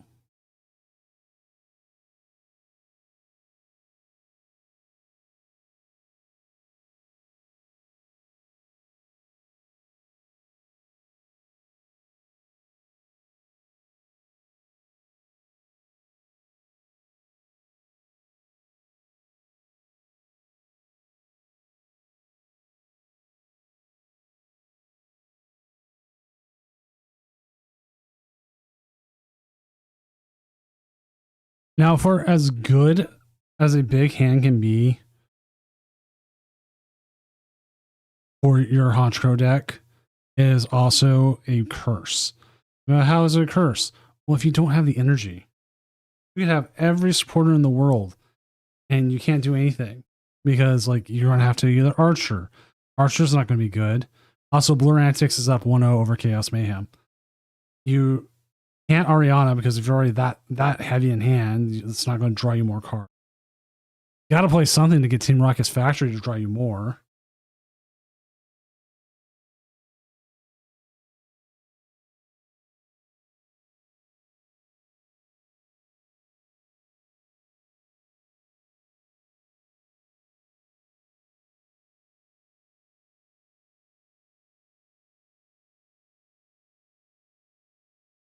I really do think the biggest issue I've seen with Rocket's Honchkrow is every time is it just trying to find the energy and draw out of it.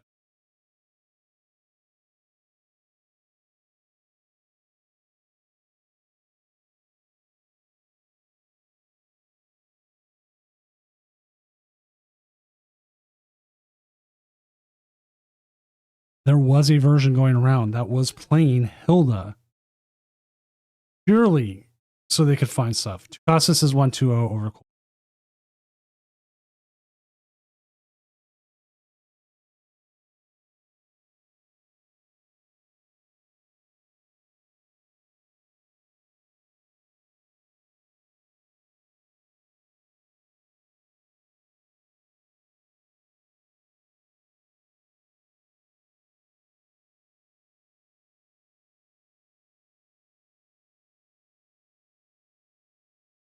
We have our first winners going into the next bracket.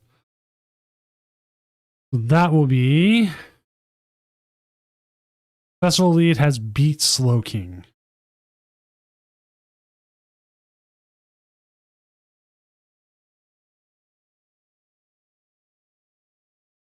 And we've seen the Secret Box, Shanice, Secret Art, Bunny Mochi. Yep, going away.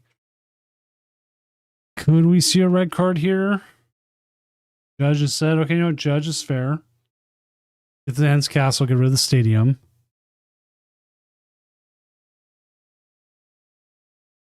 And then Buddy Buddy Poffin. Buddy Buddy Poffin is something you can easily get rid of. Just keep it out of the deck. No reason to have it.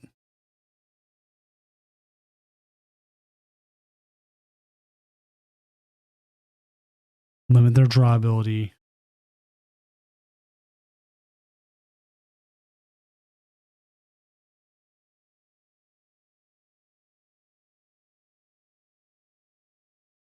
Judge them down to 4.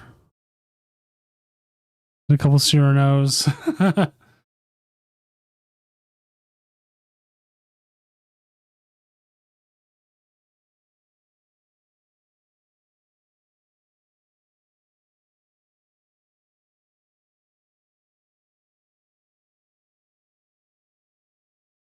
Trade, let's thin the stack. No, really need that Zoroark. I don't think we do.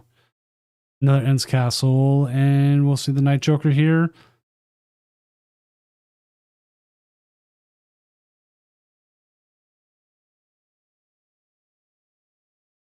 And the Virtuous Flame for 170, guaranteed KO. Xavier here needs some whiffs. Whiff on energy this turn and enough to get where they need to.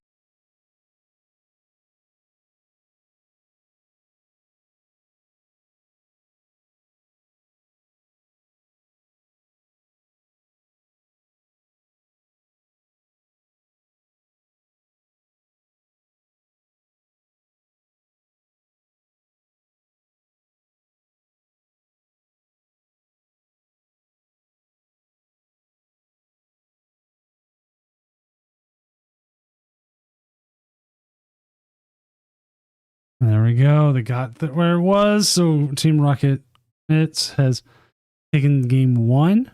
As we'll go here into game 2. Now you want, as the Zoroark, you want to go first.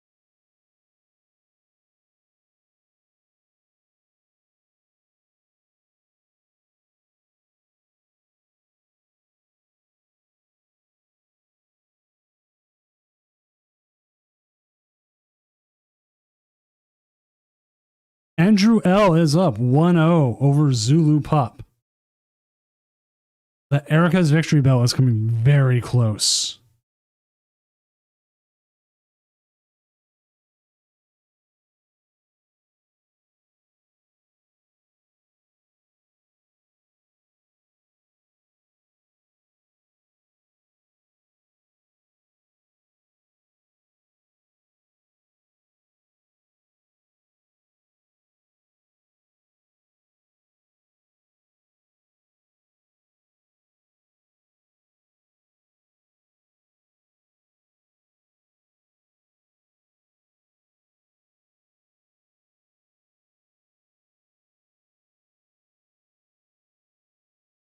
All right, we see the attached pass. That is not looking good here for our Zoroark player. Not the kind of not how you want to start it.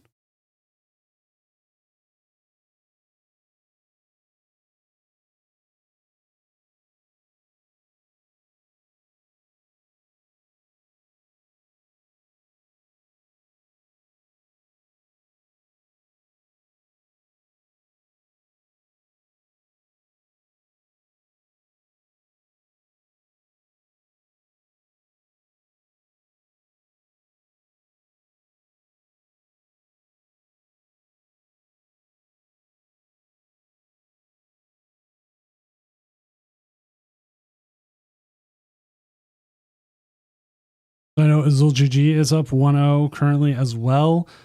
Totosax 1-0. Obviously, James here's 1-0. And nothing else has changed.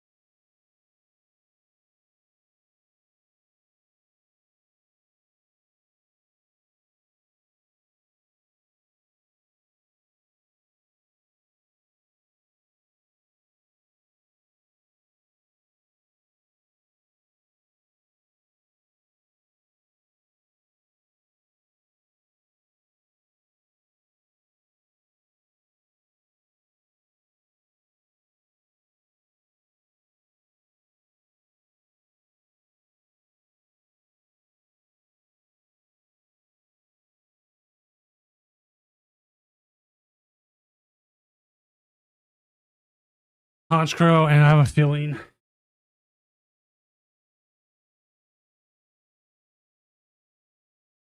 Oh, the pass.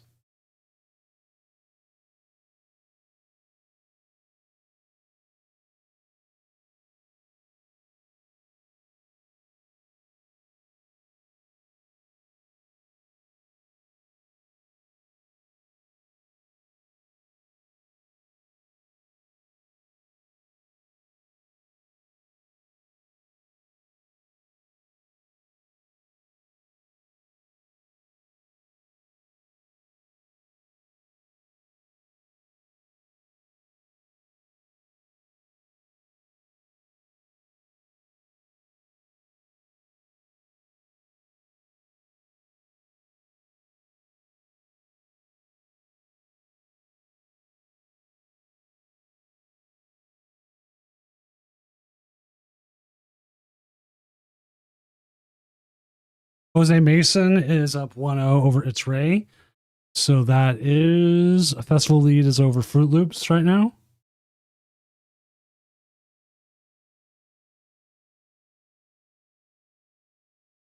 Now, okay. This is a question: is running a psychic energy for the one-off chance that you are playing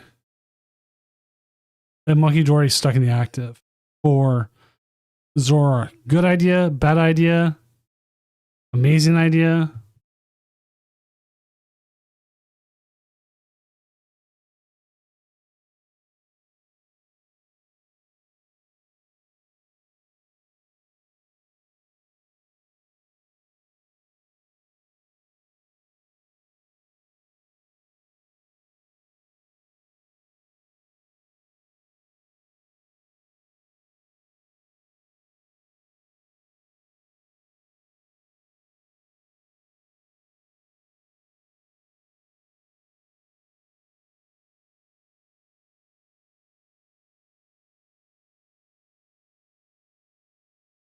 I don't know. Like this kind of start makes me feel like it.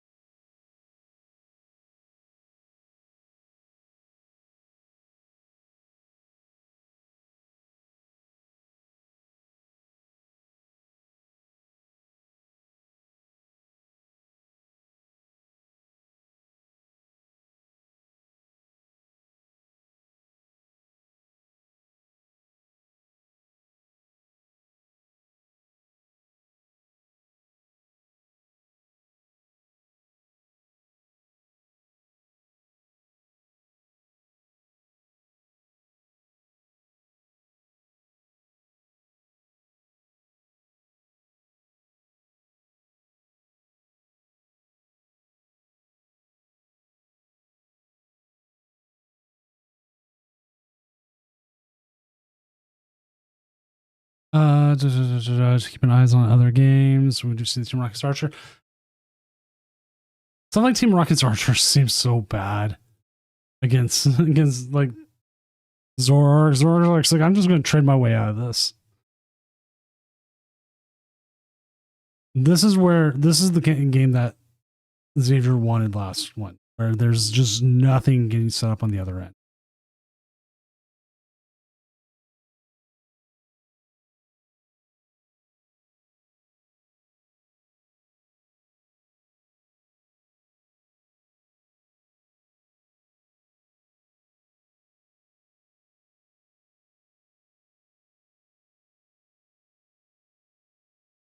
What's up, Phantom? We see the damage. Not enough. We'll trade here. Probably see the Vettel gone. We see the energy go on to one of the Zorarks. Or do we put it onto the Monkey Dory? I feel like the Zorark is the right call, considering that don't have an ends PP up right now. Hee hee hee.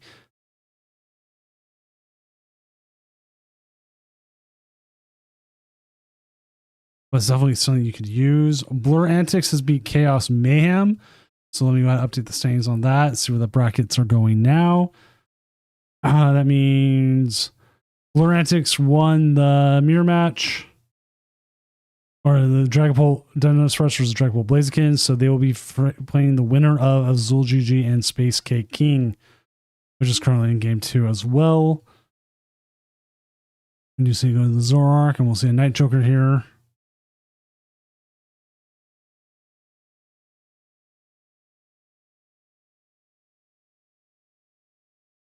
$250 KO. There is no Haunch Crows out there. We are at the point, I don't think Porygon 2 is doing enough damage to really justify it.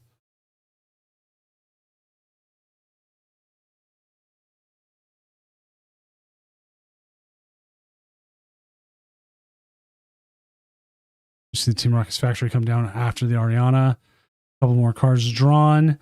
But you need those supporters now in the discard. And we do see the double bosses order, so we can target down any rogue birds.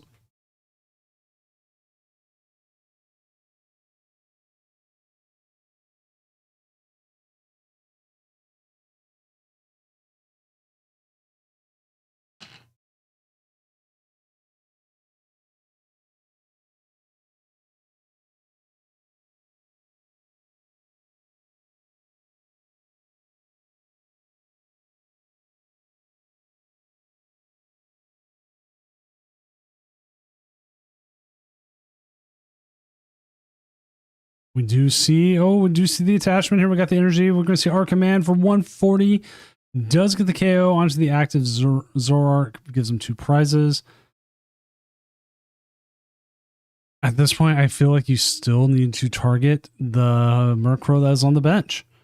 The Murkrow. Oh my god, we have just every single boss's orders. I don't even know if you trade there. Well, now you trade. Trade all day now.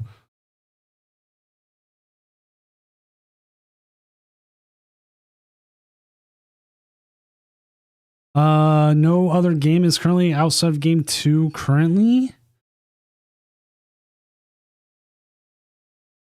Actually, the Zul's game just went to game 3, so Zul versus Space Cake King is going to game 3. As it does not seem like he was able to pull off the turn he needed.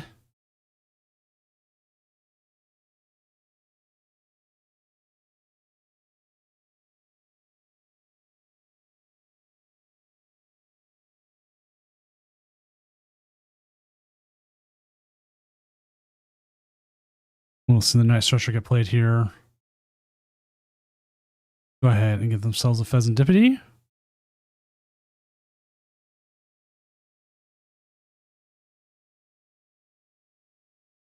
And a couple more cards here. We do have the Black Belts training. We will see the boss's orders here into the Haunch, the Murkrow, because considering the Murkrow is going to do the most damage and sets up that Rocket's Porygon, it's going to hurt you. It is always going to hurt you. But it's not going to hurt anywhere near as much if it's able to get all those trainer cards into the discard.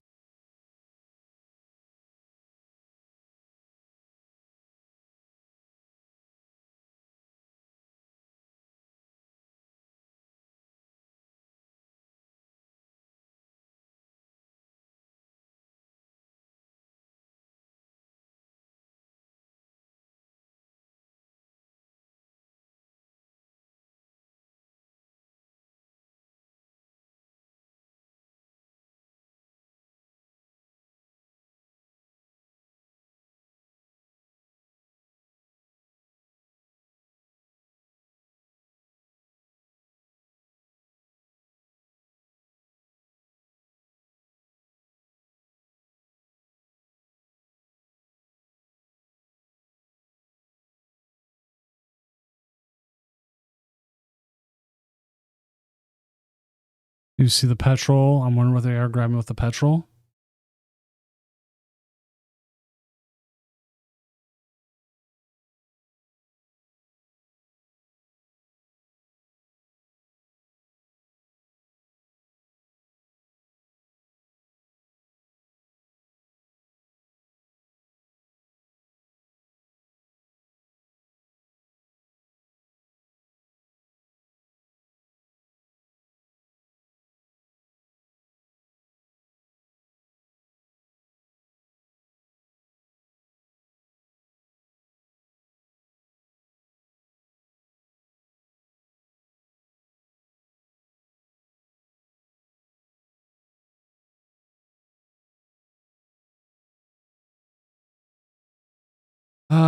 Nothing up much else with any of the other games as we're still waiting them through. We'll see a trade here. Trade 1, we do have the NSPP up, and we have the Rocket's Watchtower. We are sitting on the boss's orders. We have access to energy. I mean, there is a possibility here. We can grab the energy, ends PP up, use the Petrol Run to bring up your other Zoroark. Boss's orders that Murkrow with the energy.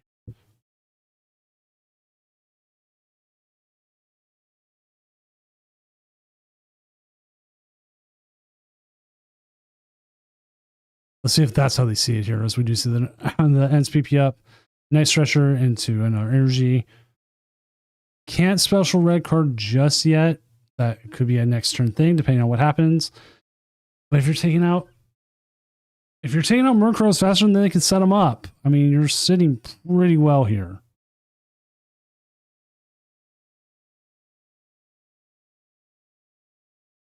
Andrew L and Zulu Pup are going into game 3, so that's Erica's Victory Bell versus Slowking.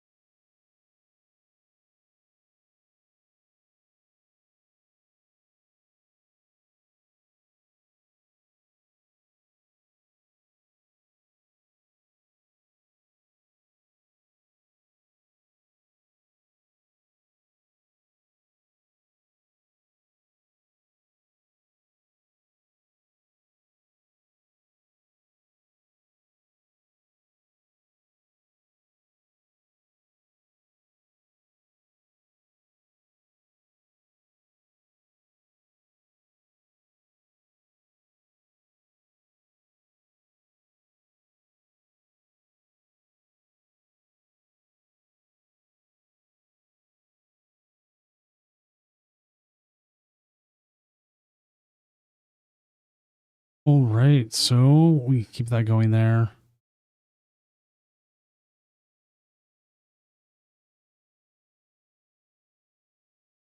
Oh, not looking good there for the Rockets Oscar. I think we're going game 3.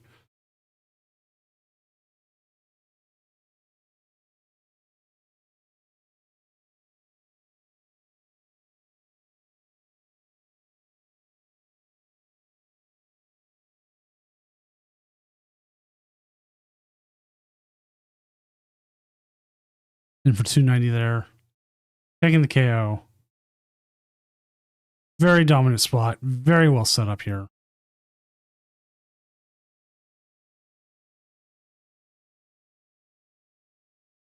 We could see a Team Rockets Giovanni. At least have something to make yourself feel like, okay, yeah, I did something. Because, well, maybe it ends Zach Rom, but we know from being able to see Xavier's card here, or just seeing the pass again.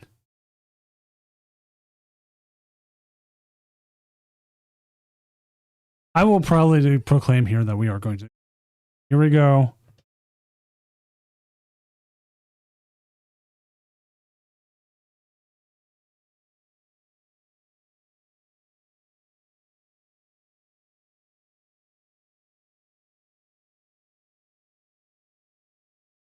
Kat Noaga has won over Justice Dad, so that game as well is done. So we have 4 players. Their game's done. Let me go ahead and update the bracket for anybody. That was an insanely good game, though.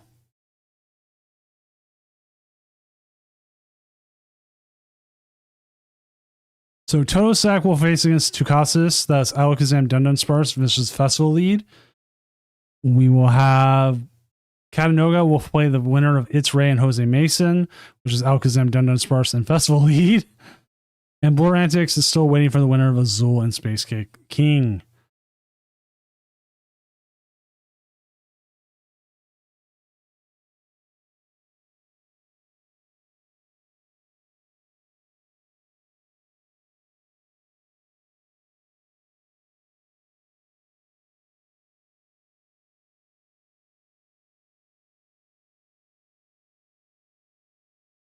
Xavier, to be honest, I think most of us were like, oh gosh, oh gosh, oh gosh, this game could be over.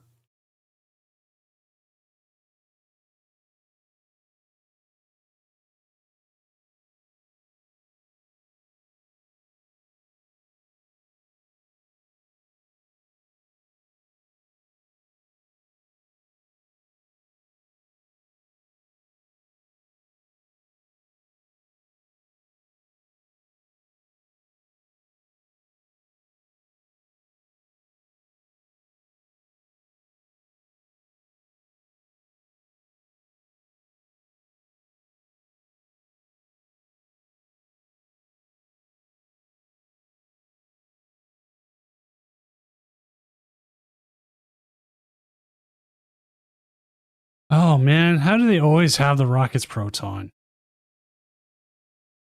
Every time.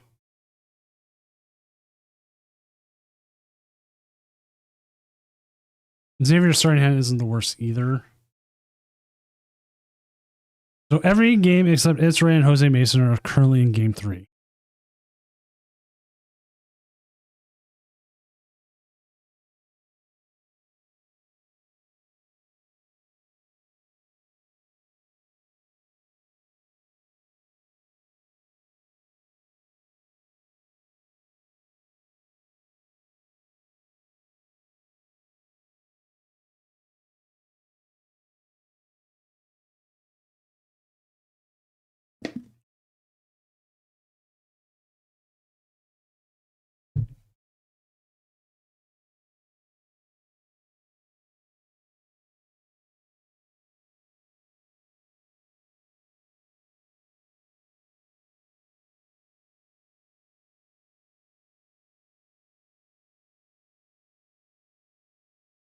Also got the Azul game up. I'm watching that as well. It's been kind of interesting. He's been going out hard with the Frost Blast, which has been the right move.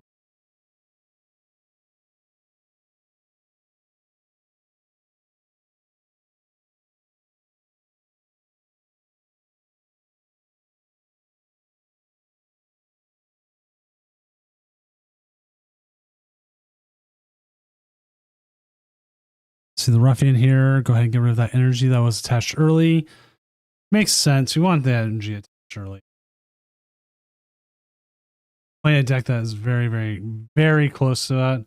We are currently also, every game is currently in game 3. Here in the first round, we have what, about 30 minutes left in the round. So everyone should be able to get through the game with no problem, hopefully.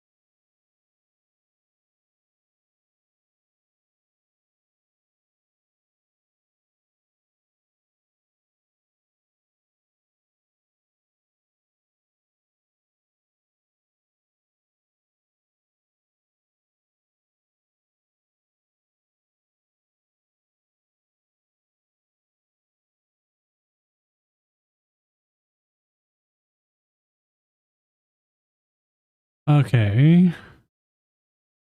All right, this isn't looking great either. There's a prize card taken.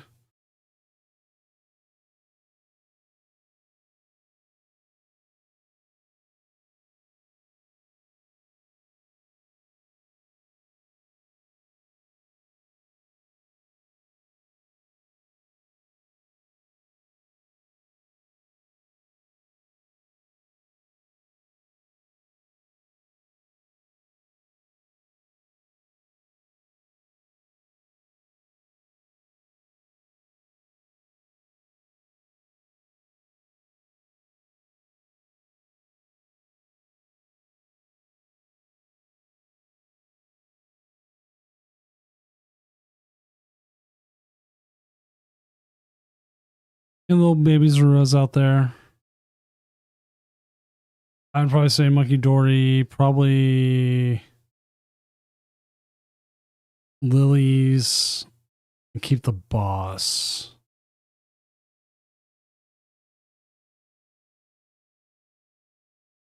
Maybe.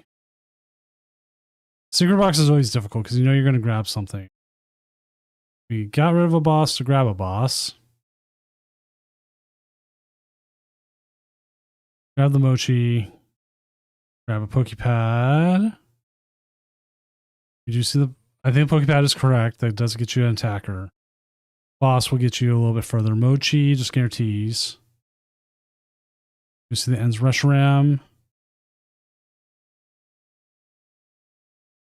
See subjugating chains here. Bring up the Zoroark.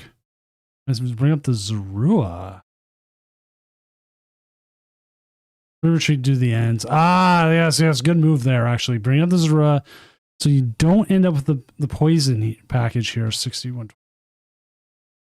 I mean, the math still checks out about the same, but it does add up over time. So I agree with that. Get the Zorua up there. Let the Zoroark not take the poison damage. We'll see a Night Stretcher here into another Haunch Crow.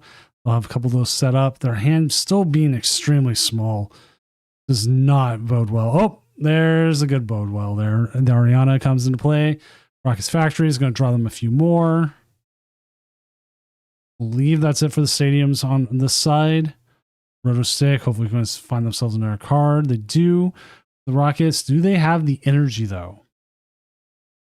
That looks like the energy. Do they have enough in the 8? Miracle Headset will grab them 2 more. Rocket's Transceiver will grab him another one. Zul has 1. He is currently 10-0 with Festival League going into Move to top cut, so he will be in top 8. Top 8 with Azul, so he will be playing against Blur Antics and the Dragapult Blaziken.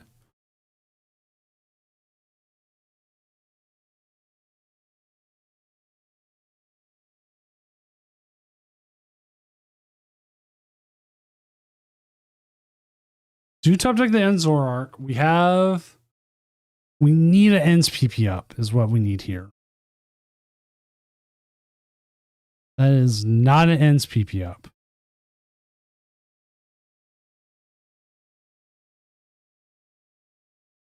Zekrom go to the wayside. That's still not what we're looking for. There is the Yveltal. Could possibly see a Yveltal clutch. You can see a Yveltal clutch there on the Rocket's Porygon.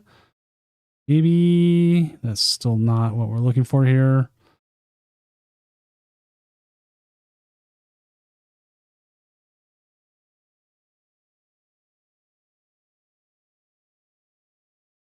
This is where things are getting a little bit difficult. As we're currently waiting here on Andrew L. in the Erica's Victory Bell versus Zulu Pup. James C. and E. and Xavier Kerr here. And It's Ray versus Jose Mason.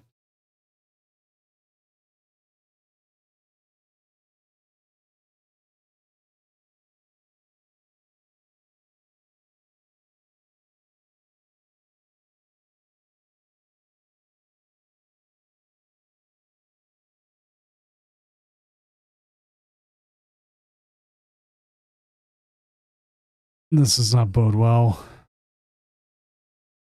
At this point, I think you have to give him the Yveltal.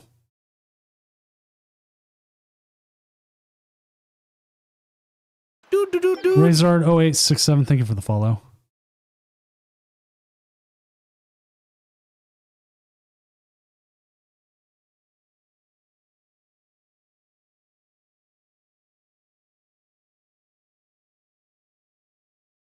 Are we going to give him the... Looks like we are. Looks like we are going to give him the...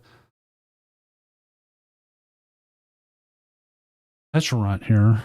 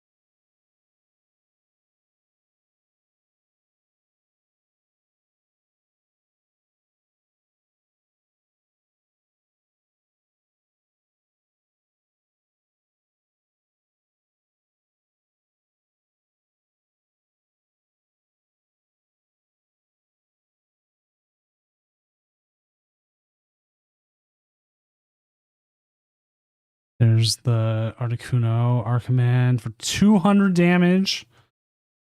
Getting there.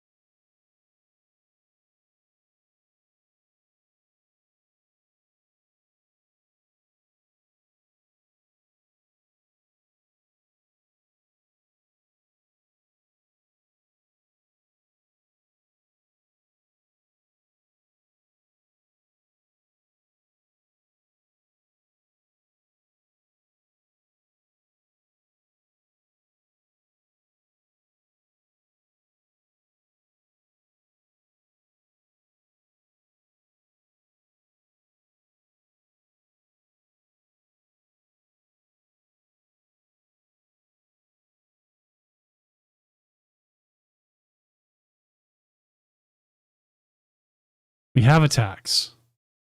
We have the judge. Judge could help out. This is a lot to come back from.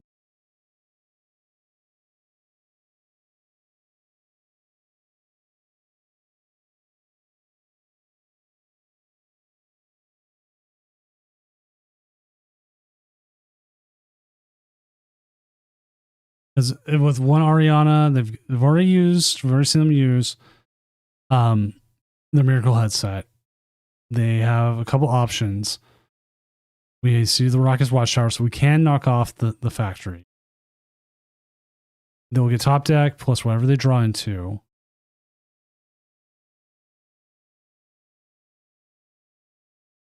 That sounds so bad. Top deck is what they draw into. Top deck, we'll see what they get.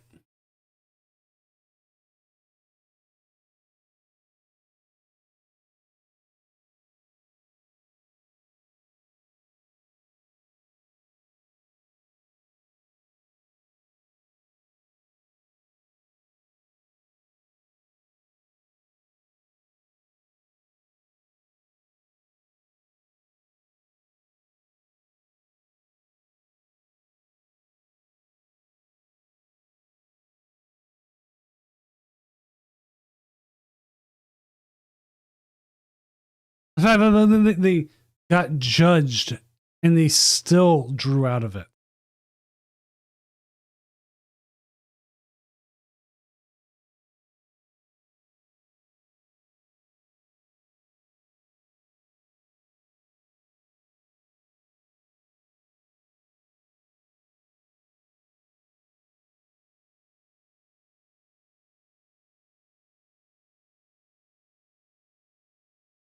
I don't know what more you could think of that.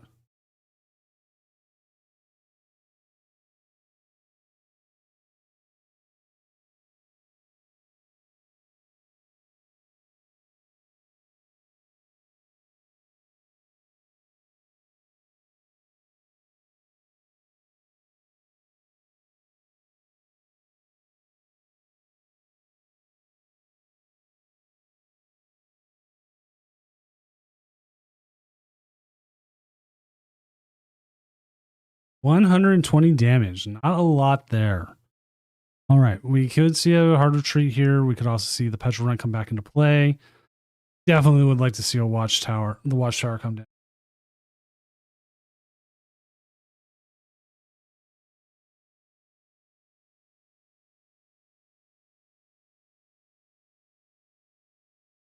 And PP up is not doing you much good in this matchup.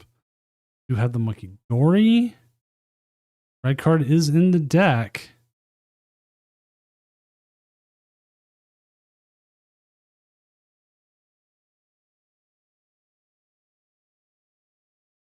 Okay, now you know what? Ends PP up might have done you something in this match.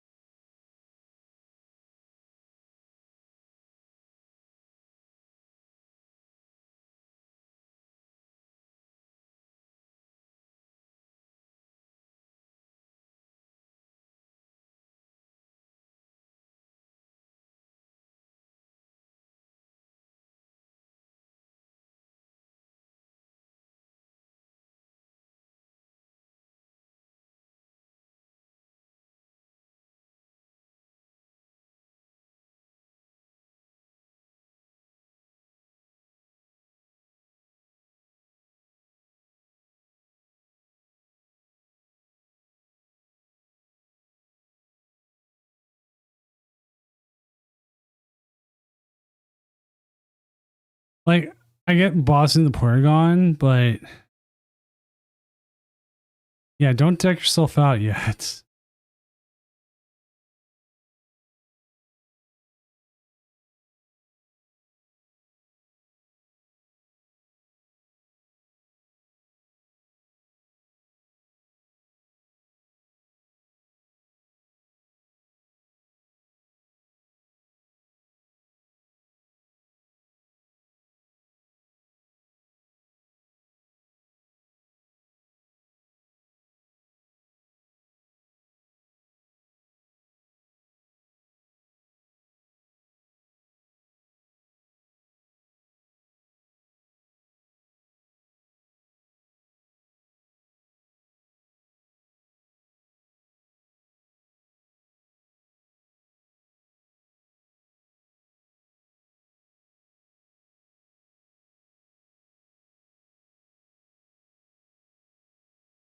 It's the Haunch Crows.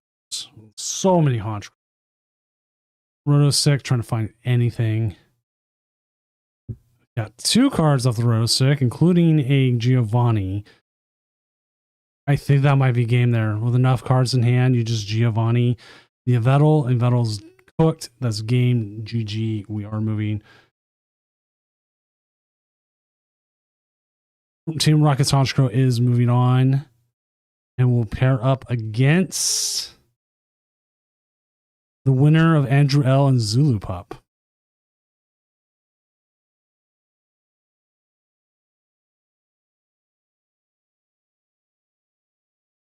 Which, great run here by Xavier, doing his best as he possibly can. As James C takes the victory, as we will go into. As we are just now waiting on one matchup, and that is It's Ray versus Jose Mason. Andrew L has won, continuing the Erica's Victory Bell miracle run. As you can see here, they will be playing against James C and the Rockets Haunch Crow. That will actually be a good one. I would love to see if possible. I need to double check and see if James C is able to stream, because that is the one I would like to get on. I will not lie, because I know Andrew L is unable to, so it's up to James C.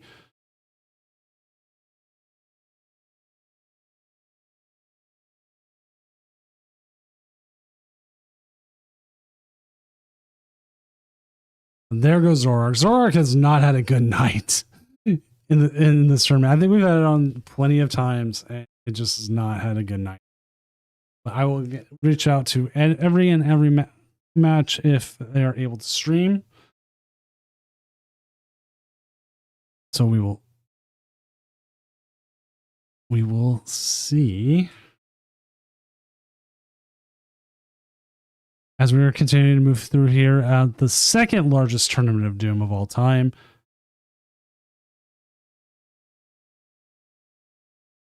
Oh, Andrew did? Why would he scoop to you and cut?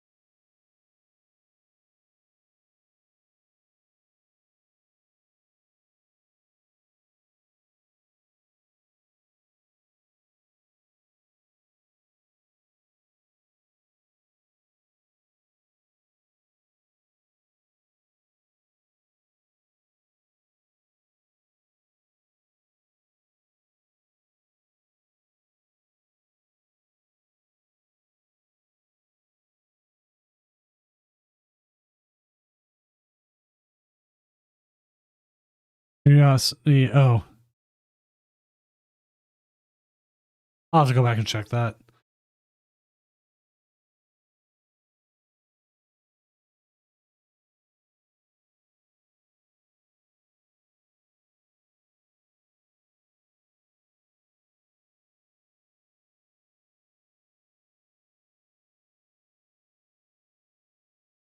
Yeah, do I spend $45 on a Dan house here?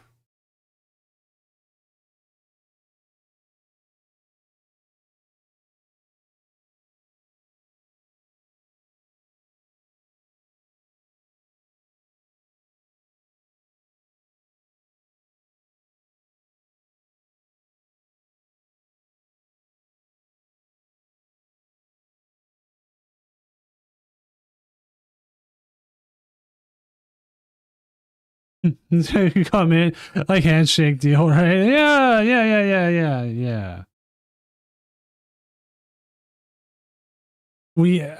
I'm talking about like weird conversations and judge calls.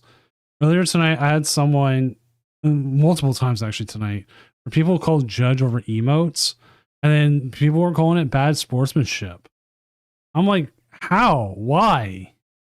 There's a mute button. Like if you're in the tournament Discord, you probably saw me announce to everyone like there's a mute button. You know, use it. Don't sit there and complain to me that your opponent hit the thumbs down when they had a mulligan 4 times. And what makes it worse is always someone who's like 2 and 6 at the time.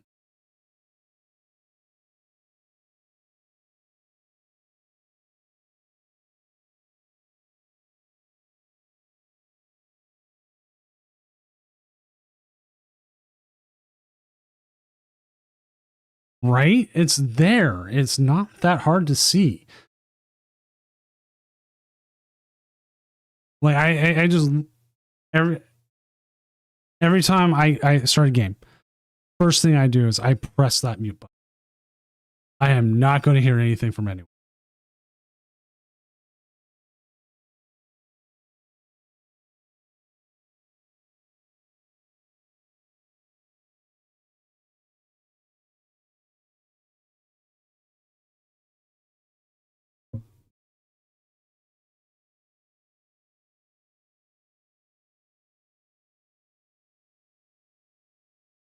Right? You have the option to mute it. There's nothing sitting there saying you can't mute it. Oh, last game won.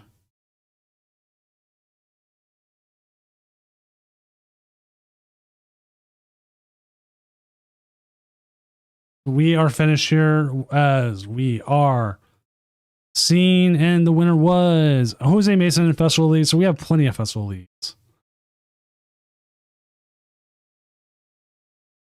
Xavier, you might need to. I will reach out to games and we'll find out if we can get a game up. Let's see. Cat Noga and Jose Mason is my one I would like to see.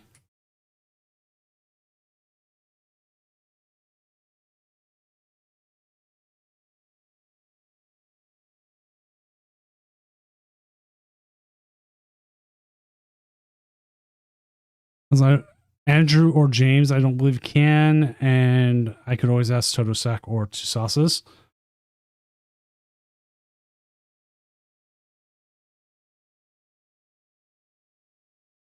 Where is Jose from? It's Costa Rica.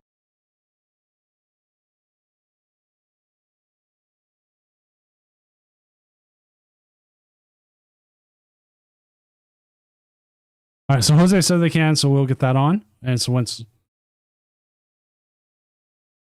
it's like it's going up for us, which is Jose is on the festival lead side, if I remember correctly. I think it's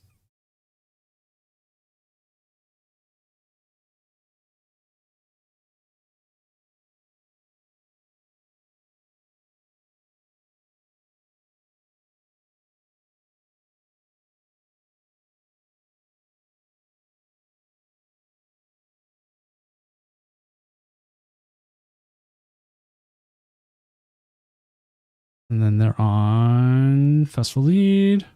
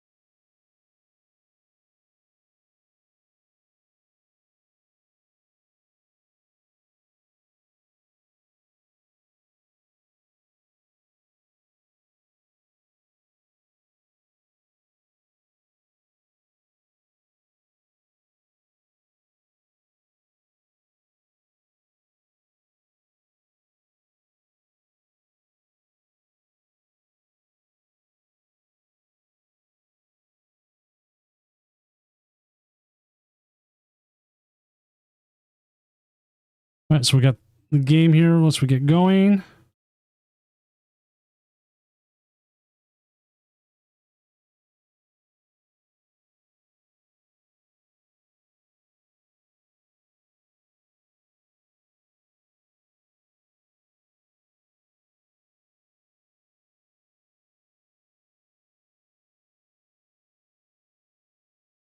Right. We see the coin flip here.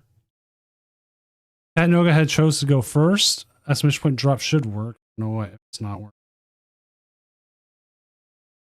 Yeah. Actually, yeah, that is kind of weird. Why is drops not? Is it, or is the estimation point drops? Ah, there it is. Drops. There it is. Yes, Erica is in top cut and is looking to keep it running.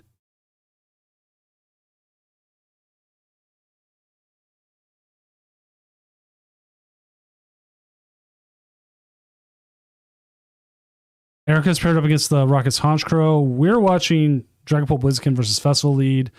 Alakazam Festival Lead is on the other side, and Azul, as we've been watching, is playing Marnie's Grimmsnarl versus Dragapult Blitzkin as well.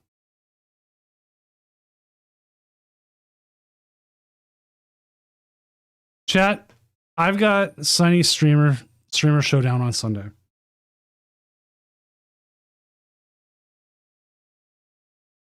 If I stream my matches and without me talking, would people be up for that?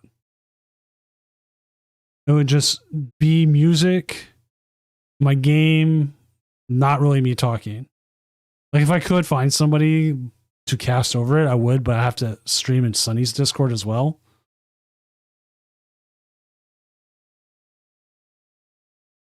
Xavier, I have that same issue. Sometimes I would say take something like some sort of sleep aid. It'd help out.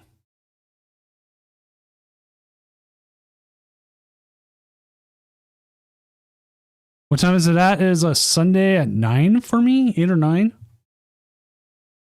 Let me double check. He just promoted me today because I kept forgetting to like promote my thing.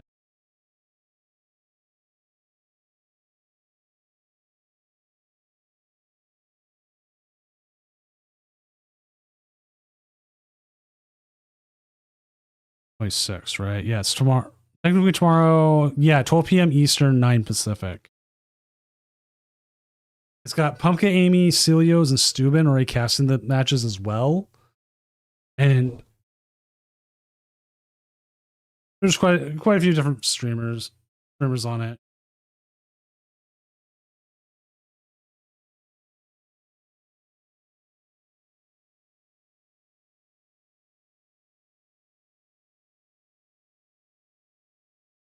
I've always thought about asking Luke, Celios Network, to come cast at some point. So like, I have no idea because I haven't streamed myself playing in so long. It feels weird.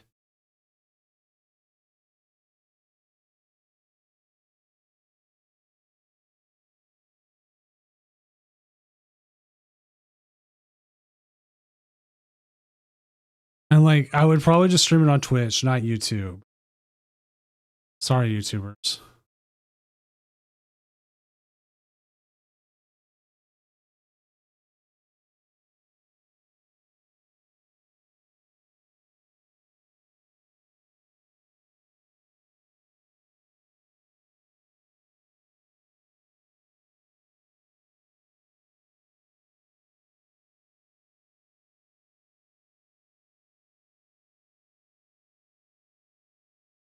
Yeah, crosswords work. I'll play whatever gotcha game I might be playing at the moment, like Uma Musume or something, because I can go into a brainless.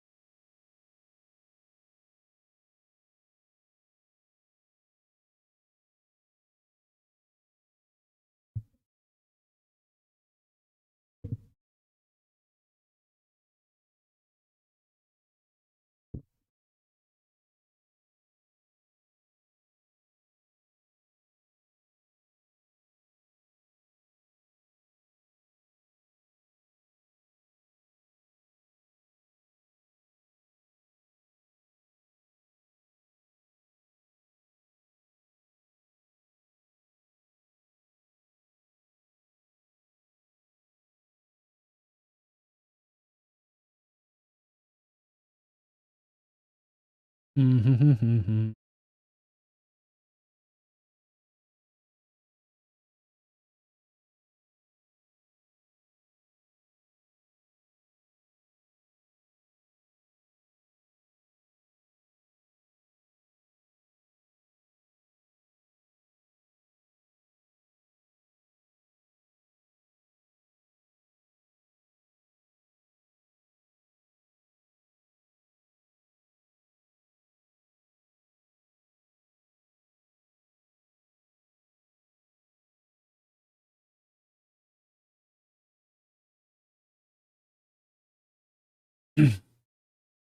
That's what the top deck here is. Not exactly what you're hoping for, maybe. I don't know if you want to put the festival grounds down. We're gonna put it down. We'll see the tumbling attack. Flip a coin. Hails only doing another 10 damage here, man. Like coin flips is not some people's friend.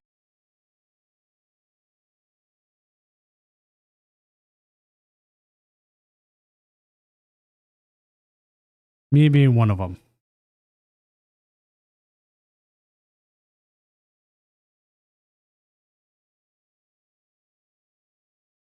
That's why, like when we had Vegas regionals, I played like 0, like slot machines or anything that was any sort of thing of luck. I should have played some blackjack though. I'm decent at blackjack.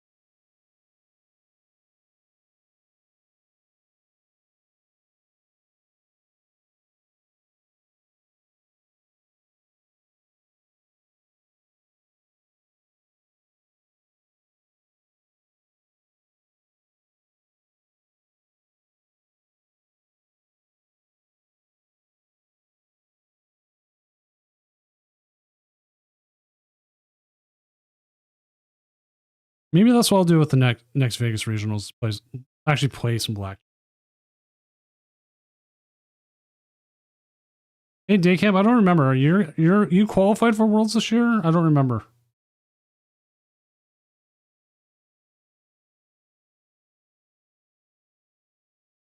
I'm just trying to figure out everyone who will be there so I know who I'm meeting up.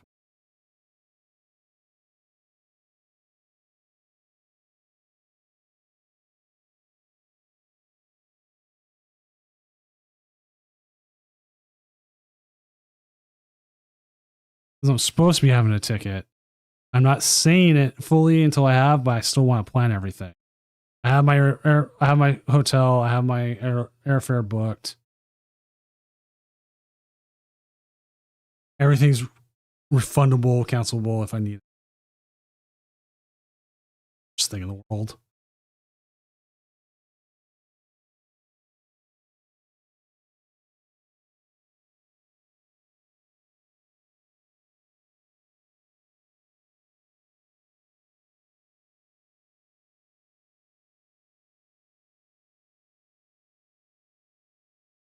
I should, actually pay attention. Nope. Are we in the concession? Yes. Oh my God. Not a good start here for the festival lead. Also, Tucasis is up 1-0 as well. Nothing with Andrew L and James C.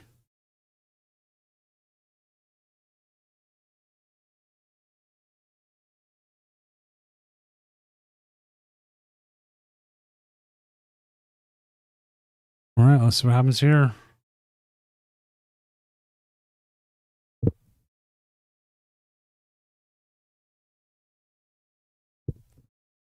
Like, I for sure want to be like the opening ceremonies. I want to try to get in on that, especially considering I don't have to sit and play. And then figure out from there.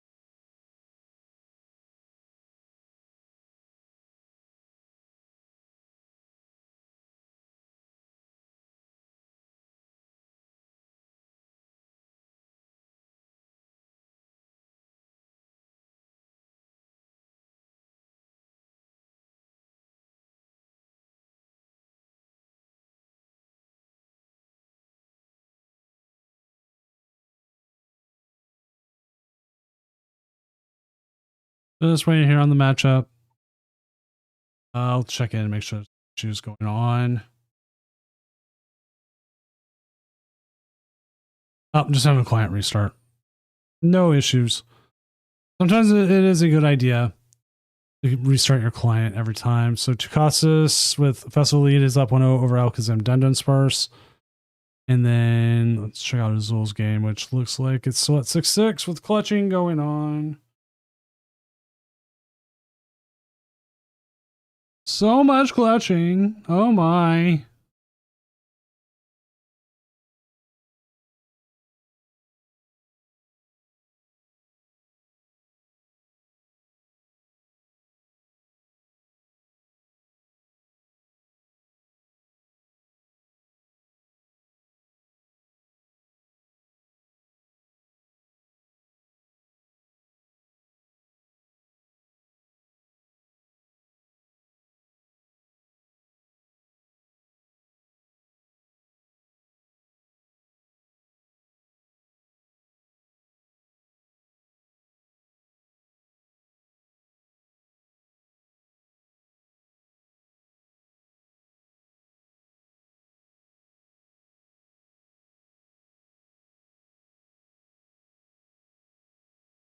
All right, here we go.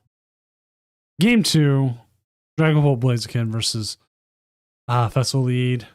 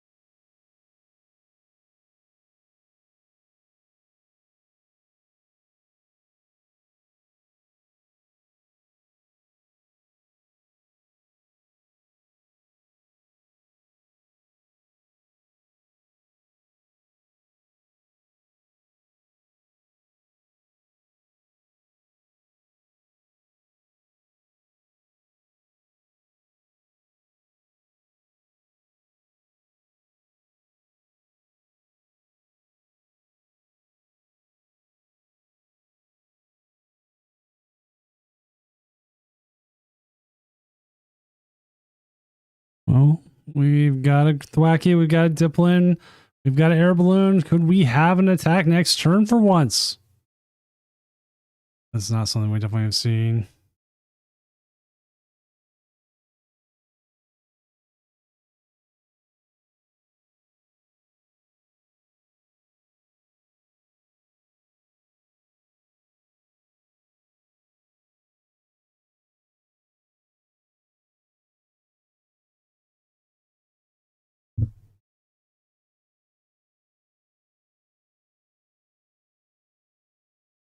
You see the energy attachment, which you always want to see as a Dragon Ball player, I guess.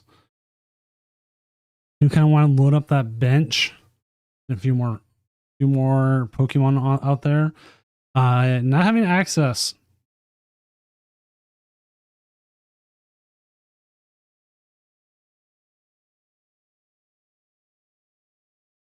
Access to your items is going to make that much more difficult to get to where you need to. Did top deck the Lily, so that gives you an option to still use the Thwacky on something else. We've got a Diplin, we've got an Earthwacky. But the growing energy on the bench one, does it?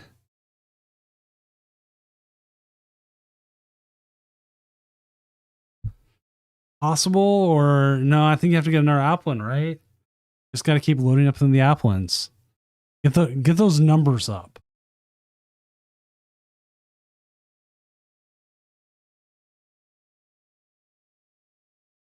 Putting Rellor out there makes them focus on that.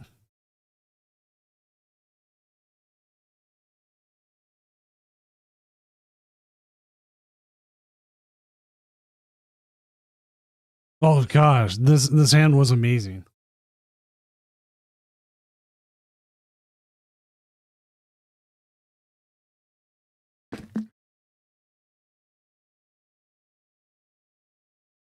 Mm.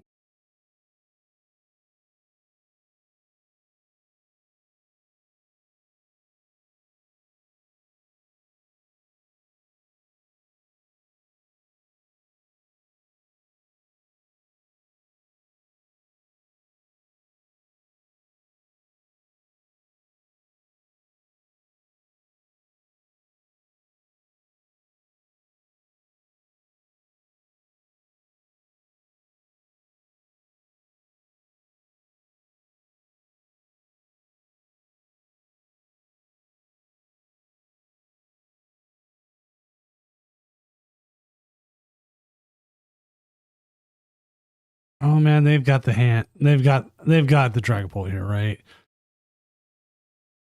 You have to go after the Rellor if you're Dragapult.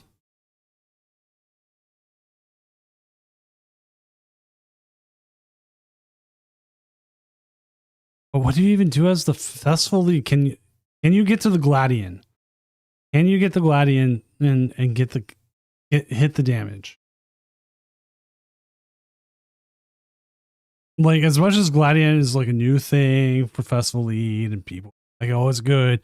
You still have to get to those numbers. Like you have to have that dead hand.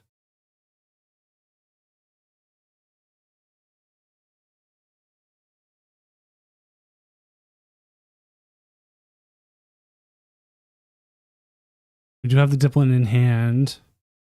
Lilies is going to make things a little bit more difficult.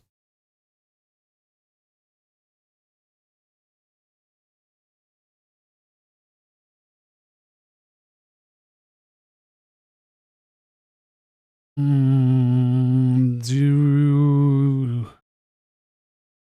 you have the time to listen to me whine?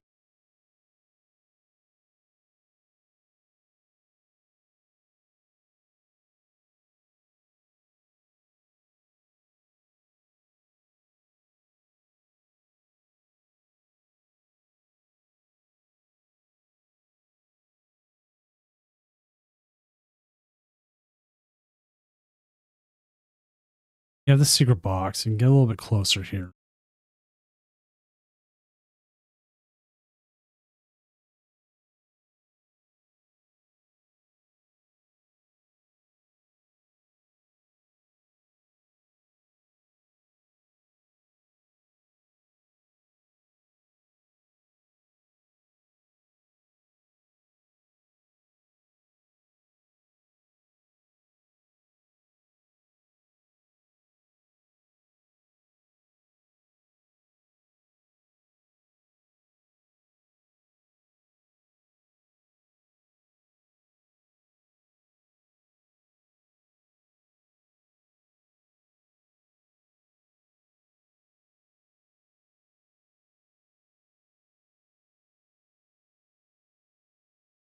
You put the Poffin.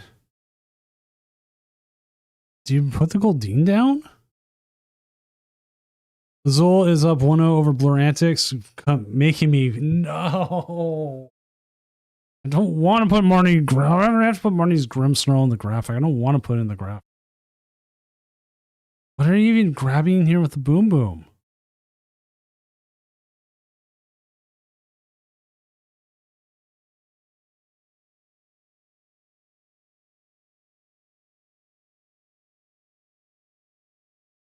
Oh, you've already played it, so okay, that makes sense. I'm like, I thought you had to keep your hand empty afterwards. Oh no, no, no, no! You played the card. The card's effect is in play. 180 to the wave here. 180 again. We'll put them down to 3 prizes.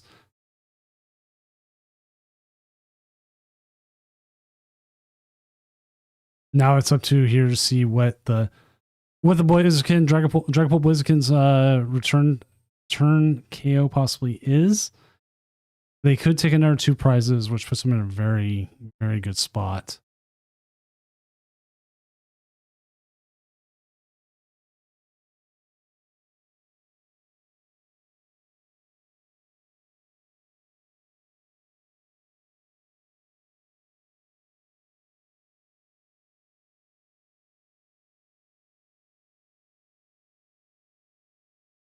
Oh, there's the Chimpao. I am not a big fan of Chimpao in those decks. In the Blaziken, I find I start too often, and one of the things I do like about most decks is the ability to take the deck and any sort of tech you have and be able to attack with it. Into Lilies, we're only going to see the attack for 70 here.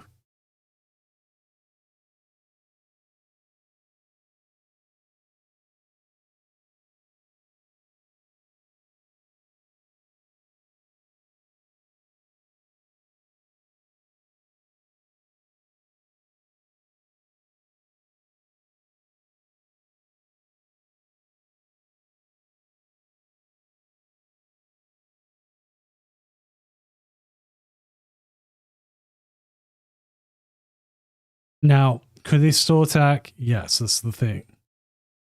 It completely depends on what happens. Oh, with this, well, what we've just seen now here, the Pheasantipity.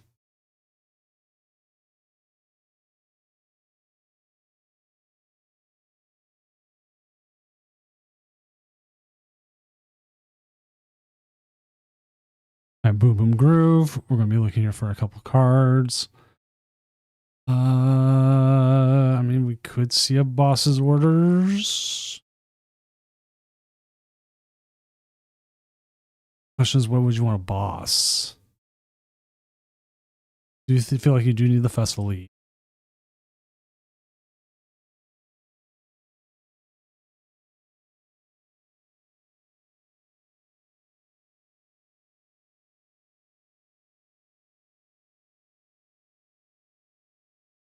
Festival grounds for the Festival Lead to work. It's late. It's a long tournament.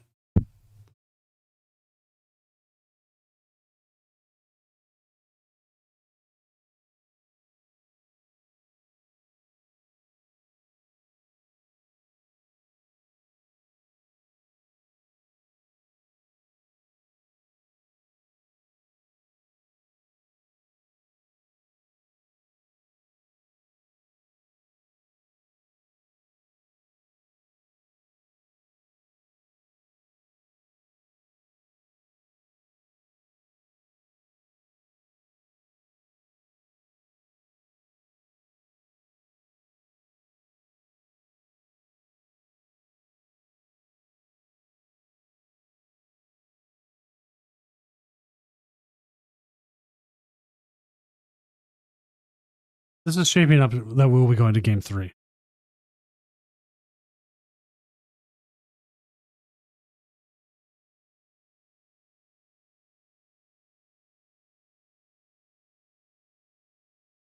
don't think I see any more outs right now for the Dragapult to be able to win.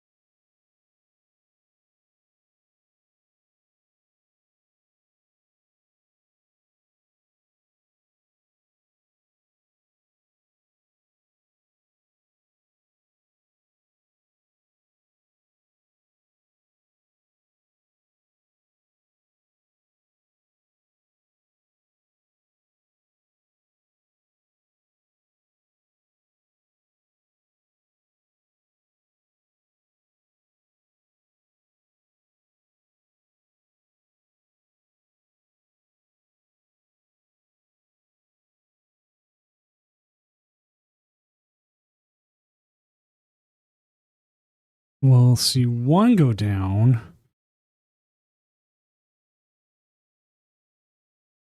I see a 3 price turn here.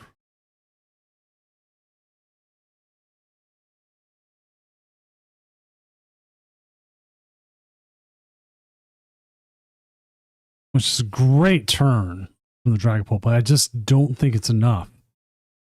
They're sitting on the stretcher. They're sitting on the bosses. They even top deck the Pokepad.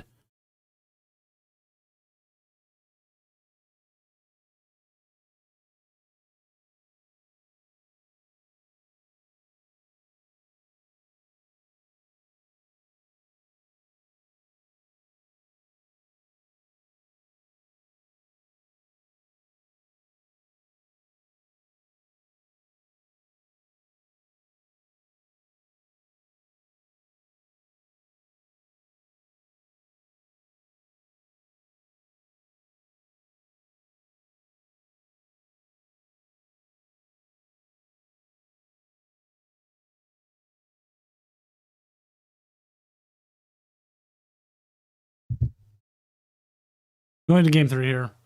Check up on the other games as Ducasis has beaten Totosek. So that means going to top 4. We have Festival Lead, possibly going up against the winner of Azul and Blur Antics, which will be either Marty's Grimmsnarl or Blizzkin Dragon. As we will see the winner of this.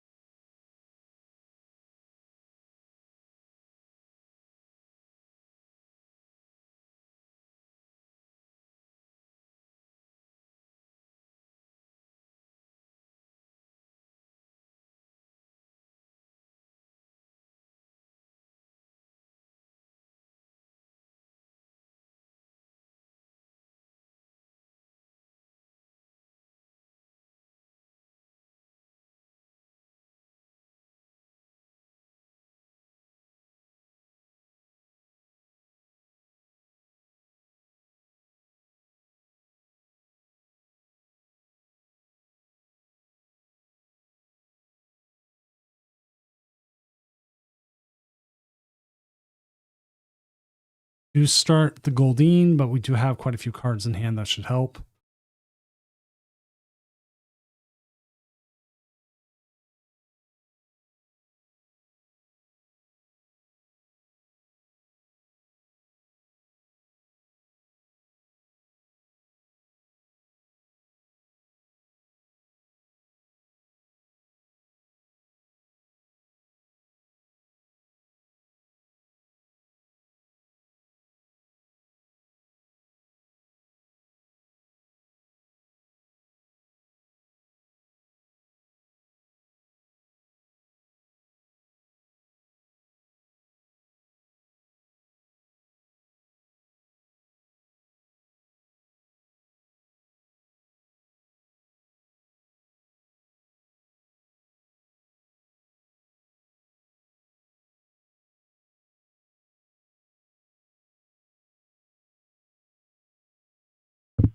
A couple Applins, Grookey down.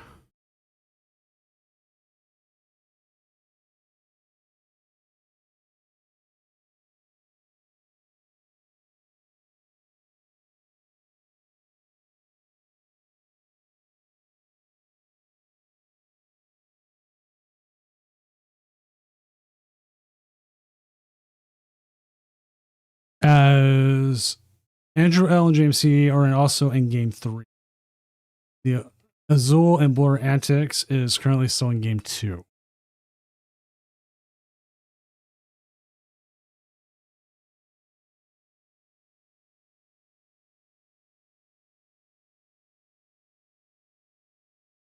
We'll see what they get rid of here.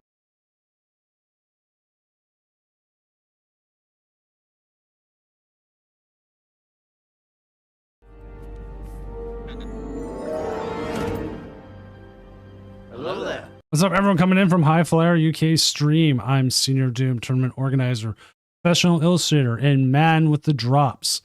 We are currently here in the top 8 of the Tournament of Doom, the second largest Tournament of Doom of all time, where we had over, what was our final count of players again? We had over 504 players tonight, as we are, which gives us a top 16 as we are watching currently a Jose Mason versus Kat Noaga. That's Festival Lead versus Dragon Ball Blaziken. Hopefully your night went well, or actually your day, considering where you're at. And it's been a while since I've seen you on, man. How's it been going? Like, I remember, I will say I miss coming in, like talking up, like you're coming, into your streams, like raids at night and stuff. But at this point, like we finished so late. We've been averaging like 400 plus players some nights. I'm a little surprised they kept the Relor alive there, but okay. Do top deck the Festival League. We are missing a few cards here. Getting the Rapska up at full strength will help. And it looks like they have the ability to do so.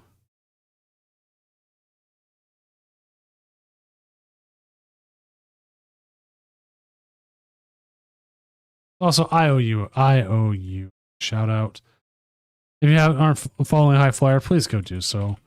He is one of the most coziest streamers I know out there.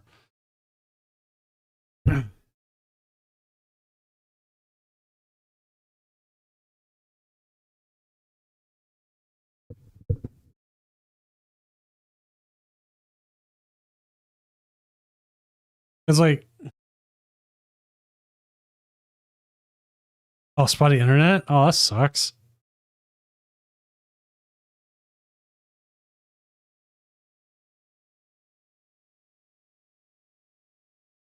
I'd love to have a summer break. I'm going to have some time off in August coming up because we have the Doom Worlds event, which is coming up in 2-ish weeks, 2.5 weeks.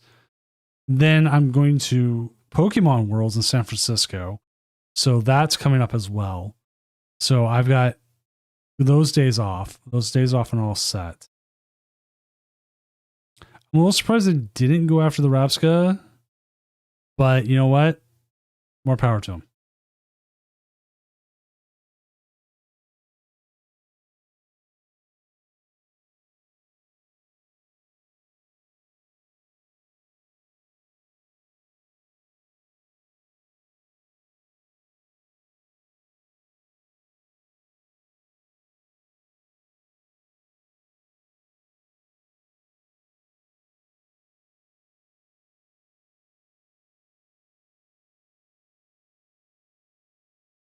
Da, da, da, da, da, da.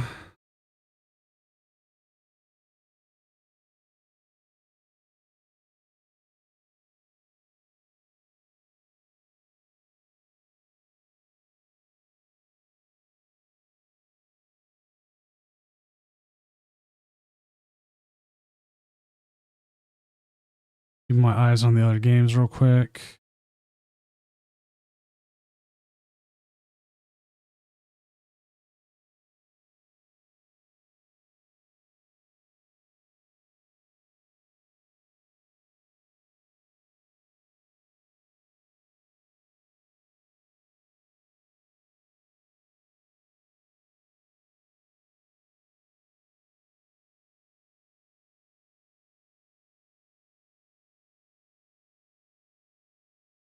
Wow. So Azul has won 2-0 as they will go into the semifinals and they will pair up against Festival Lead and Tucasis. So they are going right into Festival Lead again. They did beat Festival Lead earlier tonight. See if Azul will join the 3-0 club, the 3-time champions club. I used to hang them in the rafters. Now I don't, but it should be something we bring back.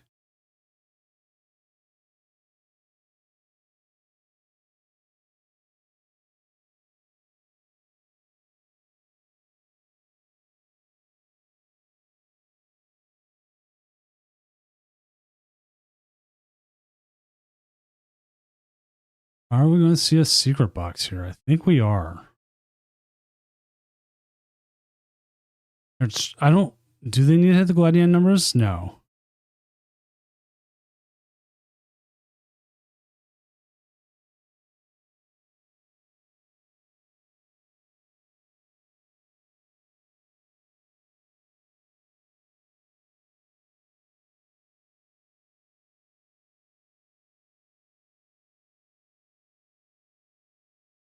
No reason to grab a supporter here. As much as you'd like to, I don't think you grab a supporter here.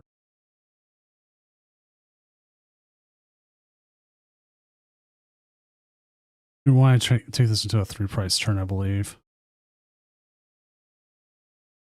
But you can also hold on to the Gladian. You got to make a decision here. Because, like,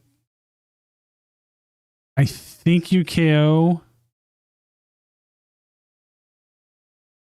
But you're still looking for an energy, and we haven't seen an energy yet. But you're going to draw 8 here. There's energy. Okay. Got that. Grab the Thwacky and Lilligant. I think we're going to see... Do we see the Grookey come down? I mean, you're hitting enough with 80. Okay, 100 gives you 200 here.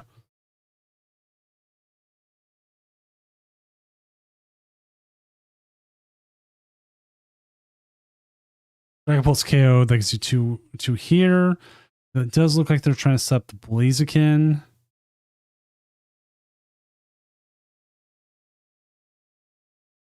I'm still interested to see if Andrew L wins.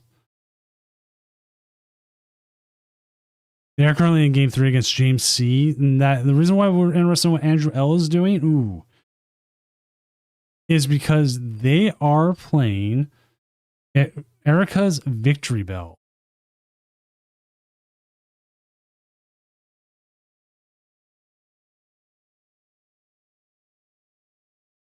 Now, the worst part we're seeing here is we do not have a festival lead out there. We cannot grab with the Thwacky.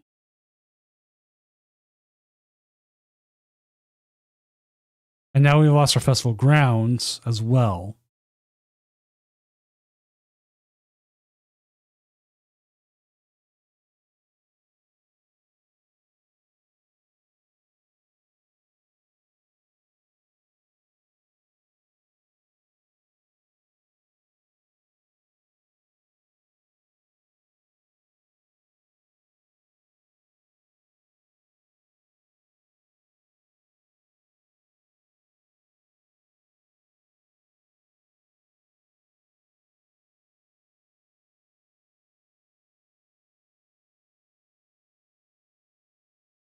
Here comes the Smolder Salt. So we're living off top deck here.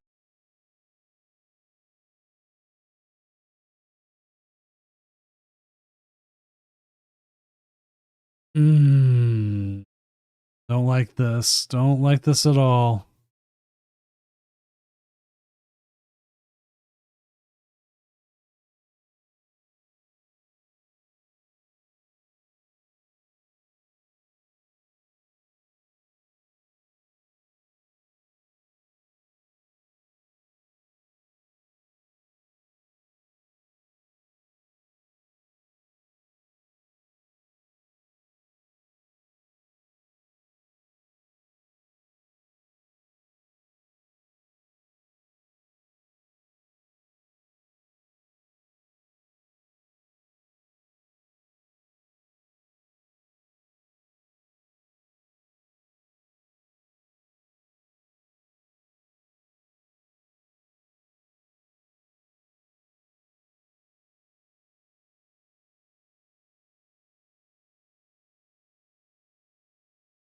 And that's it. This full lead goes down to Dragonpool Blaziken.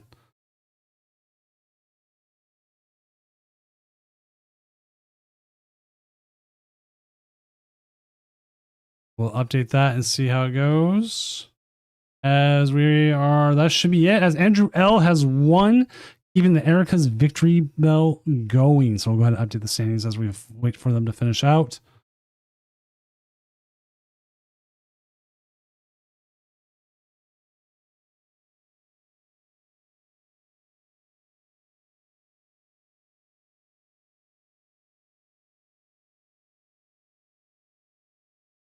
And that may be it for the night for the stream from here. Not much I can do considering that one half the bracket can't stream. and the other half is Azul and Tucasis, which Tucasis already said they can't. So I think this might be a time for everyone to go off to Azul. Let me make sure he is still going.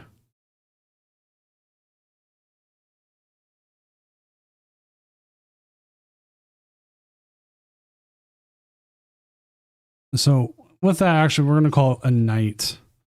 I'm going to send everyone here off to Azul because he's streaming. He's still in the tournament. Easiest way. He wins or loses. Well, you know what? Actually, you know what? I will double check with Tucasis.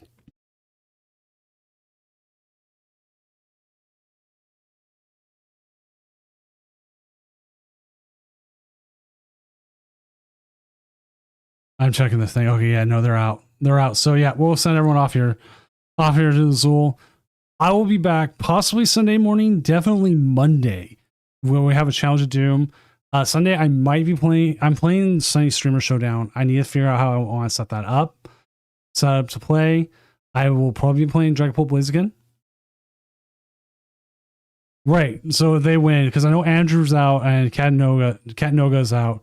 Costa says they can't either. So it's all down to the Zul. So we'll give it to the Zul because traditionally we usually send people to who are stream. If a person is Twitch streaming the finals, we send it to them. So I appreciate everyone who did come in tonight. It was a really interesting tournament. Still going interesting tournament. It's actually moving kind of faster, even at top 16. Again, back later this week, this weekend and early next week.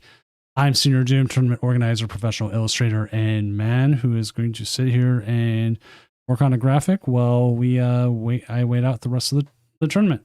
Have a good night.